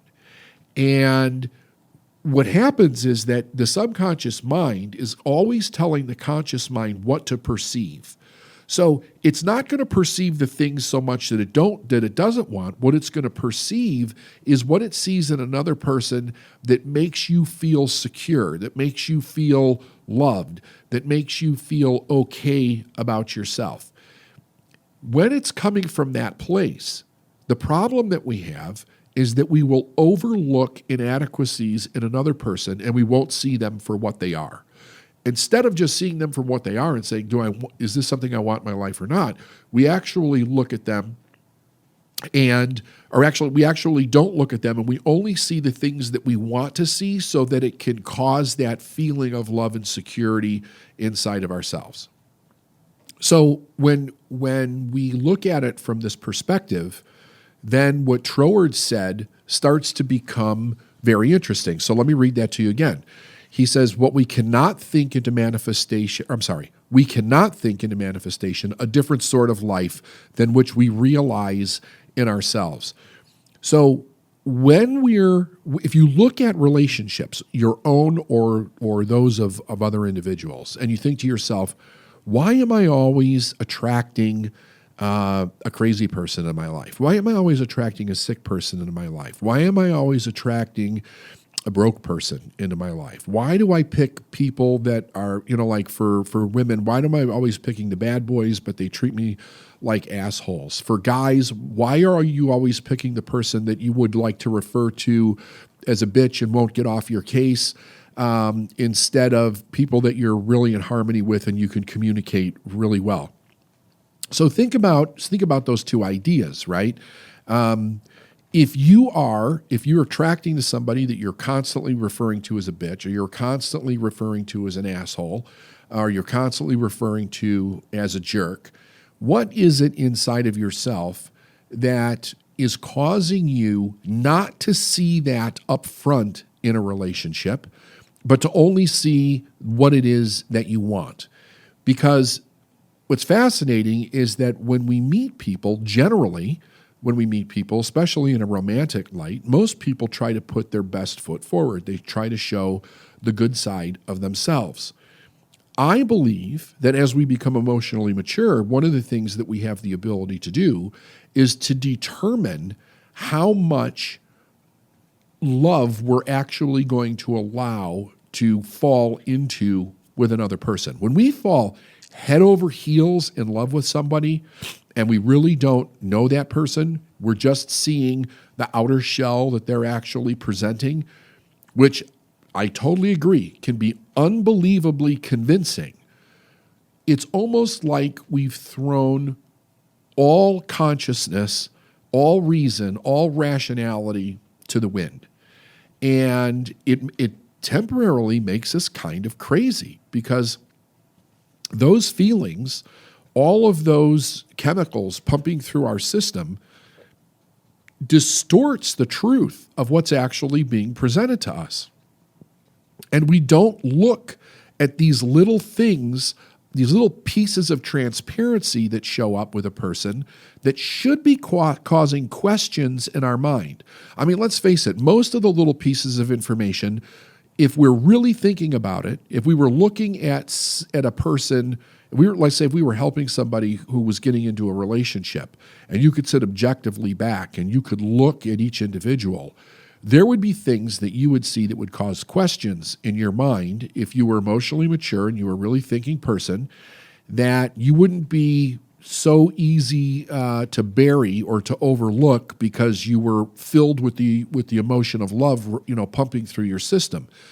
So that would cause you to then ask questions, verify, spend some time to see what is the true character of that individual. When we're not doing that, when we're completely taken over by that love, we don't see it. So if we start to go through life and we start to develop some emotional maturity, we really put some thought behind this, one of the interesting things is we could create a value for ourselves that says, I'm not falling head over heels into love with anyone until I verify this is a person that is worthy of me giving my love to. And it's a person that I can trust, and it's a person that meets all the other criteria in my life for where I want to go, who I want to be, what my aspirations are, the quality of the way that I want to live my life day in and day out. Because so many, like if all you have to do is talk to people on a daily basis, and if you get them talking about relationships, one of the things that you hear very much out there is the toleration and resentment that people build on over the years because they got in a relationship with or they married someone who took their breath away in the first few minutes of the first date or shortly thereafter, and they got into the commitment stage of the relationship. And once they got into the commitment stage of the relationship, they got more committed. Many people have actually told me they knew walking up the aisle that they were making a mistake. But because they were so far committed and they were worried about what other people would think of them, they went through with it anyway. And if you really think about that, you're making what most people consider a lifelong decision. You're walking up the aisle to your marriage. Every alarm bell inside of you is going off, going, this is not the right person. You've got a mountain of evidence that says that this is not the right person. But because you've so committed, you don't know how to set a boundary. You don't know how to stand up to what other people think. You're going to go through with a lifelong decision in the name of love.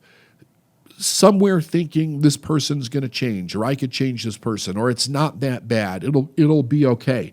And in bad scenarios, it can turn out to be really bad. If you married somebody who was abusive, or you married somebody that had an addiction problem, or was a philanderer, it could be really, really bad because it's not just the agreement of a relationship. People combine their lives, they combine their assets, they combine the hopes and dreams of the future. Everything gets tangled up in this relationship.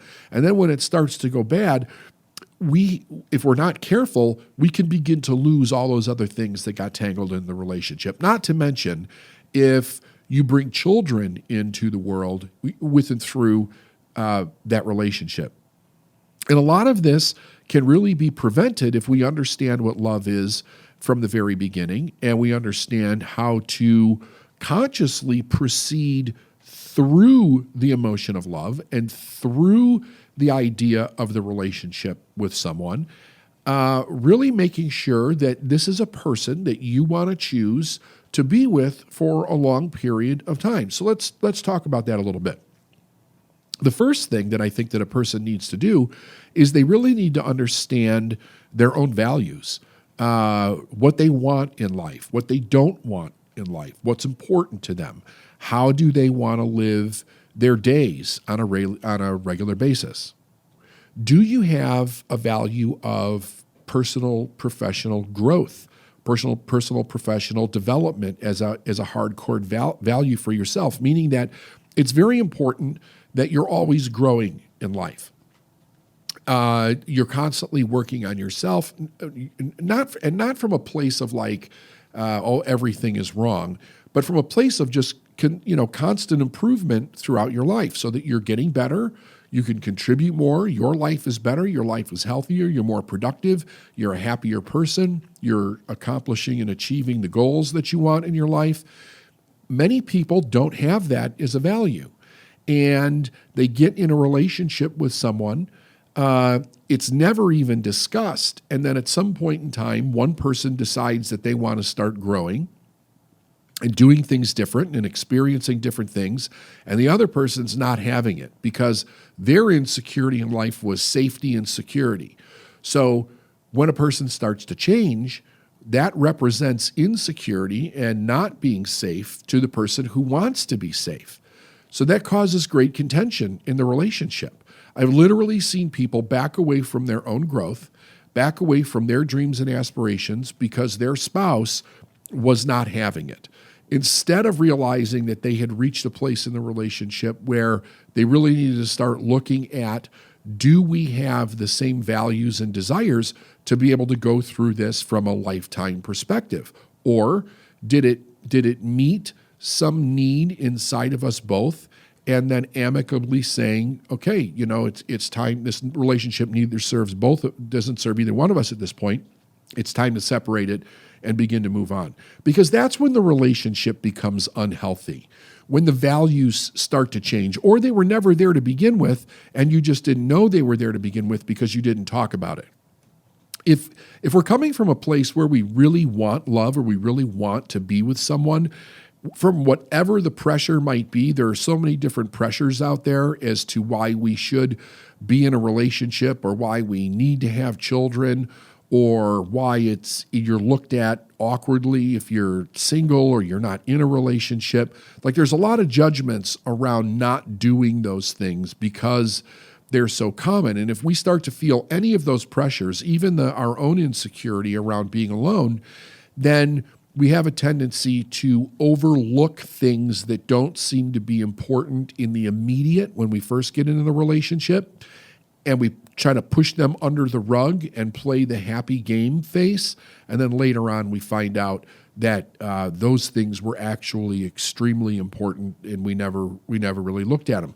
So finding out what our own values are. I mean, there is a lot to be said for living a little bit before you get into a long-term relationship, really getting to know yourself. I did not do that when I first got married. I didn't know myself at all. So I'm talking about, having experience looking backward. My recommendation to any person would be that they really get to know themselves before they commit to sharing their life with somebody else who probably doesn't know themselves either. Because the one thing that's going to happen is that people are going to change over time. And if there's not a commitment together to that, people don't have to change at the same time in the same way in a relationship, but they have to have the same value of change. They have to have the same value of growth in order to make that work. What it also does, though, is when you know yourself and you're looking for somebody with the same values as you have in life, it keeps us in a place of love from the spiritual, intellectual, emotional, and physical standpoint, because we're staying in harmony. We're staying in that agreement that we have with the other person. One of the tragic things that I hear from some people is that a person put on a really good face of who they were. They got married, and then they come to find out that the whole thing was a charade, and it's not who they thought this person was at all. And And then the real person comes to the surface, and we find out we don't even like that person. So it's very possible to fall in love with an illusion. Let's put it like that. If a person is behaving in a way, and manipulators are really good at this, right? So you get your cluster B disorder people, you get your people that are mentally unstable, you get your people that are addicts involved in this. What they become really, really good at in life is manipulation of others in order to get the things that they want. That's why they're disordered people. So when they do that, they have ability of discerning very, very quickly what it is that you're looking for in a person, and they become that person. They become a mirror image of that person that you want. And you fall in love with that mirror image, not even realizing that that's what it is. And then once the commitment is done, then they switch, because now they have what they want. They have you. They have the security they want in you. So that's when the craziness comes out. That's when the abusiveness comes out. That's when the disorders come out. That's when the addictive behavior comes out. That's when the philandering comes out. And somebody taught me one time, when somebody shows you who they are the first time, believe them. It's one of the I don't know who's created that quote, but it is one of the best quotes that I ever heard. And it's actually a value for myself. Like, I do that when I go into any relationship. If a person shows me that they're not trustworthy, that they don't have the same values or ethics that I do in my life, I don't judge them. I just don't want anything to do with them. I don't want them to be in my life. I know my values. I know what my ethics are. I know where I'm going in my life. And I'm looking for people that meet that standard, because together we can all do something really great. If you allow an unhealthy person into your life, one of two things is going to happen. Either they will become like you, or you will become like them. And the tragedy in this is that probably 99% of the time, the healthy person becomes like the unhealthy person. And here's the reason. There's an old saying, you can't make sense out of crazy, meaning that an unhealthy and disordered person does not really come from a logical viewpoint about hardly anything in their life. And a healthy person is always trying to make logical sense and find solutions. Progress moving forward. The unhealthy person's not looking to do that. They want things to stay the same. They want to bring drama. They want to bring turmoil. And in some cases, they actually want to hurt people. You cannot make sense out of crazy, meaning that even though, as hard as we want to try to make sense or point out to this person why what they're doing is unhealthy, they don't see it. And because they don't see it, it makes no sense to them. And it makes it very difficult for the healthy person to really sit back and go, here's what we say. I don't understand why they don't see this. I don't understand why they keep doing this. Here's the problem they keep happening over and over and over again. Why can't they see the sensible solution in this? Because they're disordered. That's why we call them disordered. Their mind does not think the same way that a healthy person's mind does. So they don't have the ability, put it that way. They just don't have the ability. So they default back to their own unique brand of craziness, and eventually it wears the healthy person down, and they end up either staying the same or getting worse themselves. So it can be pretty simple. It takes work. There's no question about it, but let's think about it like this. Get to know yourself, really find out what your values are, find out the way that you want to live your life. What are your ethics? What are your aspirations? What are your goals? What's important to you? You should know all of these things, how you want to live your day. What do you want futuristically in your life? How do you want to communicate with someone? Sex is a big one. Like, how are you a very sexual person? Are you not a sexual person? Do you love sex? Do you love kinky sex? Do you love normal sex? What kind of sex do you like in your life? Because sex is a big deal when you're in a relationship with another person. You have to be on harmony on all these levels. So spiritual, intellectual, emotional, and physical.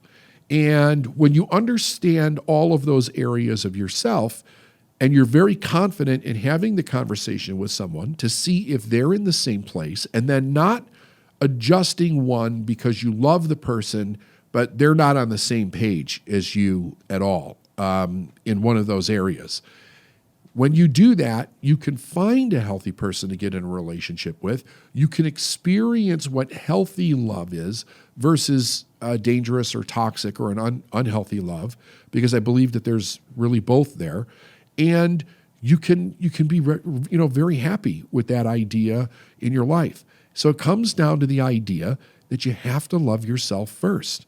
You have to love yourself first. You have to be willing to put yourself first in your own life before you bring someone else in your life where you're going to actually share that with another person.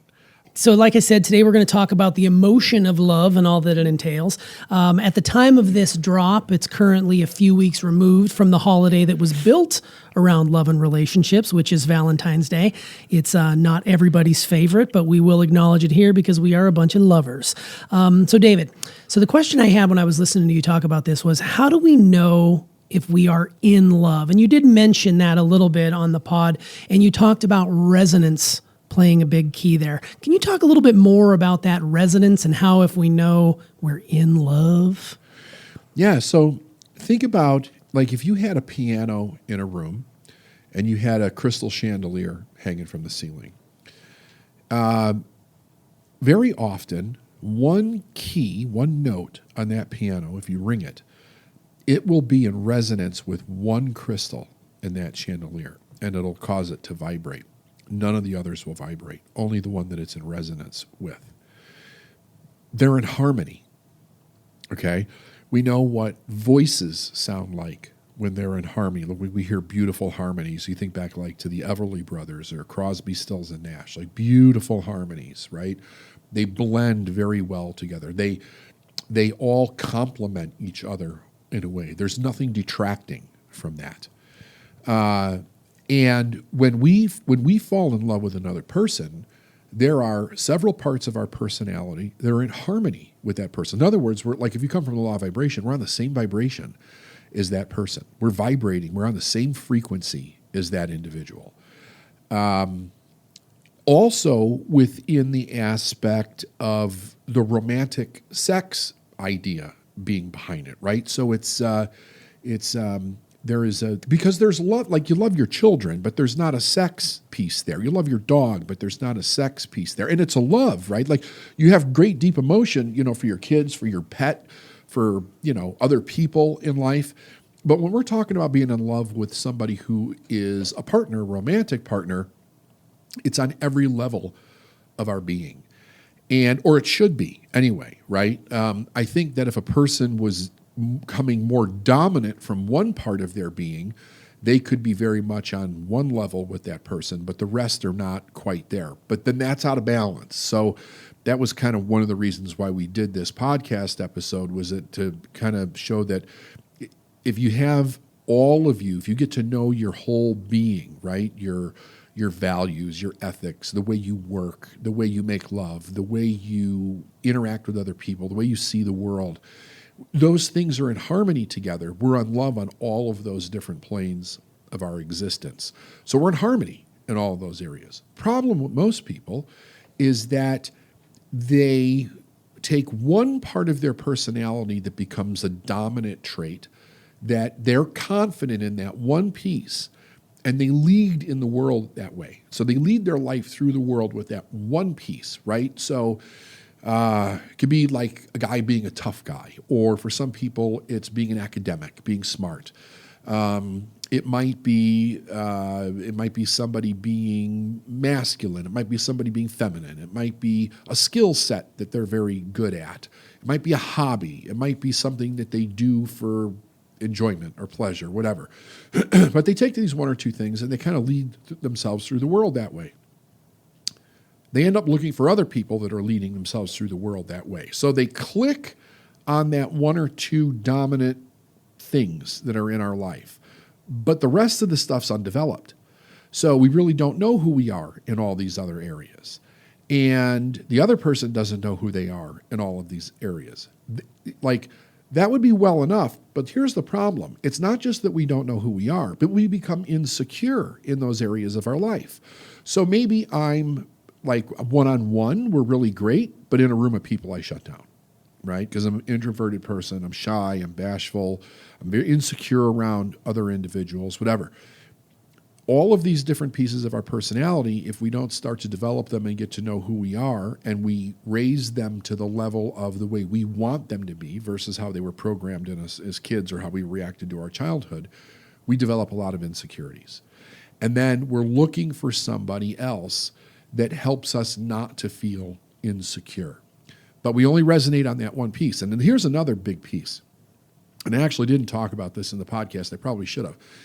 And that's that most people are walking around with such a need for approval from other people that when they get that kind of approval that mixes both I'm approving you as a person and a romantic partner, the stimulation for that becomes so great that they then associate that with love. That becomes the love bug for them in a way. And it's like a drunk, right? It's a drug. It really fogs the mind in being able to see all the other qualities of the person and the qualities of yourself to determine, like, okay, this was a pretty cool person, but let's see their whole character, right? What am I dealing with this person here? And we never find a perfect person, so the things that are not perfect about them, can I deal with them? Do they have the same values? Like, are they willing to work on things in their life? What is all that about? So that's kind of where it all starts. And then when you start to know yourself and develop yourself, then you become confident. You become confident in all these different areas of your life. So then it's more easy and more confident for you to sit across from somebody else at dinner or on a date or whatever and ask questions and say, here's what I'm for, here's what I'm not for, here's what I like, here's what I don't like. No judgment if you don't agree, but this is where I am. Where are you? And then if it's there, it's there. If it's not, it's not. We shouldn't let that little feeling override some big flaws in people that are glaring, but we want to push them under the table because we really want that security. And my God, you approve of me, and I don't know if anybody else ever will. You see me, and it's okay, and I'm just going to grab that while I can. Yeah, for sure. I think the theme that I'm getting from this and from the podcast episode itself is it really starts with yourself. Like the ability to love yourself first and foremost and know what it is that you want and what you don't want is going to be helpful going into any sort of relationship. And I think that a lot of people maybe go into relationships and they find that person that, basically is the one, they talk about the one, and then they mask all these other things that aren't quite right, but they've locked in, like you said, on that one piece. While I'm thinking of it, the concept of soulmates, where do you stand on that whole soulmate argument? Because Steph and I have had conversations recently about this and various movies we've watched and soulmates. Where do you stand on that whole soulmate thing? I don't know. It sounds good in books, right? It does, and in movies as well, yes. Yeah. Yes. I don't know. I really don't know. All of my education says no, right? It's a romantic idea. It's a lovely idea. It's like anything else. It could be good. It can be harmful. I suppose depending on how you use it. I really, if I'm really honest about it, I don't think that there's a soulmate. There's 7.5 billion of people on the planet, right? There's a lot of people we could be in harmony with to an exquisite level, by the way, right?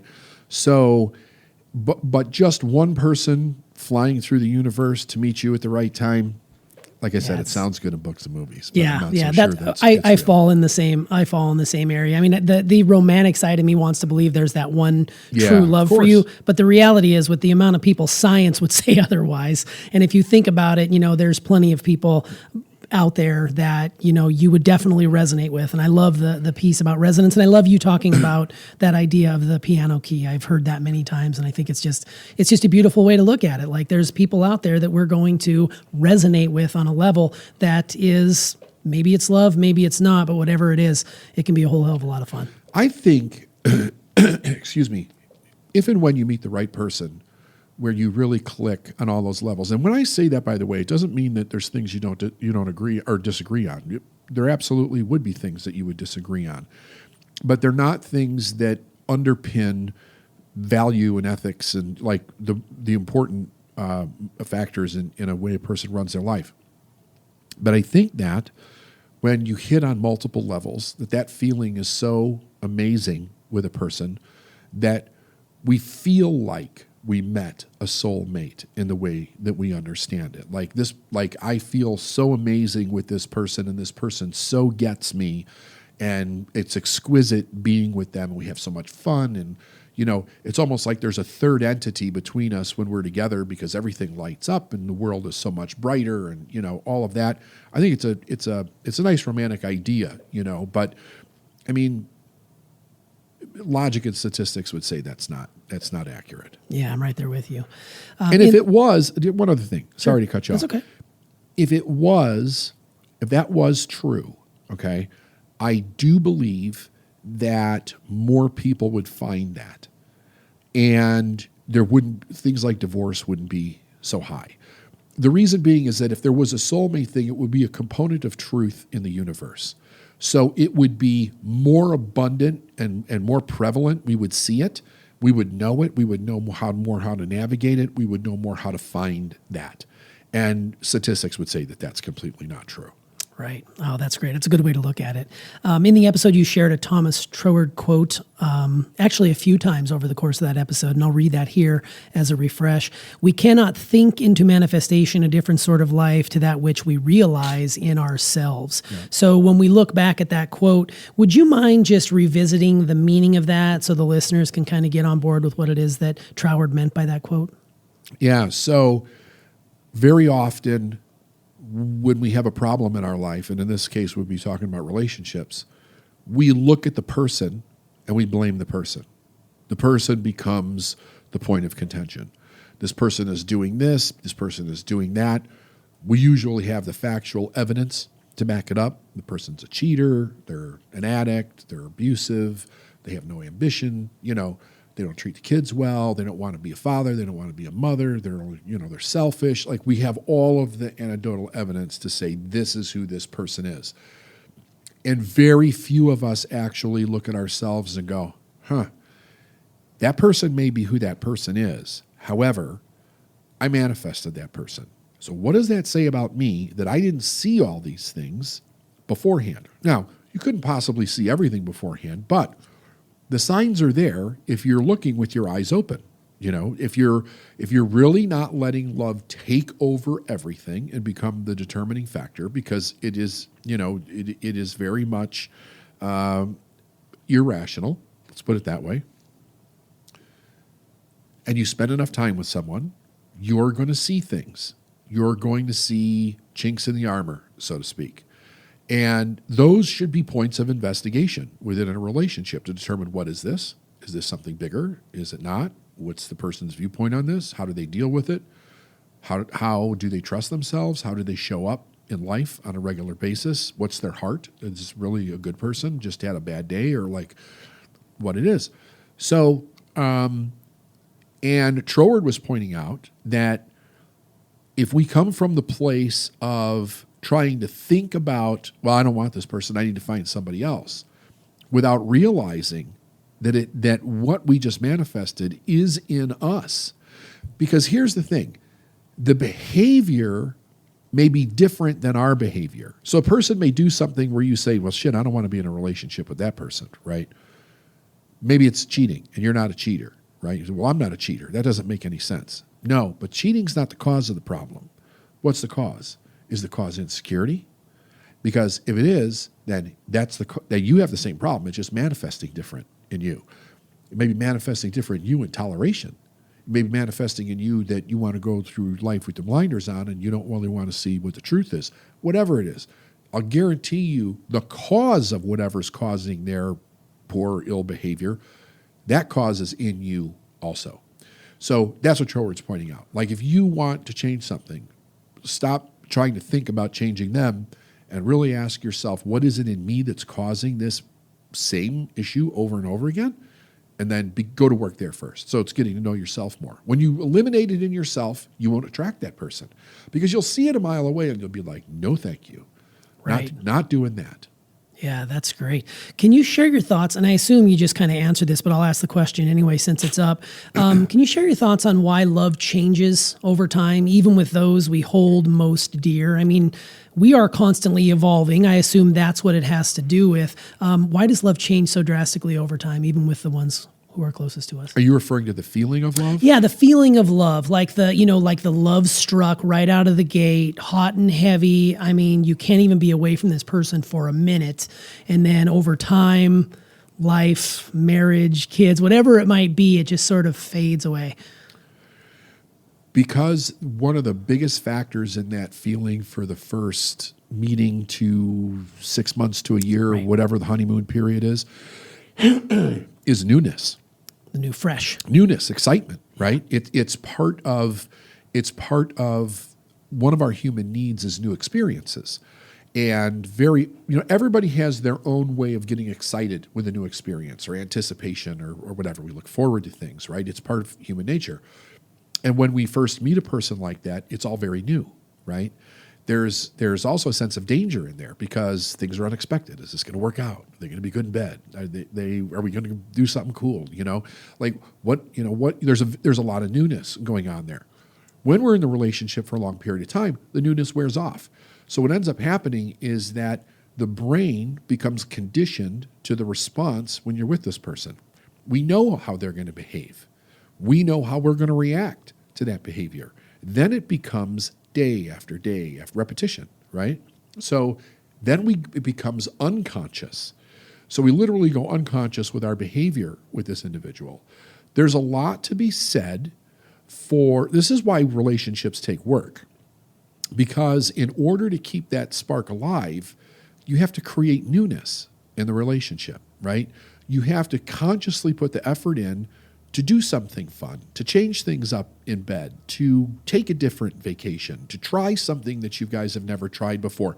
So then what ends up happening is you're both experiencing, even though you're together and that's not new, you're experiencing new things together, which is a different, I think it's like, that's kind of when the relationship gets really cool because all the trust is already there between the two of you, right? So you can share things on a much more intimate level and really get off on what that feels like together because you also don't have the uncertainty. But Karl Lagerfeld said something one time that I when I first heard it, I was like, I like this. Wasn't sure why I liked it, but I liked it. And he was actually talking about friendships, but I think it works the same thing for relationship. He's like, with relationships, you always have to have the sort of Damocles hanging over the head of the relationship. It can't ever get too familiar because if it does, one person takes advantage of the other one person builds resentment towards another one, it starts whittling away, the rot begins to grow from with each. So both people, like on a value level, is that you're both going to work on keeping it new and interesting to the best that you can. And hey, let's face it, right? So you get in a relationship, you get married or live together, whatever it is, routine starts setting in, she's working, he's working, or he and he, or she, or however your relationship is, and maybe kids are coming in, like all of the responsibilities of life are taking over, and we're busy as fuck. I mean, I raised 4 kids. I mean, it was nonstop for 30 years, basically, raising those kids. So when do you put the time in to think of something new? When you have a mountain of responsibility in your life and you're tired and it's like, can't we just order a pizza and watch a movie tonight? And by the end of it, you're too fucking tired for sex. In many, many cases, you see this in relationships all the time. I think it's like anything else, like when I teach with business or making money, it has to be calendared. You've got to put the effort into it. Okay, it's my week, or we're going to come up with a different way to surprise each other, or we're going to calendar our sex at least to the point where it's not something that gets old, but it's something that it's new. And maybe you come up with creative things like, one person wants to try something they never tried before. So you figure that out and bring it. Let's give it a try. Or let's go someplace different. Let's try different food. Let's pick a random couple and go have dinner with them and just get to know them. Let's go to the jockey club, or let's go see a scary movie. And even if we don't like scary, let's do something different to kind of liven it up. And I think what you find, like with anything else, because I do this a lot with, I guess with life in general, like you've complimented me this a lot, like the ability to see things that most people don't see in everyday things, like movies, books, music, whatever. I'm always looking for something new in everything, right? That's why I'll read books over and over and over again, or watch movies many, many times.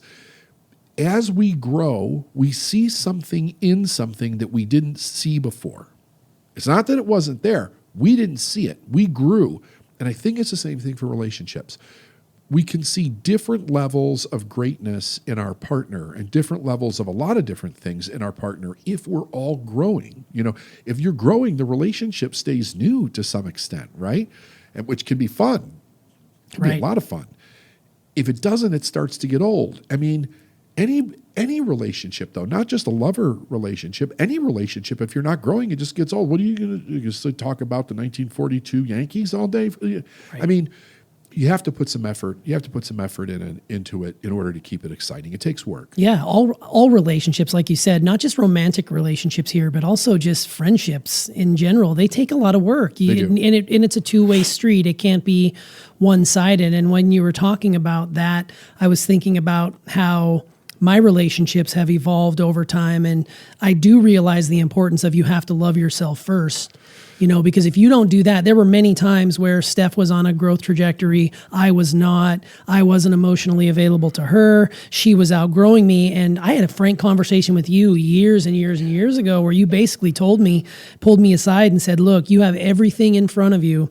If you don't make significant changes in your own life, you're going to lose everything, including that woman over there. And I took that to heart. I'll never forget that conversation. I remember it too. And it took a while for me to get there to understand it. And to this day, I am a work in progress when it comes to love and being vulnerable and open. But I can tell you I'm a whole lot better now than I was a year ago or 5 years ago or 10 years ago. Tremendously and different. It's amazing when you put in the work like anything else. You go to the gym, you lift weights, your body's going to reflect that. You lace up your sneakers and go for a run, your body's going to show that. Your mind is going to show and your heart is going to show when you put in the work for that love piece. And whether it's a romantic relationship, a friendship relationship, a relationship with your children, the work you put in, you're going to be able to see it. It might not show up as a muscle right away, but it's definitely inside there and you can pull from it. For the first few years that I knew you, your default approach to being in groups of people or with new people was to be the funniest guy in the room. Totally.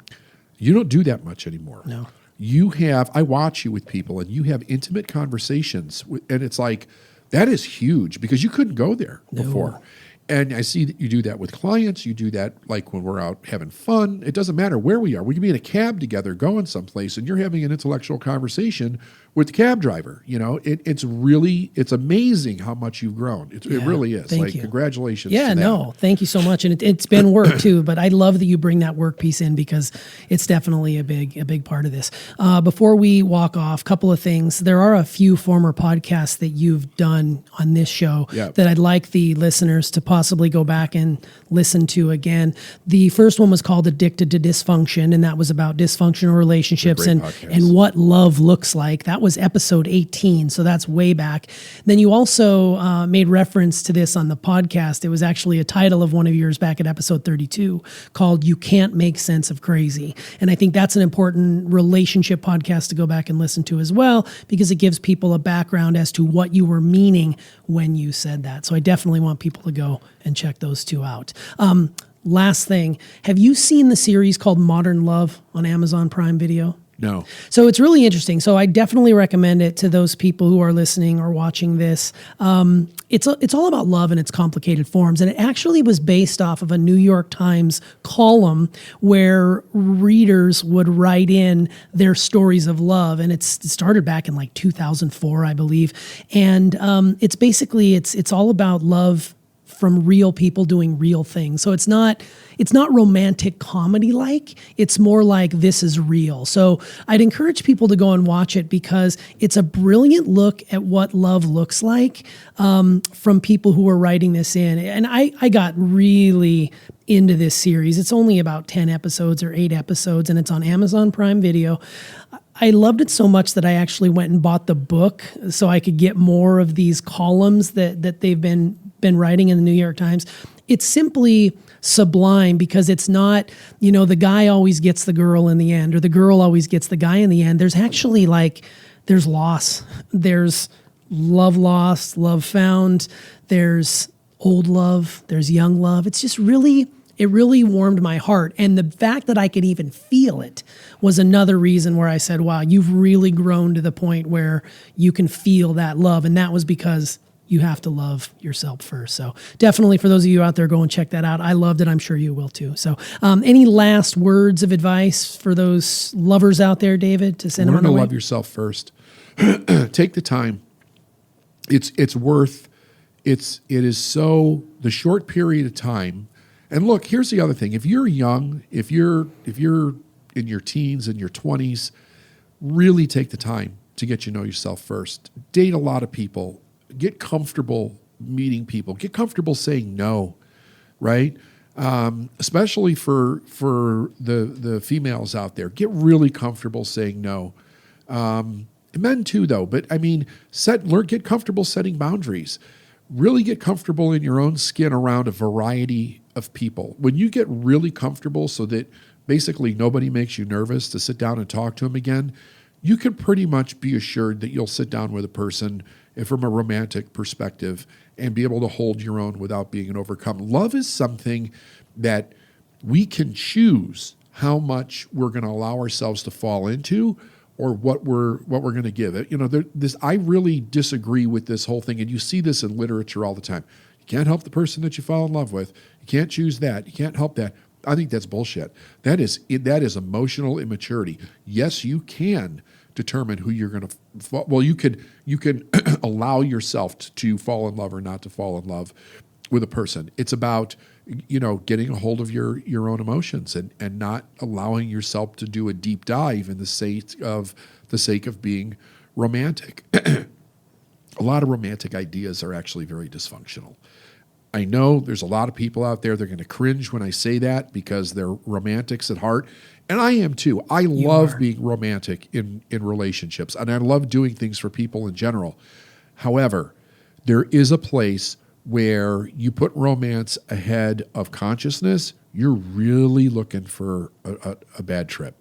Not good. That is the best way to walk off here. So I love, no pun intended. Well, yeah, there was. Yeah. That you said that. So what the fuck is leadership? Out of everything that I've studied in self-improvement, a little stuffy today, but that's no different than any other day, I guess. One of the things that is probably the most contradictory as far as information goes is leadership. There have been so many books written on leaderships. It's absolutely unbelievable.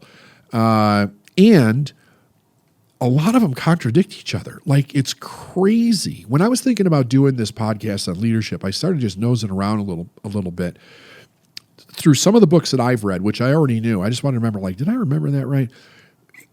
I've always felt that it's very contradictory. Like, you could study one great business person in leadership and you find out that they were a loving and warm, caring guy or gal, and they treated their people really well, and they held people accountable.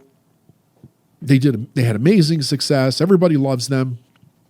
And then you find out that you study another person and they were a complete dick. They were a complete dick to their people, but they changed the world in what it was that they were doing. And you might say, well, they were a terrible leader. Well, I can make an argument against that. Just because a person's a dick and they don't treat people well does not necessarily mean that they're not a good leader. I suppose you could break it down to what is your definition of leadership, but here's the truth. A person could be a great leader and people don't like them, and a person could be a great leader and people love them, and everywhere in between.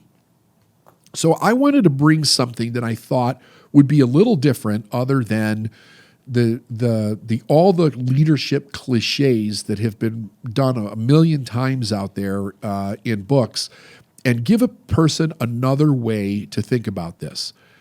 And here's one of the reasons why, totally transparent. When I first started studying leadership, like, it wasn't a complete deep dive into leadership, but I guess it went along with the rest of my studies.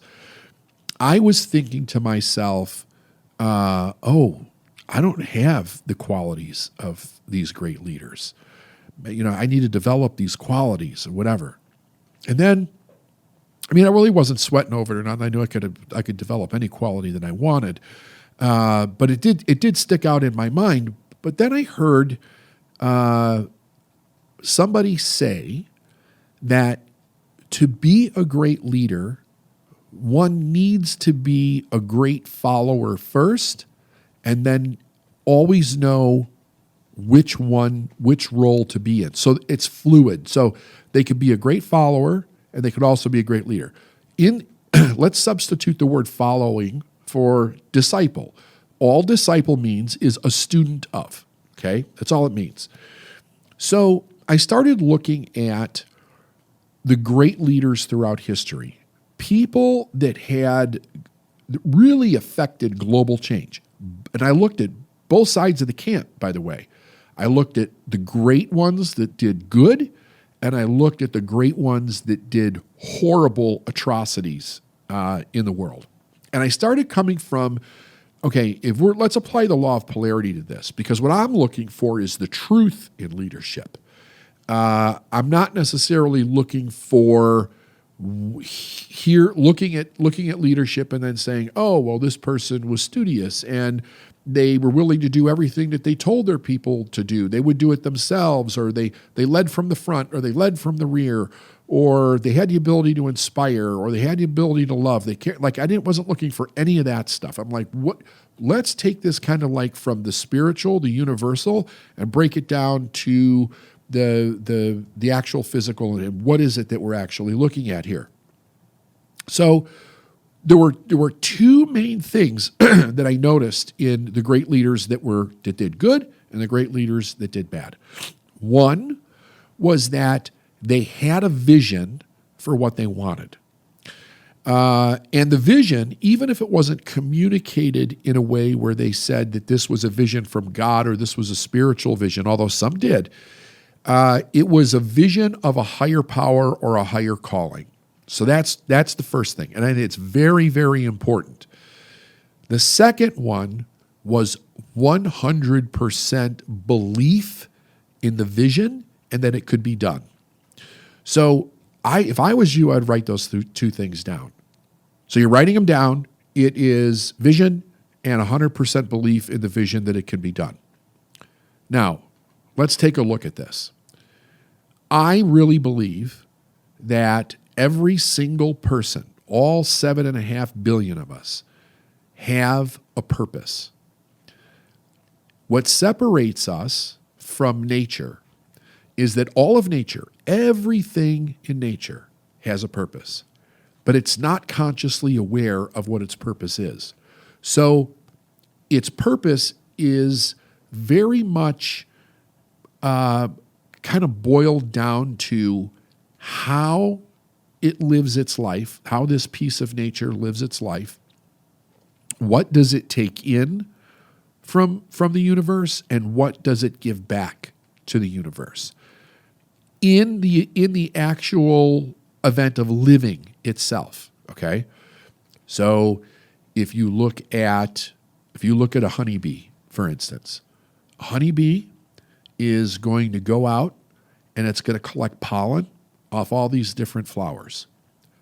In the act of collecting the pollen, which it's then going to take back, okay? It's going to take back to its hive for food, turn it into honey. In the act of doing that, it pollinates all these other flowers, which allows the flowers to then grow. And the more flowers, then the more bees, right? So the more bees, the more flowers. They're interacting. They're helping each other grow. But it's not the purpose of the flower to go find a bee. The purpose of the flower is to just be attractive and to give off whatever it gives off so that the bee can find it. The purpose of the bee is to feed its honey, and to feed its hive. In working for itself to feed the hive, it pollinates all the flowers. And I can go on and on like this with all of nature. One nature, in the essence of its living, affects other pieces of nature. And all together, we call that, the nature of Earth, and that's how the Earth thrives. Human beings, we also have the physical need for survival, all the things that we need to do to have food and shelter and clothing. When we were just reduced to food and shelter and clothing, there was not a whole lot of expansion in the world from the aspect of human beings. And part of the reason for this is that mostly we did everything ourselves. It was only when we started doing things for other people to benefit them so that it would benefit us did society begin to expand. That idea of intentionally or consciously working to do something for someone else so that we could do more for ourselves, that is a conscious thought. That is a very big difference. That is a conscious thought. That is saying, I'm going to intentionally do something for another person that will help them so that they give me something that will help me. Very different. Now, let's think about this. So part of the question that comes in is, well, where did this idea come from? The idea of doing something more than just helping ourselves. The truth is, we really don't know. We don't know where it came from. We don't know what the first thoughts of actually consciously helping another human being came from. But here's kind of what we do know. We do know that in every way that we've done that, especially with making things, taking things with our hand and our mind, and taking objects that are all over the earth, and then doing something with them to create other objects. Like I'm sitting here at this beautiful wood table that once was a tree, okay? So we took the tree, they sawed it, they cut it, they fit it together, they nailed it together, they glued it together, they varnished it, and they made this great table. That idea of a table had to be an image in someone's mind first. Everything that we see that formed by human hands had to be an image in somebody's mind first. It had to be an idea. It's very interesting that we have this creative faculty in our intellect that allows us to imagine things that we may not have in the physical world, but we can see a picture of it in our mind, and then we can do what's necessary with our hands and our mind to form it into a physical object. So we take things from the non-physical and we make them into the physical. That is under the law called the perpetual transmutation of energy, taking things from a non-form, making them into a form, and then when they die or disintegrate or rot away, they go back to a non-form again. The conclusion that we've come to around this is that the uniqueness in which people do this is aligned with what we call our purpose, meaning that not everybody has the same desire to create something. We all want something different in our life, and it's unique to our own wants and our desires. But everything that we want benefits other people. It may not benefit everybody, but in essence, in a kind of a way, it does. Because even if I directly benefit a group of people based on whatever my skill set or my talent is, that allows them to thrive more so that they can benefit other people. And those people can benefit other people. And those people can benefit other people. So it actually does expand in a way that is non-direct to the person that we're actually, the people that go beyond the person that we're actually benefiting. However, there's something very disturbing that happens also with the human race. Many, many, many people, probably the majority of people on the planet, do not follow their own uniqueness to the full possibility of what they could, or even approaching the full possibility of what they could. What happens is that for the majority of their childhood, people are programming their mind with what they think they're supposed to do, how they should live their life, what's appropriate, an appropriate way for them to live their life. They follow this information, the individual follows this information, and all they do is replicate it in their life. Never asking themselves the question, what would I really love to do? What is it that's unique about me that can bring something magnificent to my life in the enjoyment of that, the fulfillment of that, and then benefit the lives of others? And then begin to go out and actually search for it, seek it, try things to figure out what that is. The people that do, though, what they really are doing is they're following an internal guidance. Now, you can call that God, you can call that the universe, you can call that spirit, you could call that master intelligence, you could call that the architect of the universe. I don't care what you call it. But there is an acknowledgement that there's this higher intuition, this higher knowledge that is inside of us, that is pulling us to go in one direction or another. The moment that we recognize that, we become a disciple.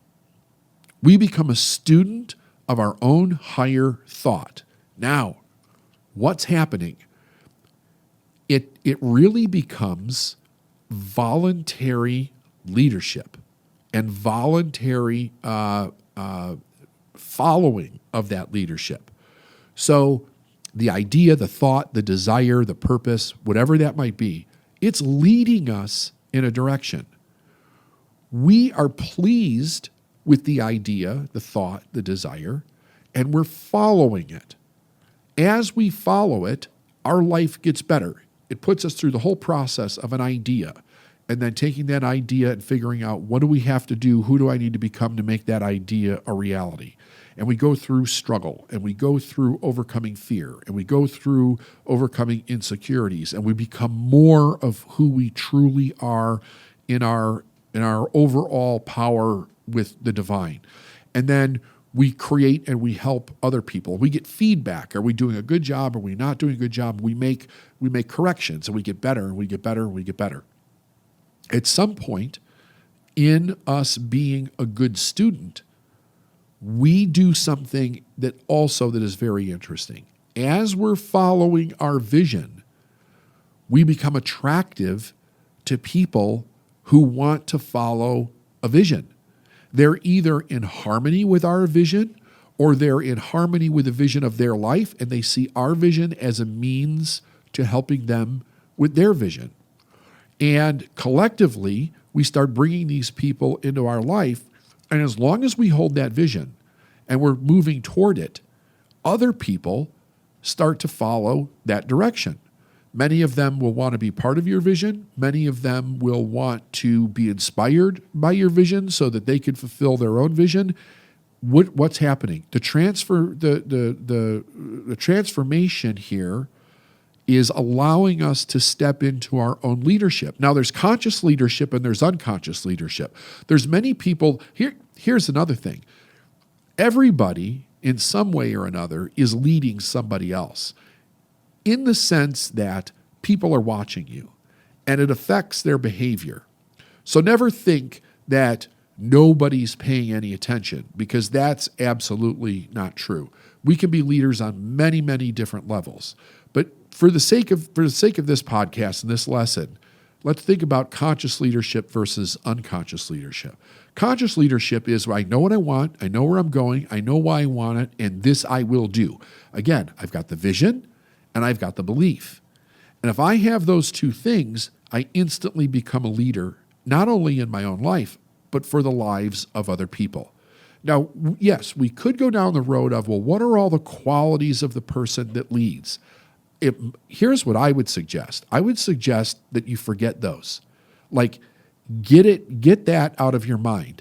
Because basically, what that does is it tells you how to become something that you might not be. Ask yourself this: do I have a vision for where I'm going? Do I have a belief in what I'm doing? And then, what is my character as a person? My character, not what somebody else's character is, not what they think I should be. What is my character? Do I like my character? If I don't like my character, what character traits do I observe in other people that are attractive to me? And then start being those character traits.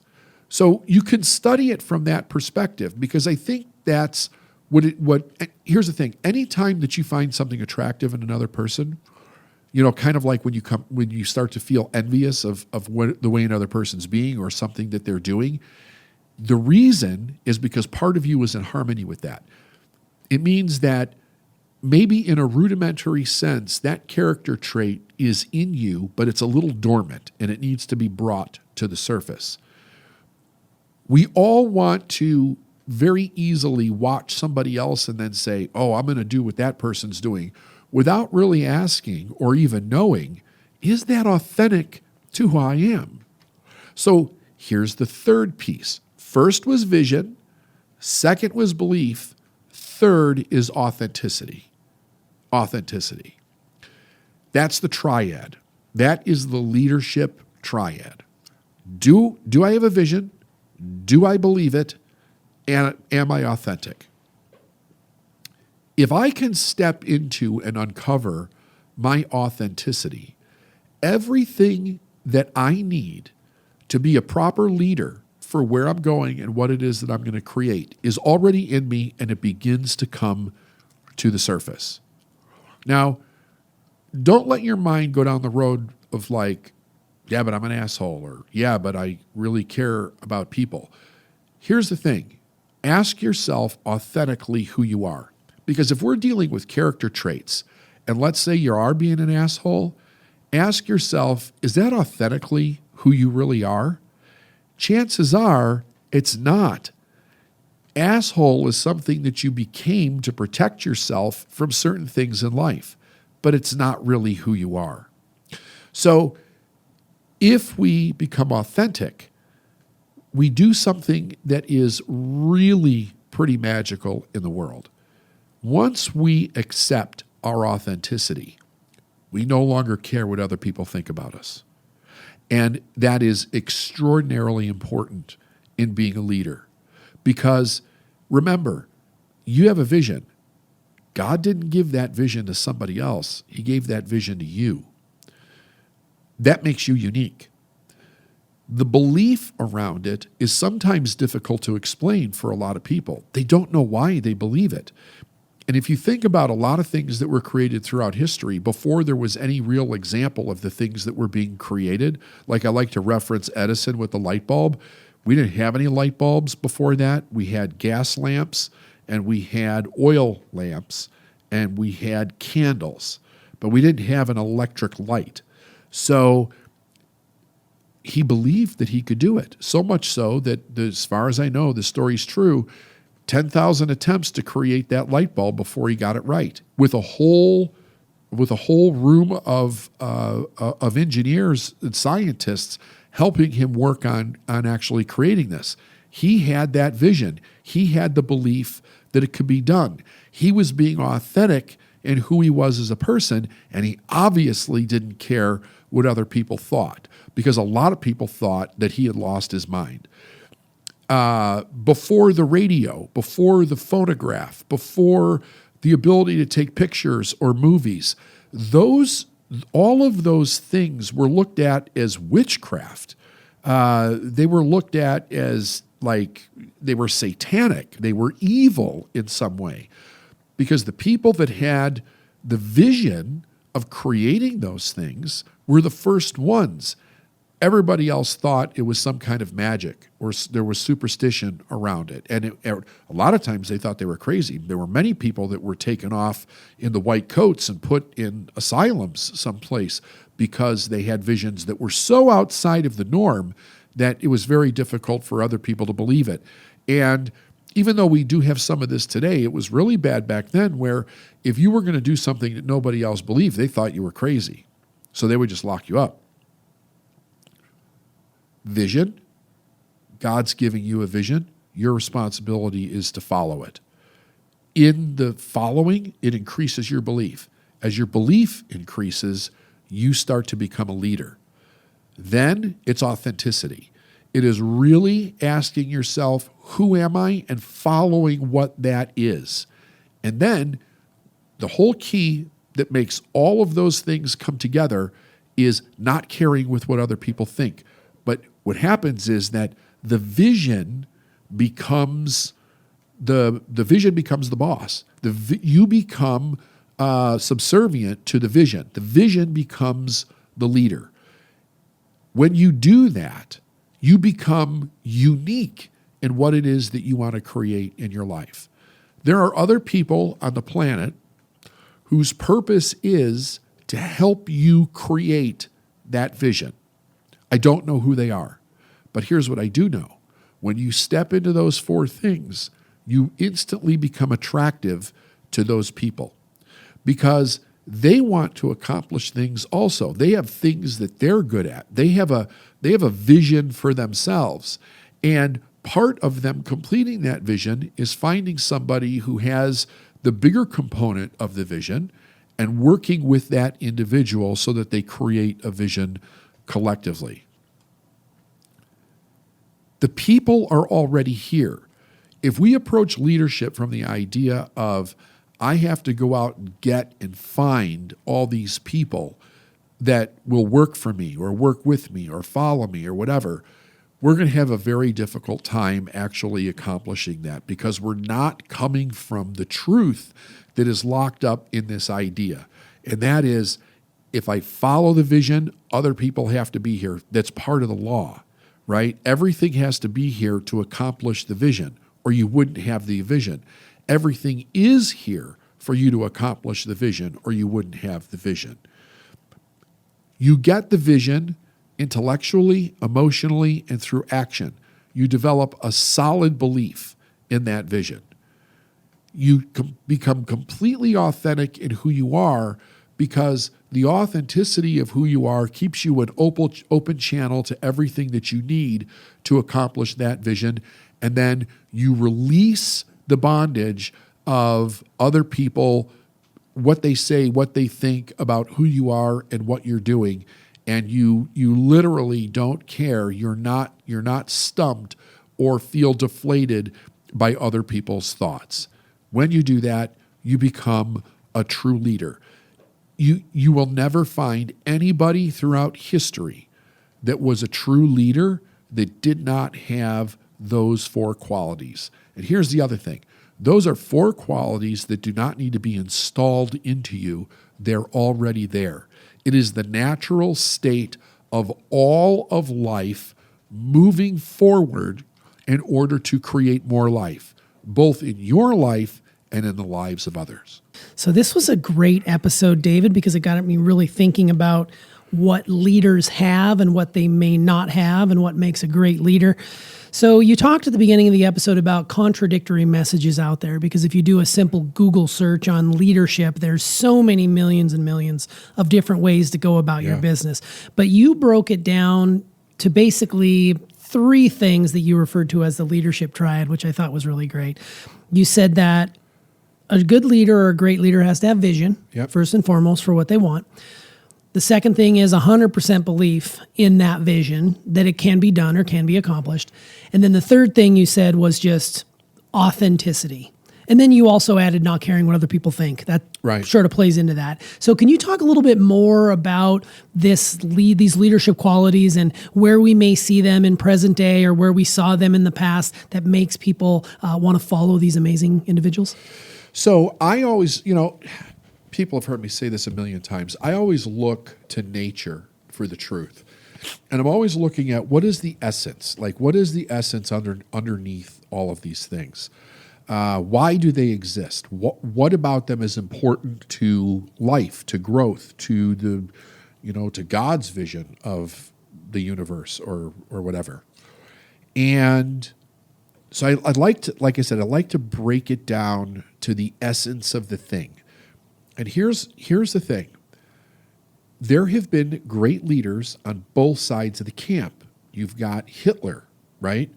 Terrible person, great leader. He managed to get millions of people to do what he wanted them to do. Now, I don't want people to get too confused with, did they like him? Was it right? Was it wrong? Just look at the idea that here's a person who's a leader. Then you've got Gandhi, right? You've got Mandela, right? You've got all these people throughout history, both good and bad, that have done leaders. And I was asking, okay, if you pick up your average leadership book and you look at these various people, they're not absolutes, because some people will say, be a great leader, you have to be a kind person. Was Hitler a kind person? Don't think so, right? Yet he got a bunch of people to do what it is that he wanted to do.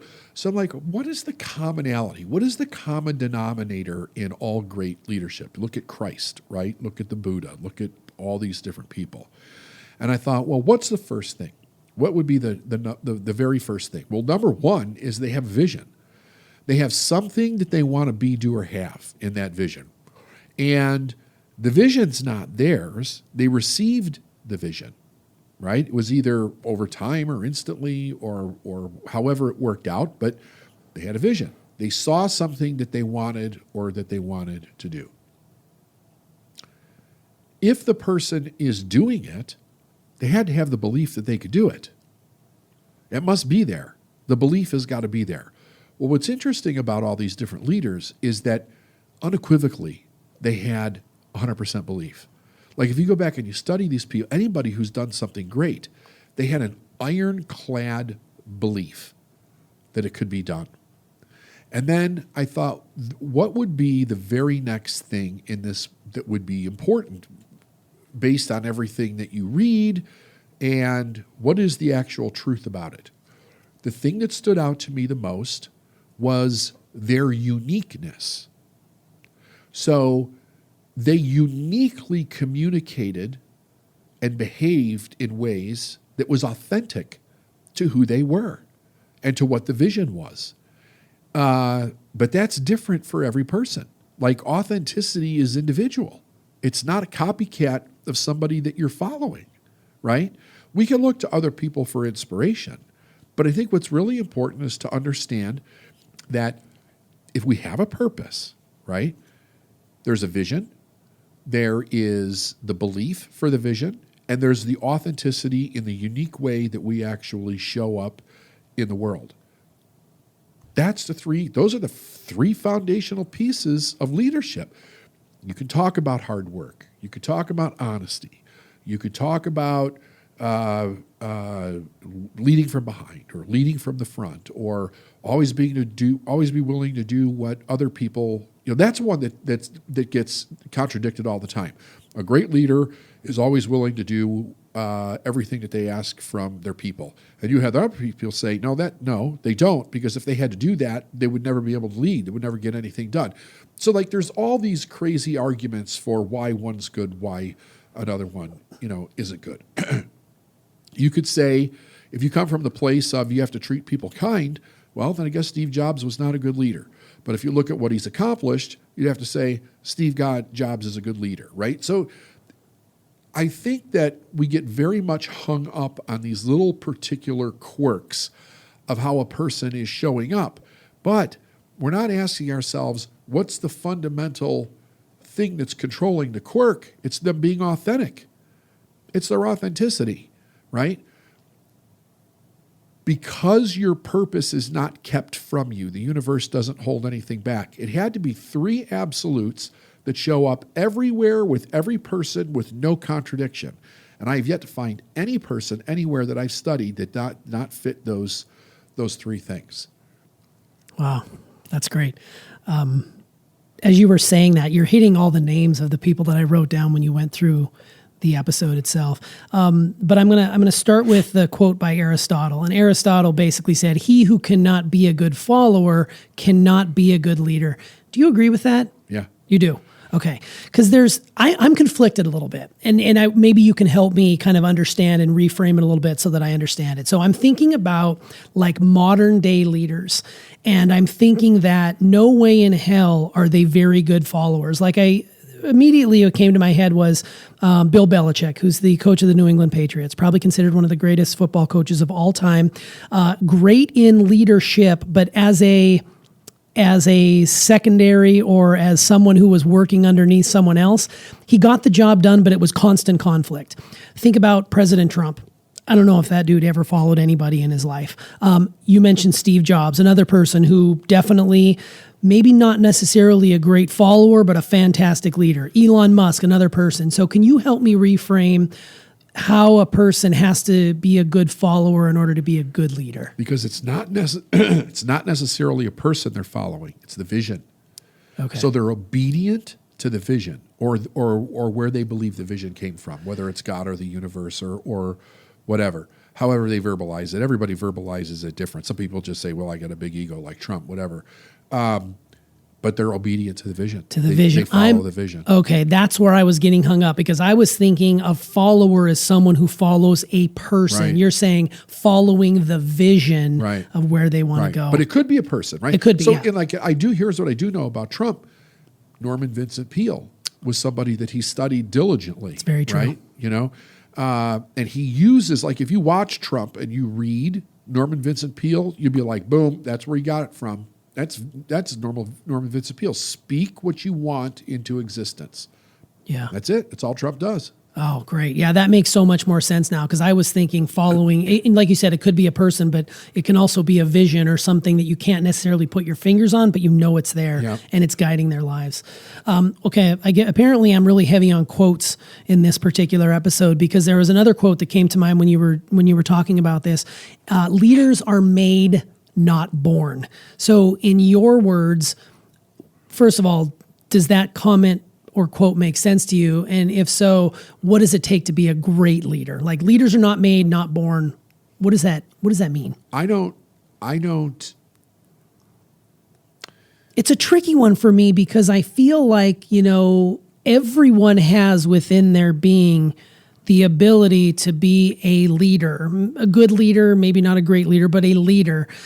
So you can, let's take your vision, belief, and authenticity. A person can study and learn and work the muscle to get there. They're not necessarily born with that, right? But they are making themselves by their study. So I don't know what I'm trying to say here other than that quote jumped out of my head when you had mentioned it. Leaders are made, not born. I think that it's a little bit of both. A person is not a born leader in the full context of what they look like at their height of their leadership, okay? But they're born with a purpose. They're born with a vision. I think what happens is that in life, you have two people that are born, they're growing. One person becomes aware of their vision, and they start to follow it, and they become a leader. The other person becomes a copycat of everybody else, and they go that way. So this person's always growing at that point because the vision is the dominating factor. The vision becomes God, right? You do whatever the vision says has to be done. It doesn't matter what it is. When you argue with the vision, then you start going back down. But if you do what the vision tells you to do, and you're always making the adjustments, you're a great follower and you become a great leader. That's great. Who are your personal role models when it comes to leadership? Who are some people that you yourself looked up to, whether it's in life in general or in business, that you would like to maybe emulate what they do? The big piece for me here was not so much the vision. It was the authenticity and the belief. So I looked at people who were very, how should I say it? Very unique in that they weren't creating something that they followed from somebody else. So they weren't like Would we call those like modern day disruptors, like people that were not following the typical trajectory and doing it their own way with their own style? look like Steve Jobs. He wasn't following somebody else. He had a vision that he wanted to create something that nobody had ever seen before, right? So he's very inspiring to me, especially from the aspect of that he had the vision, he knew what his limitations were, he knew what his strengths were, and he doubled down on the strengths, right? He didn't worry about fixing the limitations. He doubled down on the strengths, and he wouldn't let go of the vision for anything. He wouldn't let somebody talk him out of the vision. Even if part of the vision that he created was wrong, he then went back and fixed it to get it right. But you couldn't get in between him and the vision. I was a huge fan. I still am, although he's passed now, of Karl Lagerfeld because of the authenticity. Right? If you study Lagerfeld's career, you watch him do nothing but become more and more authentic of who he is, and because of that, more and more prolific. Like when he died, he was. This is interesting. Like I talk to people sometimes, and they'll say that their favorite designer is Chanel, right? And it's like, it's interesting. You know, Coco Chanel died in 1971. She hasn't designed anything since probably 69 or 70.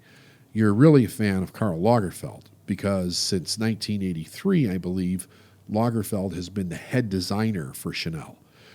He was also the head designer for Fendi. He was the head designer for Lagerfeld. And then there were some other houses that he worked at, briefly in and out of time. But he created two major fashion lines that came out 6 times a year or 4 times a year. I think it was 6 times a year for two major fashion houses, too, the largest in the world, right? And he did it all himself. Plus, he did the photography. He did the studios, or he did the sets for the runway sets, like all the themes and all of this stuff. He wrote and narrated books. Like he was prolific, but he stayed in his lane of who he was and what he did, and he didn't step out of it for a second, not 1 second.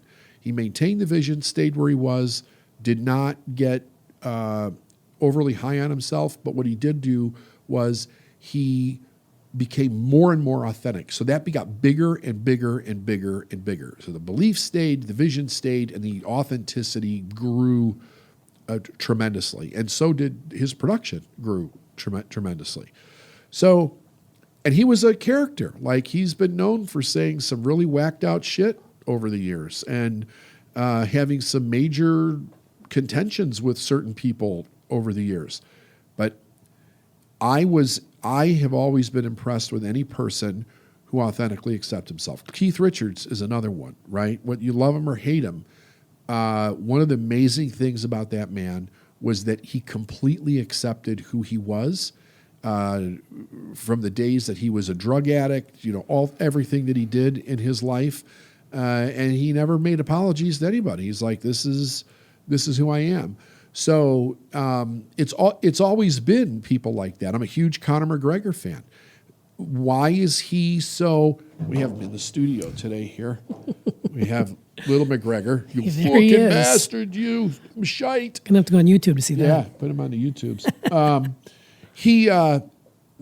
I've watched his career. Here's a guy who really, as his belief, he had a vision. He's had a vision for a long time since he was a kid. He had a vision that nobody else saw. Nobody ever thought that anybody in Ireland would ever get to the UFC, let alone become a world champion. As he was doing that, he became more and more authentic. He really saw and accepted and expressed and exaggerated this person of who he is, and that's what's made him a living legend because he's been able to do that. The other thing is that as he steps into the fullness of that, it rises him above everybody else because nobody can compete with authenticity. You have the people that look like idiots that try to copy him, but if he's authentic, you can't copy it, right? So he becomes enormous.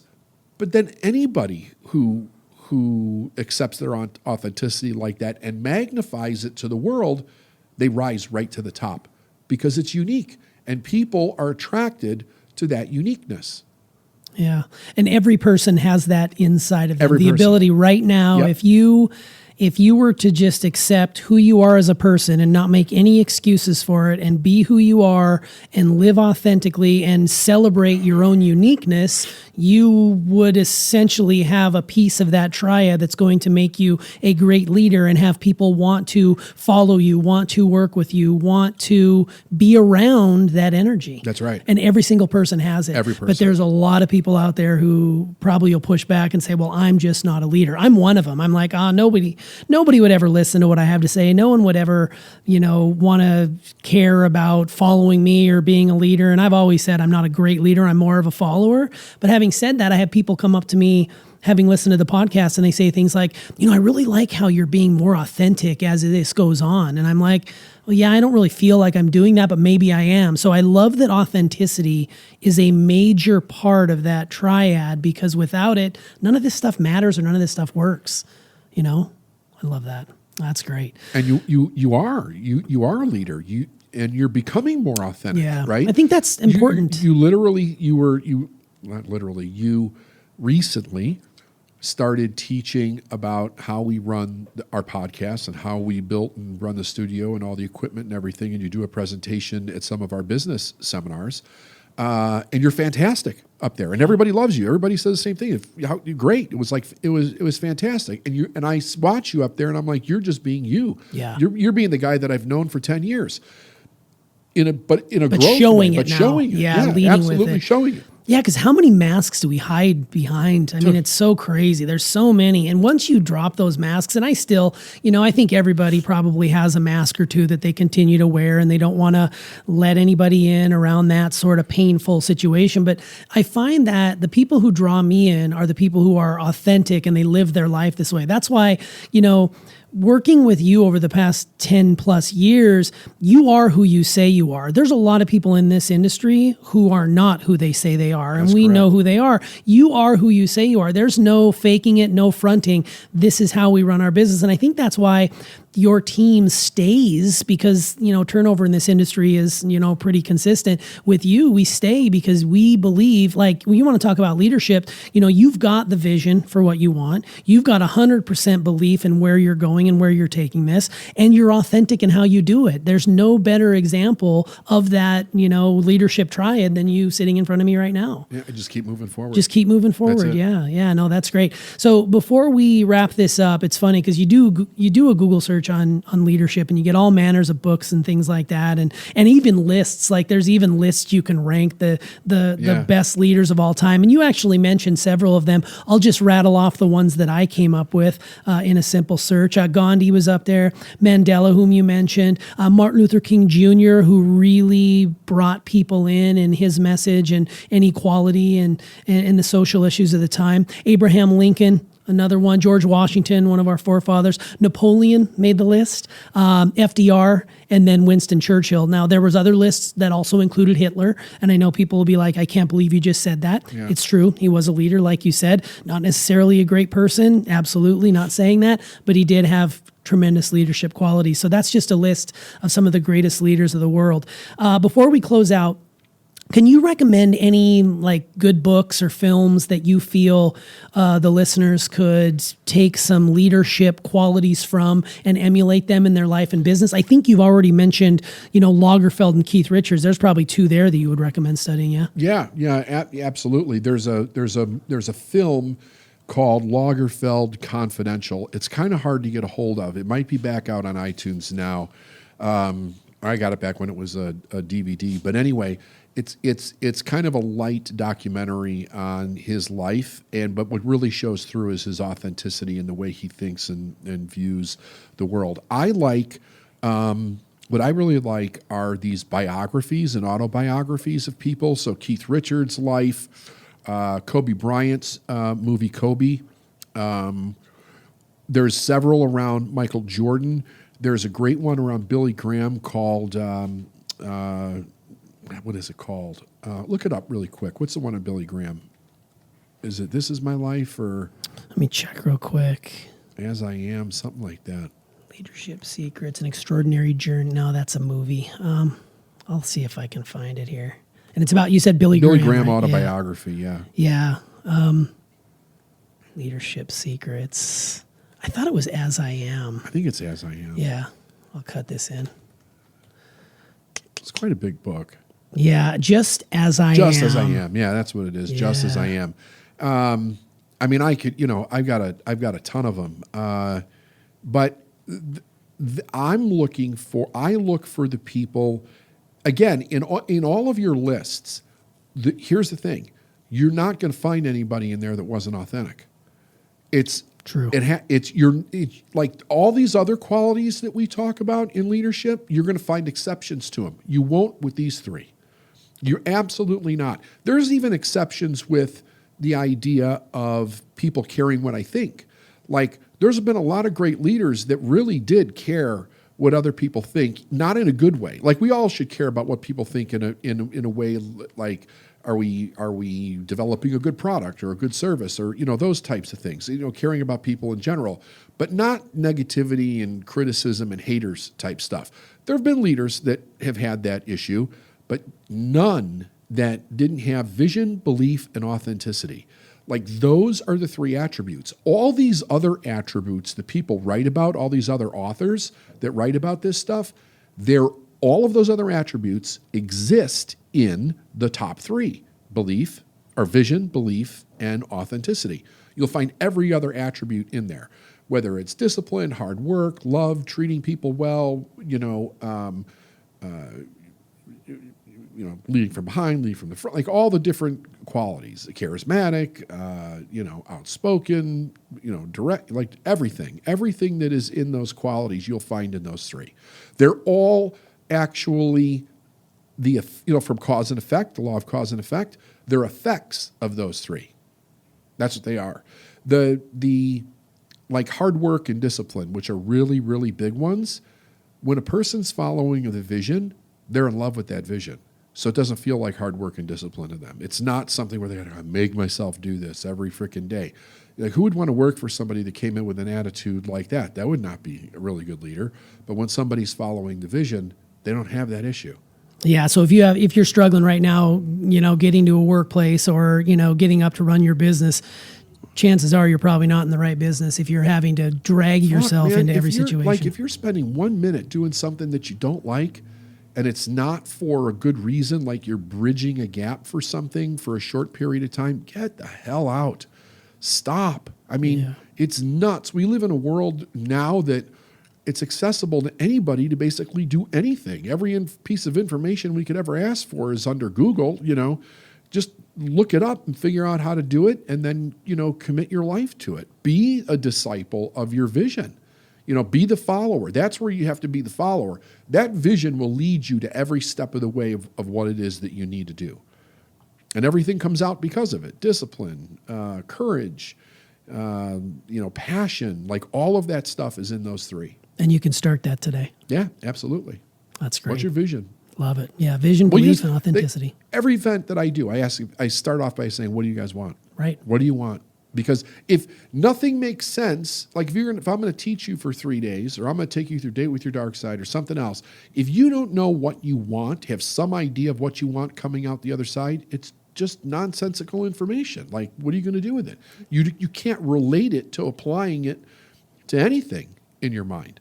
So knowing what you want, it doesn't matter how small you start or how big you start. Having some idea of what you want will open that door to the vision. You just have to continue to follow it. So I had the opportunity to watch the movie Harriet that just came out recently about Harriet Tubman, and then I was really intrigued by a lot of what I was seeing in this movie, and I went and did my own personal research on the movie, just like fact check, to see how true to the historical documentation is the movie. And I'm just going to preface this podcast by saying, number one, I am not an expert in Black history. Number two, I'm not an expert in slavery. I'm not an expert in anything that has to do with African American heritage or culture. The reason that I'm choosing to talk about this is because there were some things in the movie and some things about Harriet, the human nature that really intrigued me. And then when I actually did some fact checking on this, I became even more intrigued by this. So I'm going to start off by just kind of telling you a personal story that was very interesting and quite life-changing for me, and then bring into what it was about this movie that intrigued me. And again, I feel like I'm making excuses for this here, which actually sounds ridiculous, but it's my honest attempt not to offend anybody when it comes to African American culture in this podcast, because I don't want to make light of anything, which I don't think that I am. But I don't want it to seem that way because I'm not actually discussing the horrors of slavery and whatnot, which I completely agree with and everything. Like it was a terrible time in our history. So anyway, so I have this experience many years ago where I'm out there and really kind of striving for my own success, and I'm starting to get somewhere. I'm starting to get a little bit of traction. And I become stuck over a period of time for probably about 12 months. And I've told this story in other podcasts. I've told it in seminars. And basically the story goes like this: that I was building a company. I was stuck for a period of time. There was a gentleman that I was following his teachings, and I was really following everything that he said to do, and for the most part, I was having success. But again, I got stuck. So I thought, well, I'm going to go find this guy. He's speaking somewhere. I'm going to go talk to him and see if he can figure out what the hell my problem is, so that I can get unstuck. And make a long story short, I meet him and I tell him exactly what's going on, tell him that I'm stuck, and he looks me right in the eye and he says, "Your problem is you don't want it bad enough," and he turned around and walked away from me. And I remember getting very angry. I was hurt. I was jaded. I was thinking to myself that all of this teaching that people do around success was a scam. Now, I'm going back a long time. This is probably, at the point that I'm doing this podcast, I'm probably going back like 25 years at this point.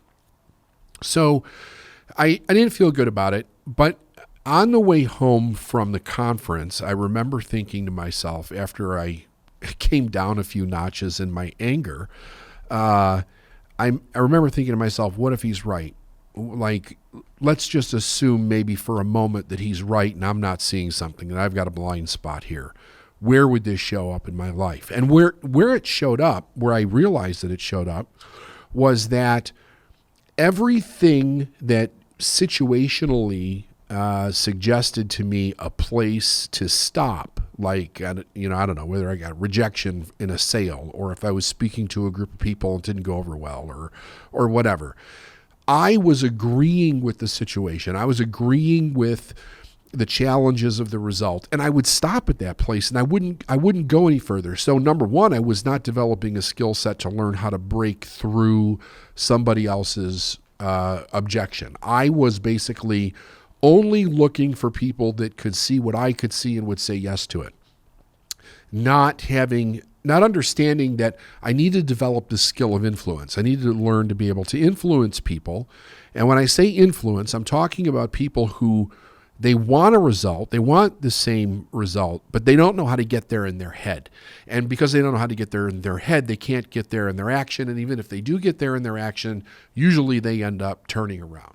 So this is where this movie comes in. So I'm watching Harriet, right? And I love history. I love to study history, and I'm always looking to see, whenever they create a movie about something that's fantastic in history, I always go back and fact check it. Like, how much of this is true? Where did they take artistic liberty in the movie? Because the artistic liberty is one thing, but sometimes the facts themselves are just so astounding that it leaves you with this incredible inspiration of what, one or several determined human beings could actually do. And here we have this woman who is a slave. Her mother was promised by the father of the slave owner that when she turned 45, that she would be set free, and that I guess her children or whatever would be set free. So I did some fact checking on that, and apparently that's not true. What was true in this gentleman's will was that the mother would be set free at 45, and then the kids would be set free when they turned 45. So I'm just telling you, that's what I looked up on the internet. That's what it said on the fact checker boards that I was checking out. So anyway, Harriet decides that, enough is enough, and she's going to take matter in her own hands, and she's going to take off. And in the movie, it shows her basically ditching her husband and taking off by herself and then getting to Philadelphia. Well, apparently that's not true either. She took off with two brothers. But here's the rub. At some point in the journey, according to what the historical fact-checking thing said, the two brothers got scared, and they turned around and went back.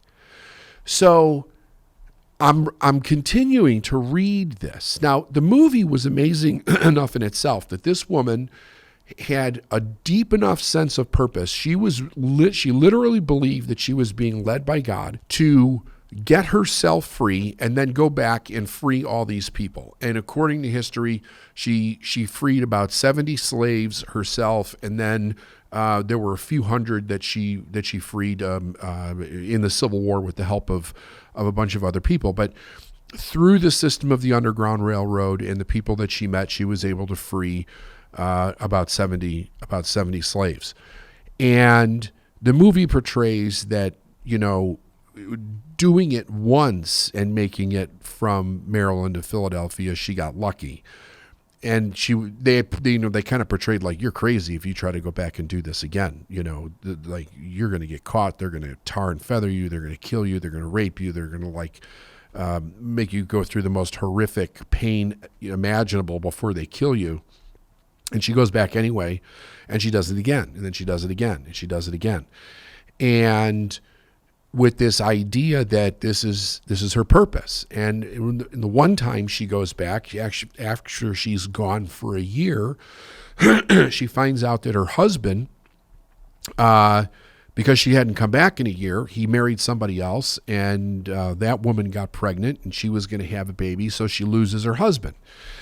And so I'm watching this, and I'm thinking to myself, this is so fascinating, because you could not, if you were doing a seminar on success, or you were writing a book on success, you could not write the steps any more accurately than the way that they portrayed this story in the movie. It's like textbook for a person that wants to become successful in their life, and they want to be free themselves of their own bondage, whatever it might be. And make no mistake about it, every one of us is born into the bondage of the thinking that came before us. And again, I am not comparing white folks in any way to what black slaves went through. So I'm just making that perfectly clear, putting that out there. But throughout history, this is a common thing. We're passed information down from one generation to another. That information either worked or didn't work. It came out of either inspiration or it came out of fear. And for most people, it keeps us locked into a way of doing things where it keeps getting us the same old all the time. So the idea is that every generation wants to break free to another level. But what's fascinating about it is this whole idea of, do you want it bad enough? So as I'm doing this research on her, I come across this story. Because for those of you that see the movie, if you remember, the woman that was training her on how to present herself to go back south as a free woman. So she was pretending to be a free woman. They gave her false documentation, and she also gave her a gun. And she's like, you may need to use this. You may need to use this gun. Well, here's what the documentation said that I came across, was that actually the people that she pulled the gun on the most was the people that she was actually trying to save. And I had to go back and read that again. I'm like, what the hell is this? Turns out that almost every one of these individuals that she's trying to save at some point in the journey gets scared and they want to go back. And she literally has to pull a gun on them and say, you're either going to live free or you're going to die. You ain't going back, because if they were to turn around and go back, they would get caught and then they would end up finding everybody else. So their fear, the people that wanted to go back, their fear literally was putting everybody else in jeopardy. And I thought to myself, I realized that it's a completely different situation with a lot of different meaning to it, a completely different time in history. But the truth about this is that the same kind of fear comes over each one of us whenever we are going to do something that we're afraid to do, that we're not certain of the outcome. And there's something that causes us to want to turn around and go back. And Harriet took this to a completely different level than most people did. I often thought to myself, and even back when I was in high school, when we studied this, when we were going through school as kids, the courage of the people that ran the Underground Railroad, like you can't imagine, because if you live in a free world today, you're not really running up against all of that much situation where, if you make a small mistake, you could be killed. And I do realize, though, that African Americans still face that when it comes to the police and when it comes to, different parts of the country and other races also in different parts of the world. But the average person that's living an average life never really sees anything like that. So the desire to break free, that's inherent in every single one of us, really can't be measured against what somebody else did or the reasons that they did it for. Because we can never, we can study somebody else's experience, we can empathize with somebody else's experience, we can attempt to intellectually understand their experience, we can agree from a value or ethical proposition whether something was right or wrong, but we can't know what somebody else actually went through. Because the whole idea of self-improvement, the whole idea of you stepping into your greatness, every individual on the planet stepping into their purpose, really requires the overcoming of their own demon. And that's the demon that's inside of us that wants us to turn around. So we get an inspiration, we get an idea, we have a desire to do something, we step out, and something pulls us back and wants us to turn around. And in this situation, the turning around meant almost certain death for everybody involved. Number one, if they had not gotten back to the plantation where where the slave masters were residing and where they were residing before those people woke up or realized they were gone, they probably would have been killed or extremely disfigured for even attempting to leave at all. In many of these cases, they were being chased. People were actually looking for them because they had escaped. And going back would have just revealed their position. It would have also revealed how Harriet was actually getting them out. What routes was she using? How was she dodging, the dogs and really good trackers, that type of thing. But what I find amazing about this is that the thing about Harriet that's really, really impressive was here was a person who accepted her God-given purpose in life and was determined to fulfill it no matter what hardship she faced. And there were a lot of hardships that she faced. Not only, I mean, she faced hardships all the way from when she was a little girl to an adult. The woman lived to be 91 years old, which is a pretty extraordinary feat back in the mid-1800s to begin with. However, I think, and I don't just think this, I know this, every single person has something inside of them that if they would acknowledge it, has the same direction for their life, the same type of purpose. And look, Harriet's purpose was magnificent. Like, we have the history to go back and look and say, look at what this brave woman did. Look at what she faced. Look at how she wanted to break the back of slavery and get as many people free as she possibly could. Here's the question. What is it that causes a person to either accept that calling in their life, whatever your individual calling is, or reject that calling? Now, if you haven't seen the movie, I would suggest you go see it. I would also suggest that you do the fact checking on Google or whatever. I have not read any historical literature on this more than just thumbing through a few things. But like I said, I really don't have any education in this area at all. I'm coming just from the place of her purpose and what she did and what she was willing to do to actually make this work. So I want you to think about this for a second.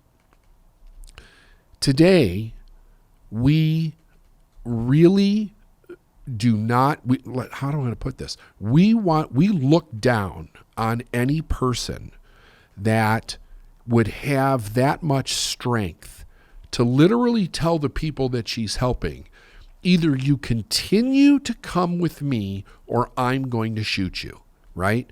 Now, let's mellow that slightly, okay? I'm a business coach, a personal coach. I help people go through extraordinarily tough times in their life, come out the other side and win. Every day I face people that are afraid, and I have to stand in a place where I'm helping them overcome that fear. And the fear that they're overcoming is nothing compared to what these people went through in slave years. But like I said before, number one, I would never compare it. That would be completely inappropriate. Number two, you can't compare it. You can't compare it to anybody else's fear because every person's fear is unique and individual to themselves, right? Like, we all have experiences and things in our own experience in life, in our own childhood, in the things that we've done or the things that we didn't do or the imagination that we created around things that cause us to be afraid of certain things. And part of our reaching out to fulfill our purpose is to be able to overcome those fears and then become stronger as a person to continue to move in the direction that we're going in. I have also been criticized over the years by me telling people, if you don't do it my way, I'm not working with you. If you don't do it my way, I'm going to fire you as a client. My way is the only way if you're working with me. Now, my way is not the only way to get there, but if you're working with me, it's the only way to get there. And the reason is that there may be many different ways to get there. Like Harriet may have there may have been many different people throughout history that could have taken these people to freedom. But these people were with her. She went back, they agreed to go, they started to go, they went to turn around, she pulled a gun on him and said, listen, you either come with me or I'm going to shoot you right here because you're not going to get us all killed because you're afraid. They're on this journey and the fear is coming in and they want to stop. Ask yourself this question. Watch the movie. Ask yourself, which person are you showing up as with this kind of a representation of courage and this kind of a representation of purpose in life. Are you following someone who is leading you to freedom? Are you willing to follow the person to lead you to freedom? Or are you the person like Harriet where you can identify that calling inside of yourself and actually lead others to freedom? Because you got to remember, she led herself first. To my understanding, the two brothers that she took off with, they turned around and went back. I don't know what happened to them. I wasn't able to find that in time for me to do the podcast. I don't know. I'm not sure what happened to them. But she didn't let that stop her. So they got afraid. They turned around and went back. She said, no, she's going to continue to go. And she did that on foot. She went all the way from somewhere in Maryland to Philadelphia on foot. She did that. And she did it in the middle of the night. And she did it with hardly any food and facing all different kinds of adversity to be able to do it. She led herself. She did not let the fear overcome her. And there's an interesting scene in this movie. She goes to, her father tells her to go see the Reverend, and so that the Reverend will pray over her journey for a safe journey. And the Reverend tells her, fear is your enemy. Fear is your enemy. And to listen to God, and that fear is your enemy. And I think that is such a message for all of us, because there are so many different ways that fear will show up. And I think that part of her journey was also to have this experience of all these different ways that fear showed up. If you watch the movie, you see first she has to overcome her fear. Then she has to overcome the fear of the people around her that she's trying to convince to go with her. They don't end up going. She gets there. They don't want her to go back. So the people that are running the Underground Railroad in Philadelphia, they don't want her to go back. They think it's crazy for her to try to actually go back on her own to get other people. She has to overcome their fear. She has to overcome her fear of actually going back and trying to sneak through to be able to try to find her husband. And apparently her husband wasn't the first one that she went back for either. I think she went back for a sister or a couple of cousins or something. But then she ended up going back for her husband. She had to overcome the fear and the tremendous loss of her husband basically giving up on her and going to find another woman and marry another free woman and then have a baby with her and completely leave her. And it leaves you with the question of why. Because if you watch the movie, you might think to yourself, okay, slavery is a big enough purpose, freedom is a big enough purpose to do this. That's the context in which this story is told.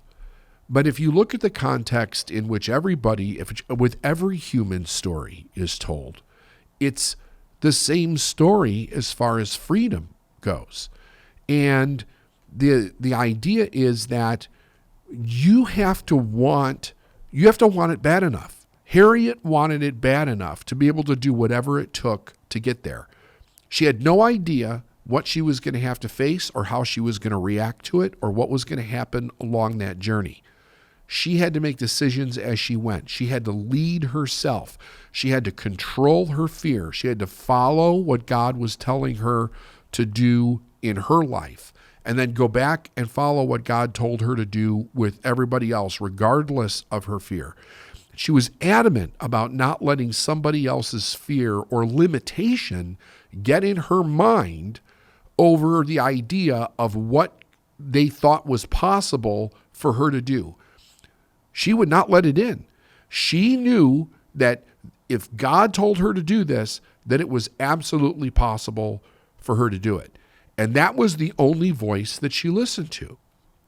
So I know that when we listen to that voice on the inside, it is giving us a direction to go out and meet with all of the opportunities, with all of the resources, with all of the people, with all of the things that we need to put the pieces together to allow us to accomplish the great things that we're accomplishing in life. And let's put our own individual's success aside for 1 second and talk about the world just for a moment. Because the problems that the world is facing are deeply rooted in fear. They're deeply rooted in fear. Fear gets human beings to accept a lie. And there's many lies, but the lies basically tell us what we can't do. The lies tell us that there's not enough. The lies tell us that we have to be dependent upon certain things that leave us vulnerable to being manipulated by other individuals. It's all rooted from the fear. It's like there's many people that know if I can stir up enough fear in a group of individuals, I can manipulate them into basically doing anything. Fear, they say, fear's the devil. Like, fear's the enemy. You cannot follow fear. The other thing is that God doesn't speak through fear. Spirit, the universe, it doesn't speak through fear. Lies speak through fear. If you go into religion, like if you go into Christian religion, like Satan's called the great liar, right? I think metaphorically, that is the whole idea of the lie itself, which is the lie is going to tell you not to do the thing to get to freedom. So I don't know why she chose to follow God other than she knew it was real. She knew that living the way that she was living and watching her people live the way that they were living was not really living. It was just existing.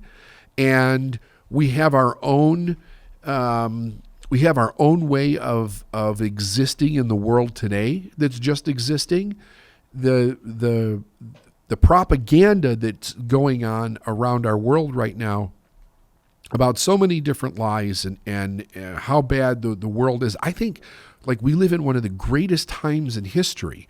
The knowledge that we have, the awareness that we have, the technology that we have, the potential that we have to do great things is fantastic. But we also have a bigger problem, and that is the lies that are being told that keep people from stepping into that greatness to go out and continue to make the changes that people like Harriet Tubman started off by changing. I mean, what a great woman with internal strength and an inner knowing to follow that. Don't think for a moment when you watch this movie that you don't have that in you. You do have it in you. In fact, I have always said that whenever we watch a movie like this, or we read a book, or we read a story, or we read something like this, where it's basically giving us a story of the hero's journey, and it stirs that inspiration and emotion inside of us, that is verification that exists in us as individuals, as people, to go out and live an amazing life. And yes, you may have to be very serious with any person that is telling you that you can't. And when it comes to business, think about the scenario of all the people that wanted to go with Harriet. They bought into the dream. They wanted to be free, but they were full of fear. They needed a leader to help them cross that finish line. And in her mind, it was, we either live free or we die. If we would start to take our life that serious, we would see a hell of a lot more change. And for those of you that are really going after individual goals in your own life, creating your own life the way that you want it to be, you need to take it that serious. You really need to take it that serious, because you are literally giving up your life for whatever it is that you choose to do every day. Let Harriet Tubman and people like her and the inspiration that they created be an inspiration to all of us of what it's like to live free. It was a good idea to talk about this film because it was getting a lot of people talking about it when it first came out, and now it's available for rental, and people can go out and see it. They can buy it. in this particular episode, you shared your insights, but can you talk about more of when you sat down and watched the movie the first time, what that big takeaway was for you and the drive and the purpose that Harriet Tubman showed throughout her life? Well, so I had heard about the movie. I didn't know the particulars of it, but I knew what the story was. So when I sat down to watch it, when I sit down to watch any movie, really, what I like to do is not hear too much about it before I sit down and watch it. I want to go on my own journey. So you don't pay attention to what the critics are saying and all that bullshit, right? Never. Good for you. Yeah, Good for never. you. I want to go on my own journey and see what it leads me to. So right away, I was struck by the courage of the individuals to take the actions that they actually took to stand up to the master, the slave owner. And in one of the opening scenes, you see the reverends on the steps of the house, and they're having church for all the slaves. And when church is over, they ask permission if they could address the master, the slave owner, who's sitting with his family on this porch. And they go up there and they basically tell him that they hired a lawyer and that the contract that his father signed with Harriet's mother was basically not being followed. And when I saw that, I was thinking to myself, knowing the little bit that I do know about, the history of slavery, that alone could have caused them great physical harm. Just by doing that, right? Just the gumption to go against them, and as you can see, he takes offense to it, right away. So I thought to myself, we're already coming from a place in the beginning of the movie where there's a determination and a reason building for her purpose to start to come out, to see her sister's soul, to see the way that people are treated, how they're whipped, like they're raped. When she was younger, a white person threw a 2-pound weight and hit her in the head, cracked her skull open, and that's why she was having those seizures or whatever it is that they were throughout the movie. When you do the fact checking, it talks a little bit more about that. Yeah, those visions were actually something that she dealt with her whole life because of that blow to the head. Yeah. Yeah. So the thing that grabbed me was, it was like, okay, what's fascinating about this right from the start is her determination to go through with this, to get away, to get to freedom, no matter what the cost is. And that grabbed me in right away, because I have this thing where I'm fascinated about people that discover their purpose, because when you discover your purpose and you know that there's this connection that happens internally, and it's like there's nothing else that you're going to do except that thing. That thing is going to happen. And very often you see people, they're like, if I can't do it, I might as well die, because there's nothing else that you want to do more than that thing. And for her, that was to get free, to be free. Yeah. It's quite an amazing story. Just out of curiosity, did you learn much about this in school? Did they teach that? A little bit. From? Yeah. Well, I did learn about it in school. I did not learn everything that the movie taught in school. To be honest with you, I don't remember how much of it. I knew the story. I knew who she was. We know her name. I know her name. Yes, for sure. I know what she did. I didn't know the particulars about what she did. So I honestly don't remember how deep our history books went back into it in school. That was a while back. Yeah, sure. But I do remember learning about it. Yeah. Yeah, it's interesting because they even talk about that. I was watching something either on YouTube, or I was actually watching something on TV, and they were talking about the film, and they were talking about how Harriet Tubman is such a well-known name, but this story has never been told before Right. this way. And it's quite factual. I mean, they took some liberties, obviously, but it is factual on many fronts. And when you go and do your own fact check, and there's even a well-heralded biography out there that I haven't read called The Road to Freedom, might be something worth a look. Yep. But what is interesting about it is that, I didn't grow up here, which is essentially North Carolina, which is right on that dividing line of the North and the South, right? They had people on both camps during the Civil War fighting brothers versus brothers. But where I grew up out in the West, we knew about it, but it was never really, because we were so far removed from it, it really wasn't Right. studied that much. But I did, as a teacher, do a lot during Black History Month, which is, we just came out of in February. And it was really interesting to see this side of it, because I really had no idea you sit there and you say that, oh, she freed 70 slaves. You say to yourself, oh, they just got on a bus and headed north, right? It's nowhere near as simple as that. And the fact that she kept going back, I mean, you talked in the episode about where people stop. Like, she very easily could have lived her life in freedom for the rest of her days and never given it a second thought. Yep. And here she was, I'm going back, which scared the hell out of every single person that she was talking to. Yeah, for sure. And the other thing that you mentioned was about how the story was never told. I think it's number one, a tragedy, but it's also fascinating that this hasn't been a movie. Right? Nobody's actually told this story. And I've heard, I'm not going to get into really too much why, because that's my own area of non-education.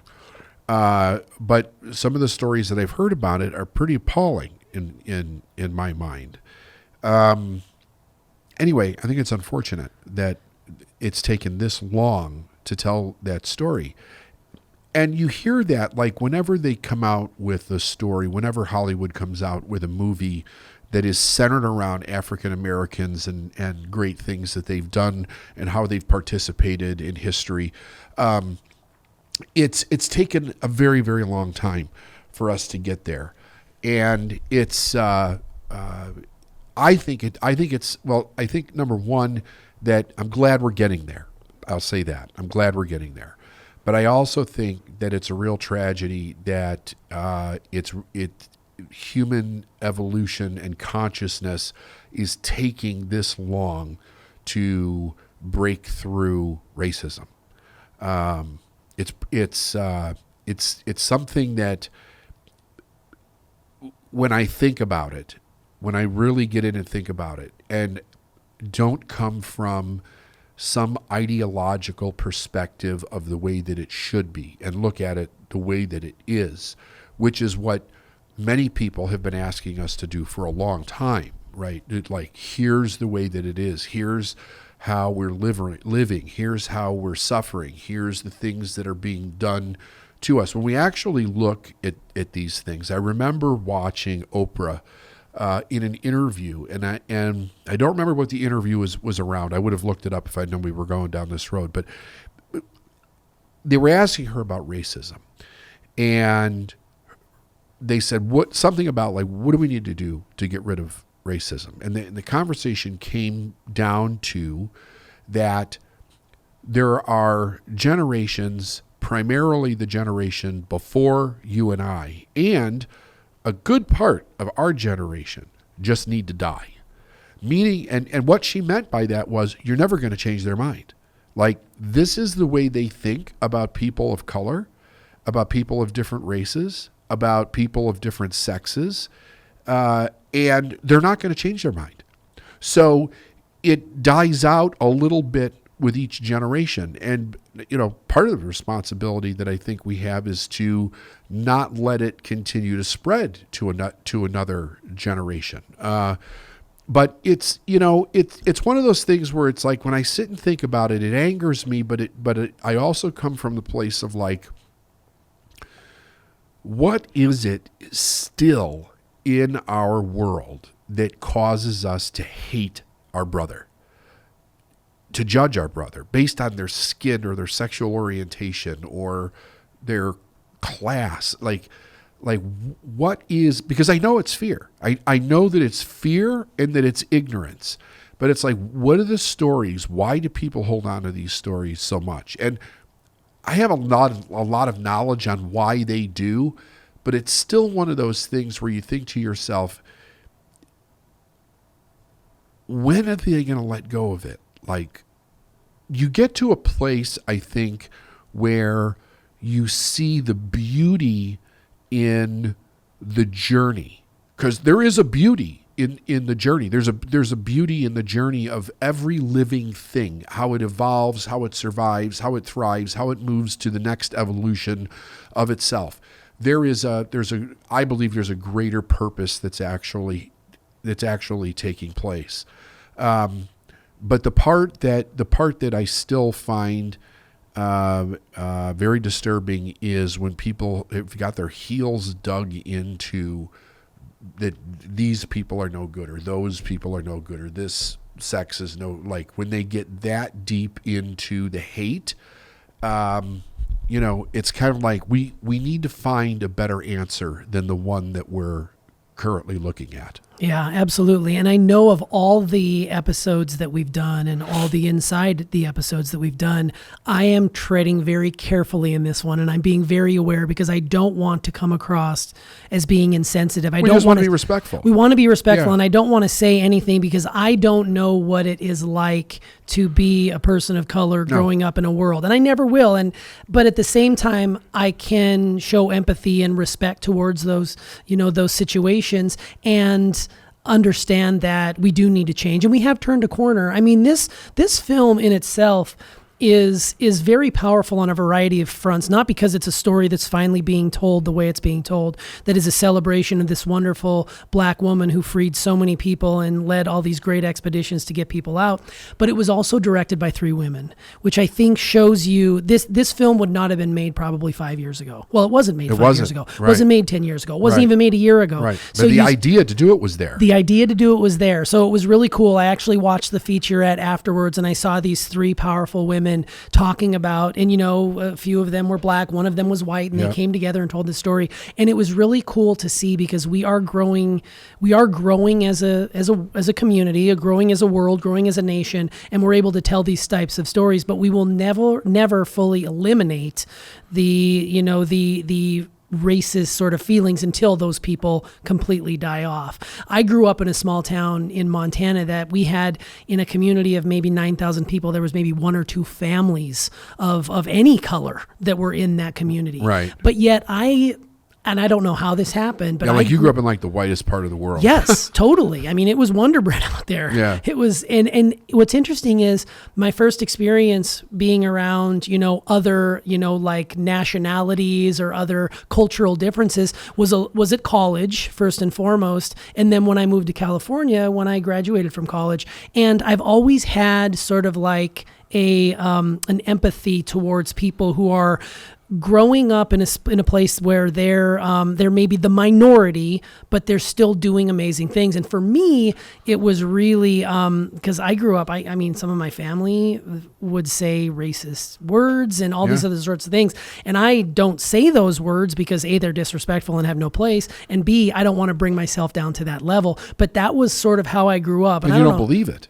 I don't believe it. And sometimes I don't think they believe it either, but it was just a way to get a rise out of people, and maybe they did it out of anger. But whatever it was, it's just really interesting to see how far we have come, yet how far we still have to go. I think you said something very important. I think that there's a lot of people that don't believe it, but they say it because the people that they believe that they need to be in touch with, their group, think they believe it. So it's like, I can't believe different than everybody else in my family or believes, because I'll be ostracized from that family. So I'm going to use these words to be part of that family, that group, or that race, or that community, whatever it is. I don't believe that, because I've seen it. I witnessed that in my own childhood. People that did not believe it and used racist language because everybody else was using racist language. And it was, what was interesting was that I remember kids using it before we knew any better, right? And then there was when you started to know better and you saw who would drop it and who would not drop it and the reasons why they would drop it, and actually coming out and saying, no, this is wrong. I'm not going to say this, but maybe their parents were still doing it, and really combating like that in making a stand for their own belief system. But I totally agree. I think there's a ton of people that they're raised that way. They're raised around that language. They're raised around those beliefs and the behavior. They don't necessarily believe it, but they say it anyway because everybody else is doing it. And then it becomes, people are so afraid to take a stand for their own belief because the people that they love or that's in their family or that protect them in some way or whatever, they don't want to be that far different from them, and they don't want to be ostracized. And that is, I think that's sick, to be honest with you. Well, it's the true definition of you being, held prisoner to that, because you're not free if you're not. You're not. Yeah. And you're totally not free. Yeah. And that's one of the things you mentioned, and I'll get to later on, about we either live free or we die. And I think it's a powerful message from this film. You did share a story about how Harriet carried a gun, both for protection from the slave owners who she was trying to run from, but also from the people she was helping. Yes. And I did go in and read a little bit about that, and about how she was willing to actually harm the people she was helping if they decided to turn around, because she was going to shoot them. Yeah, the Underground Railroad was an extremely secretive operation, and it needed to work flawlessly. And if a person decided, no, this isn't for me, I'm leaving, well, that wasn't going to work. You're either going to live free or you're going to die right here. And there was a lot of whites that were involved in Yes. the Underground Railroad, right? So it had to remain secret in order to move those people from the deep south up to the north, and all the way up to St. Catharines in Canada. Yeah. To be able to do it, they could not risk somebody going back and saying, here's what's going on, here's where it is, this house or this farm owner has a tunnel underneath their house and they're hiding people there. They couldn't risk it. Yeah, what was really cool is when I was still in the classroom, I was teaching fifth graders at the time, and I had coordinated a field trip to a small former hotel called the Milton House in Milton, Wisconsin, that was an actual stop on the Underground Railroad. So we got to go in and sort of put your hands along the walls. You got to go underneath the floorboards where the fleeing slaves would stay as they're making their way up north.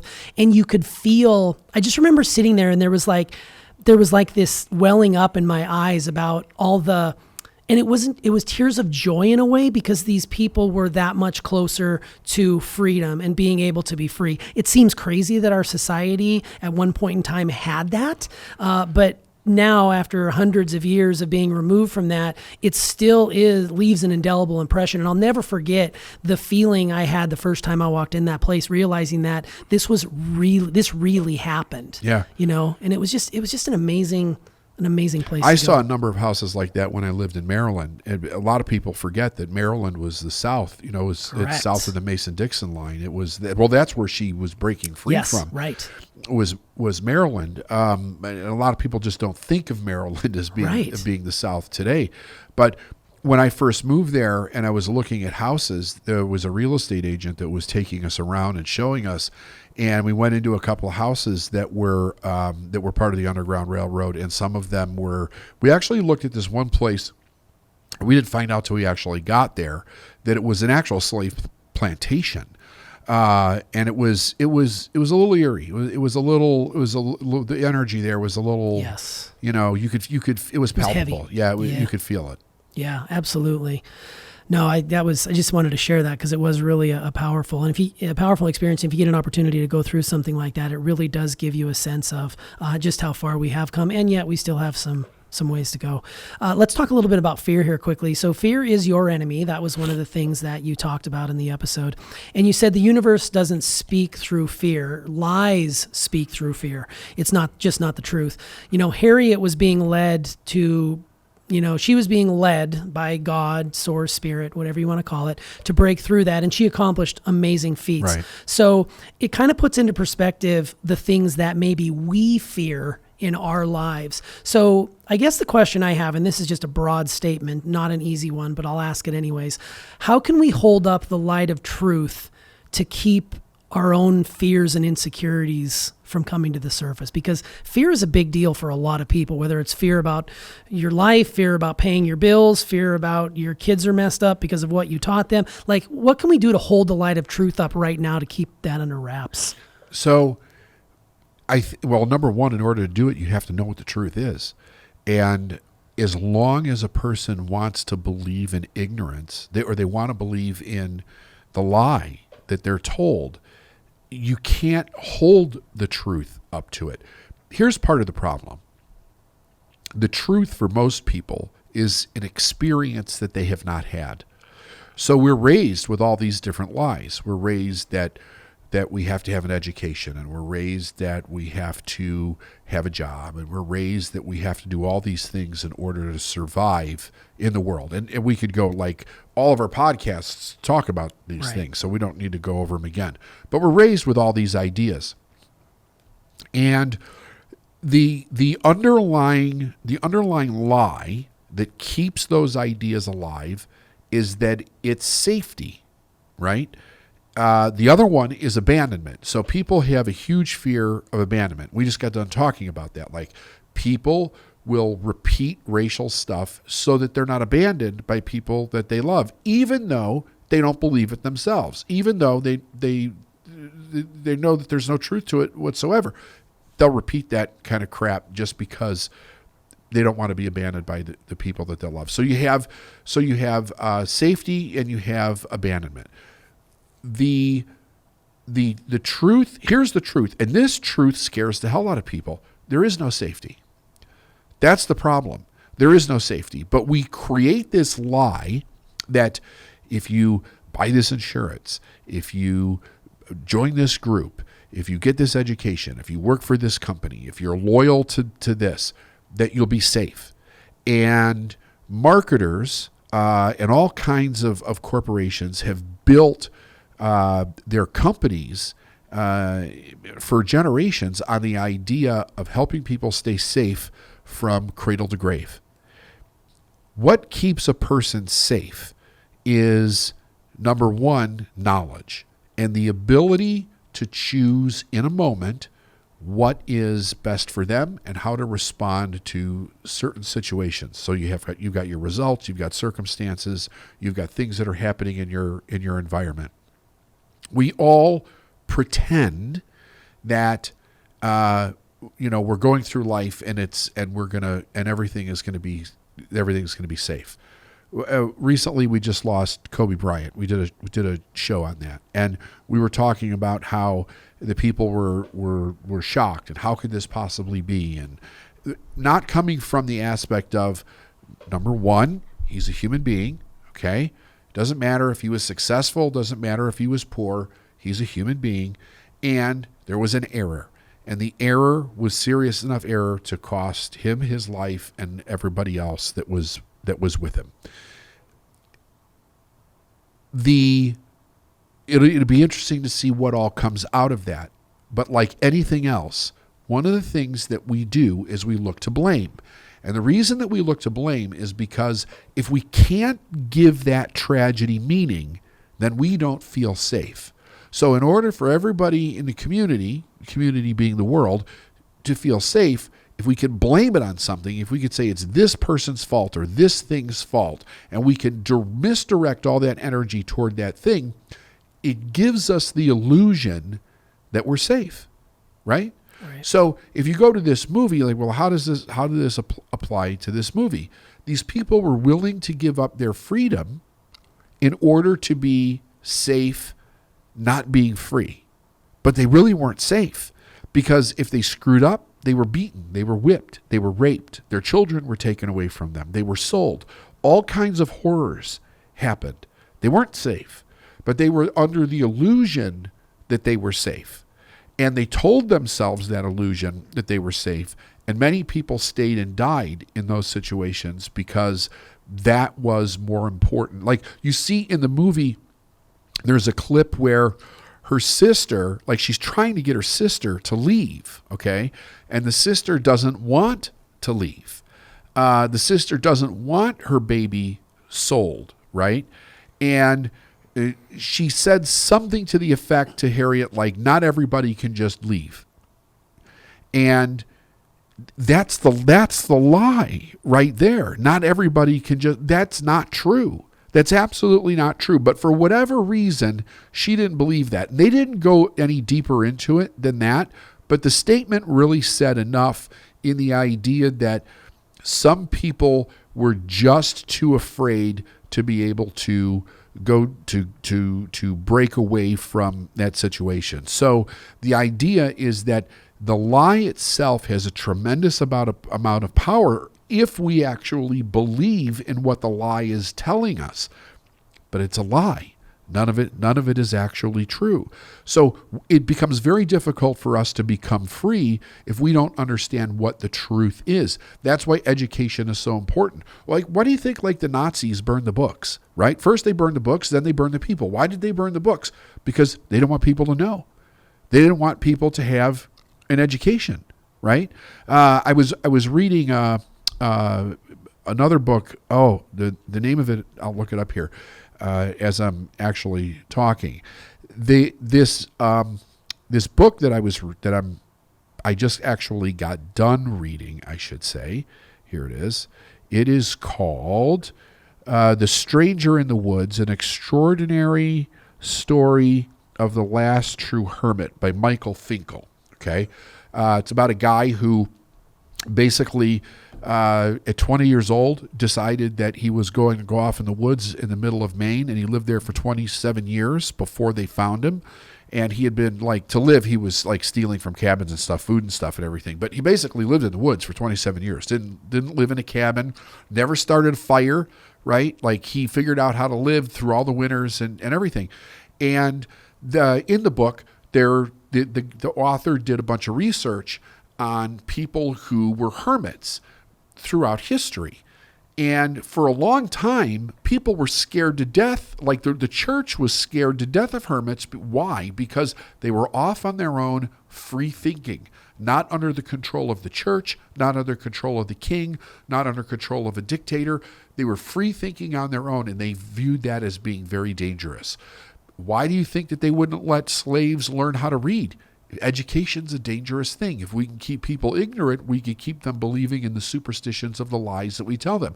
So we have to know the truth for it to be something powerful for us to be able to step in. And even knowing it, there's a battle that takes place internally in the person, because you can tell me something that's true, and I can intellectually know that it's true, but I still haven't experienced it yet, and I'm afraid of what happens during the experience. So the unknown, the mind goes through this fantasy or imagination of the monster in the unknown. It's the little child who's afraid of the monster under the bed, or the twig rattling against the window in the middle of the night.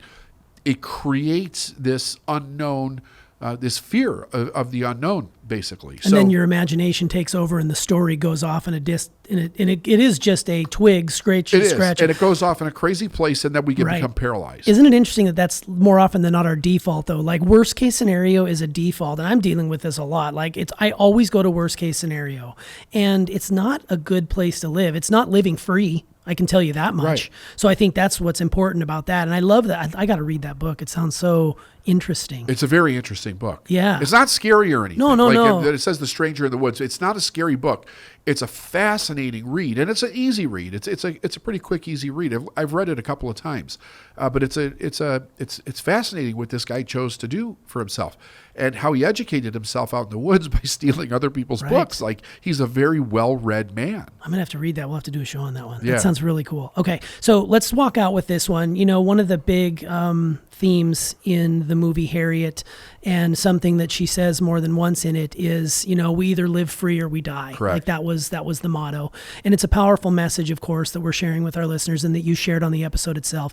There's so many things that keep us from living our true purpose. So if you could just offer any advice or insight to the person out there listening to this who, maybe they're struggling with what their purpose is or what they're supposed to be here to do, what would you say to that person in order to get them on the path to freedom themselves? To really sit down and think to yourself, what is really the worst that could happen? Like, what is the worst that could happen? We're already going to die. It's a guarantee. That's the end game for all of us. Right. We're going to die. So it's about, what do we do when we're here? What's the worst? What is the absolute worst that could happen?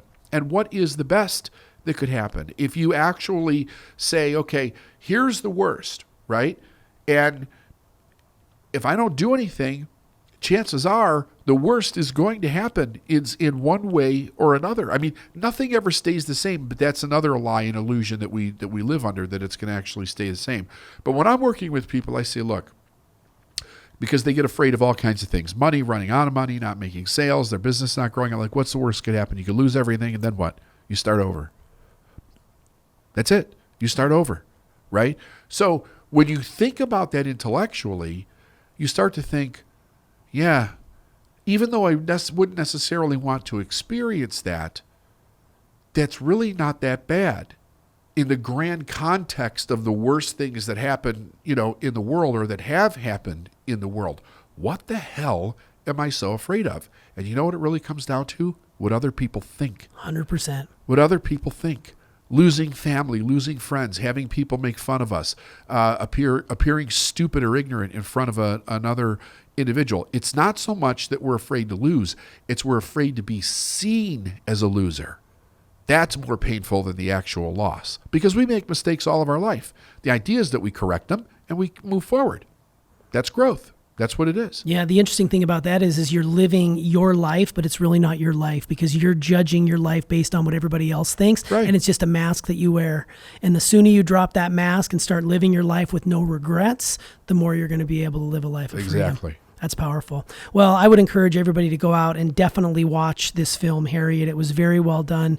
The direction, the actors, the sets, the extras.